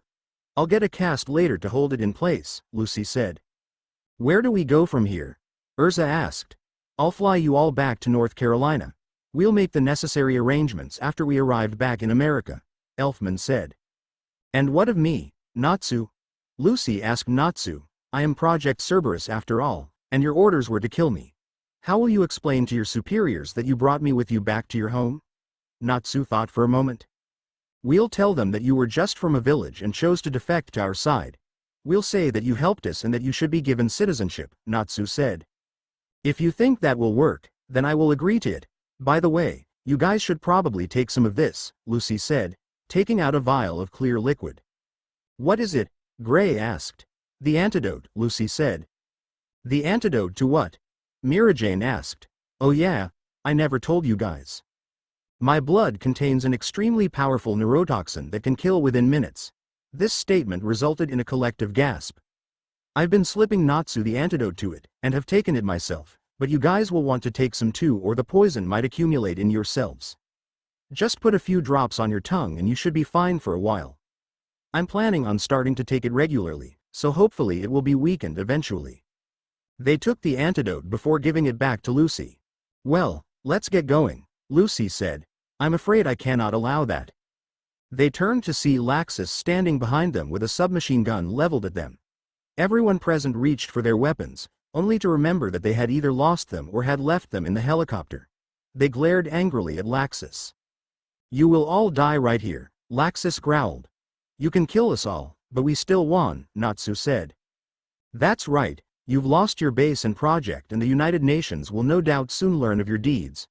Your dreams have been dashed," Erza said. "Silence," Laxus yelled. "You will all pay.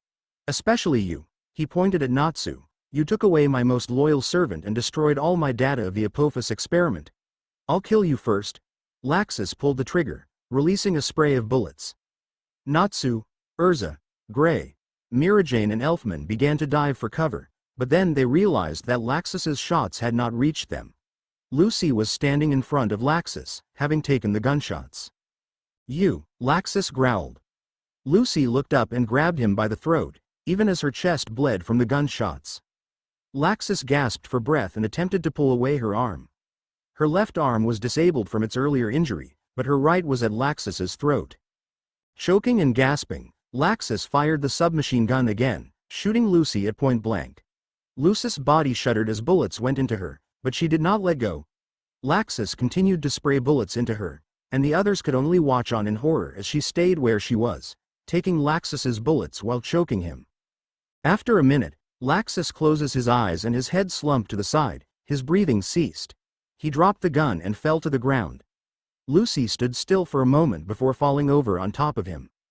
"Lucy!" Natsu yelled, running to her. Erza, Gray, Mirajane and Elfman followed him, surrounding the two lying in front of them. Natsu gently rolled Lucy over, and gasped at her wounds. Lucy's stomach and lower chest seemed to be a mass of bloody remains. If seen alone, it would have been unrecognizable as a human torso. Natsu leaned down and shakily touched the side of her face. "Lucy," Natsu whispered. "Lucy, wake up! Wake up!" he begged. "Natsu," Lucy gasped. He looked up, his eyes brightening for a minute. Lucy," Natsu said. "I'm not sure that I'll survive," Lucy whispered. "No, don't say that," Natsu said. "Don't even think that." Natsu, I'll try to hold on, but if I don't make it, no th save me from myself and my master. Thank you Natsu. I truly love you, Lucy whispered. Natsu leaned down and kissed her. Lucy kissed him back for just a moment before her eyes slid shut. Natsu lowered his eyes, a tear trickling down his cheek. Erza checked her. She's stopped breathing and I can't detect a heartbeat. She may have gone into another healing coma, but I'm not sure. It's impossible to tell with her, Erza said. What now? Gray asked. Natsu looked up. We take her with us. If she's still alive, we'll keep her safe while she heals. If not. Don't think about that, Erza said. I'm certain she will survive. Now come on, we need to get her back in the helicopter if we're going to take her back with us. But what if she really is dead? Natsu asked. Erza stopped. If she's dead, she'll have died a hero to the world. Natsu watched Lucy's unmoving body. He dotted the side of her head with a moist rag as she lay still on the bed. It had been 3 months since they had taken Lucy to the small island somewhere near the coast of North Carolina that held Elfman and Mirajane's personal residence, and she had yet to move a muscle.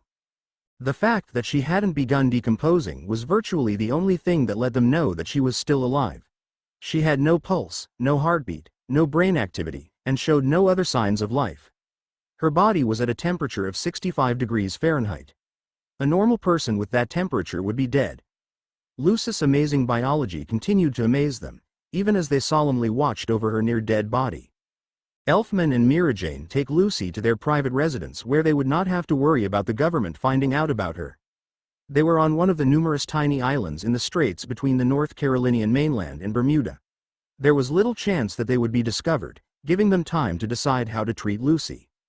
Her wounds were stitched together, but given the amount of internal damage, it was really up to her amazing, but still mortal, biology to keep her alive. All they could do was keep her in a stable state by sheltering her from the elements and giving her moisture to keep her hydrated. Through scans of her body, they discovered that she was indeed healing, yet they weren't sure whether she would survive, and if she did, if she would be who she once was.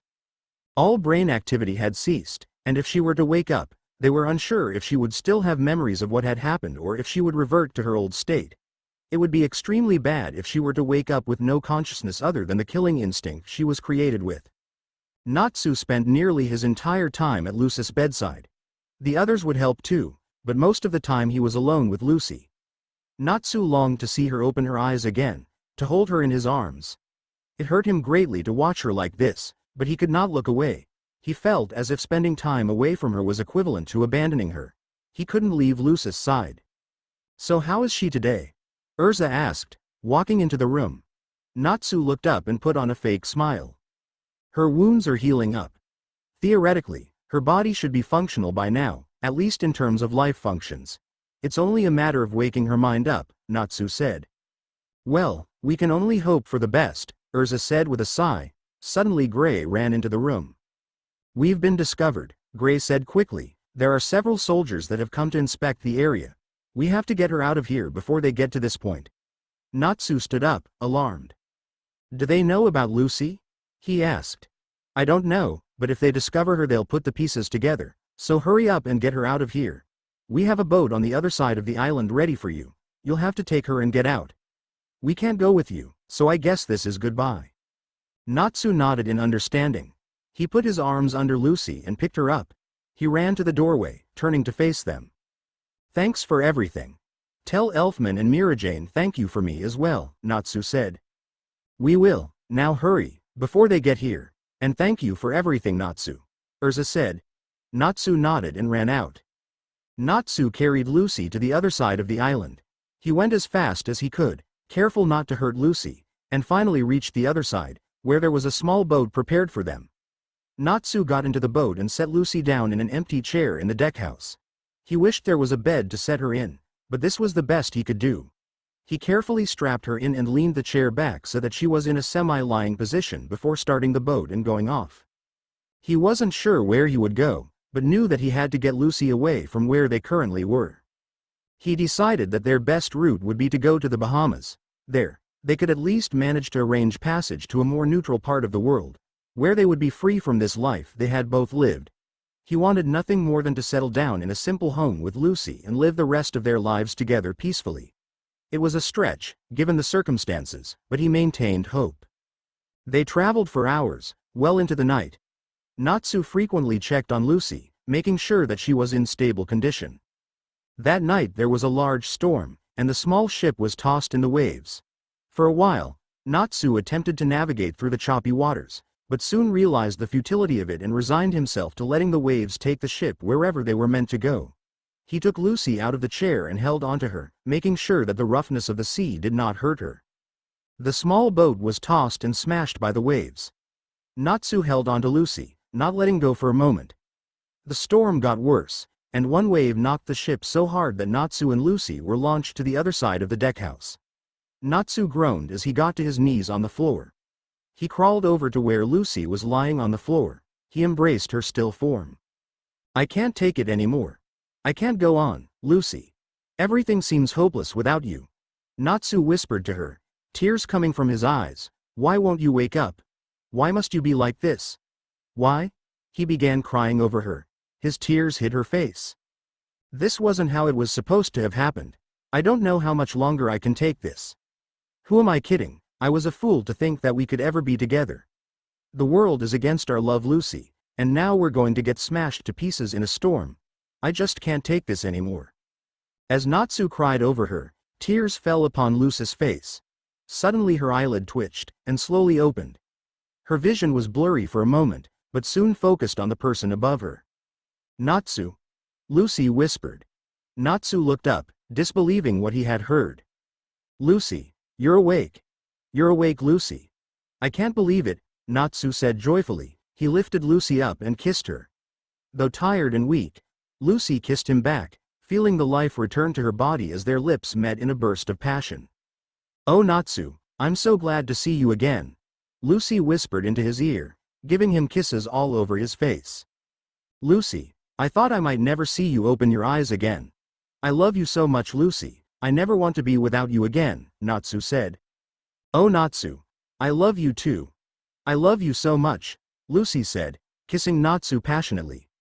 They kissed and held each other in their arms even as the storm raged around them. Nothing could separate them. Their love erupted that night in a surge of passion. The next morning they lay cuddled together on the floor of the deckhouse, their clothes laying off to the side. The storm had passed and the sun was now out. Lucy woke up first, smiling as she saw that Natsu was lying on top of her, his face snuggled into her breasts. She giggled, stroking his hair. Natsu's brilliant eyes slowly opened and gazed at Lucy. "Good morning, Natsu," Lucy said quietly. "Good morning, Lucy," Natsu said. "I think the storm's over. Where to next?" Lucy asked. Natsu gave Lucy a kiss. "I join with you. My life is perfect. For now though, let's just stay like this," he said. Lucy nodded and hugged Natsu closer to her, closing her eyes in relaxation as she lay snuggled up with her true love. "I'm back from school, Mom." A young, dark-haired girl ran up and hugged Lucy. Lucy leant down and picked her up, ruffling her hair. "So Cheryl, how was school today?" Lucy asked. "School was great. By the way, I invited my new boyfriend over," Cheryl said excitedly. Only moments after saying this, Natsu appeared. "Boyfriend? When did you get a boyfriend? Where is that little punk?" Natsu said quickly. Lucy playfully hit him, which with her strength was equivalent to being hit by a professional boxer. "Be nice," Lucy said. "I think it's great that Cheryl has a little boyfriend." Natsu got up, rubbing his shoulder. "Well, I don't want some kid touching my little girl," Natsu said. Lucy couldn't help but giggle. It had been 8 years since Lucy and Natsu had left their lives as agent and soldier behind themselves, and in that time they adopted a regular family lifestyle. They now lived in New Zealand, hidden from the military. Erza, Elfman, Mirajane and Grace secretly contacted them from time to time, and helped them to establish a life there. They soon settled down, and grew quite comfortable in their new home. Lucy, given her biology, was unable to have children, so they adopted a little girl and named her Cheryl. They loved Cheryl the same as if she were their own, and of course Natsu became overly protective as any father would upon discovering that their daughter had a boyfriend. "Dad, he's only 8 years old. That's a year younger than me," Cheryl said. Lucy smiled and set her daughter down. Cheryl went over to Natsu and grabbed onto his leg. Promise that you'll be nice to him or I'm not letting go, she said. Natsu chuckled. Okay, I'll be nice, but only if he treats you like the little princess you are, Natsu said. Cheryl let go and nodded her head eagerly. Oh, he will. He's really nice, Cheryl said. When is he coming over? Lucy asked. Soon, he was right behind me but had to run back to school to get his backpack, Cheryl said. The doorbell rang and Cheryl perked up. You see? There he is now, Cheryl said, running to get the door. Natsu sighed and turned to Lucy. She's growing up so fast, he said. Oh, don't worry, it's just a little crush. When I was her age, I had a crush on Tony Blair.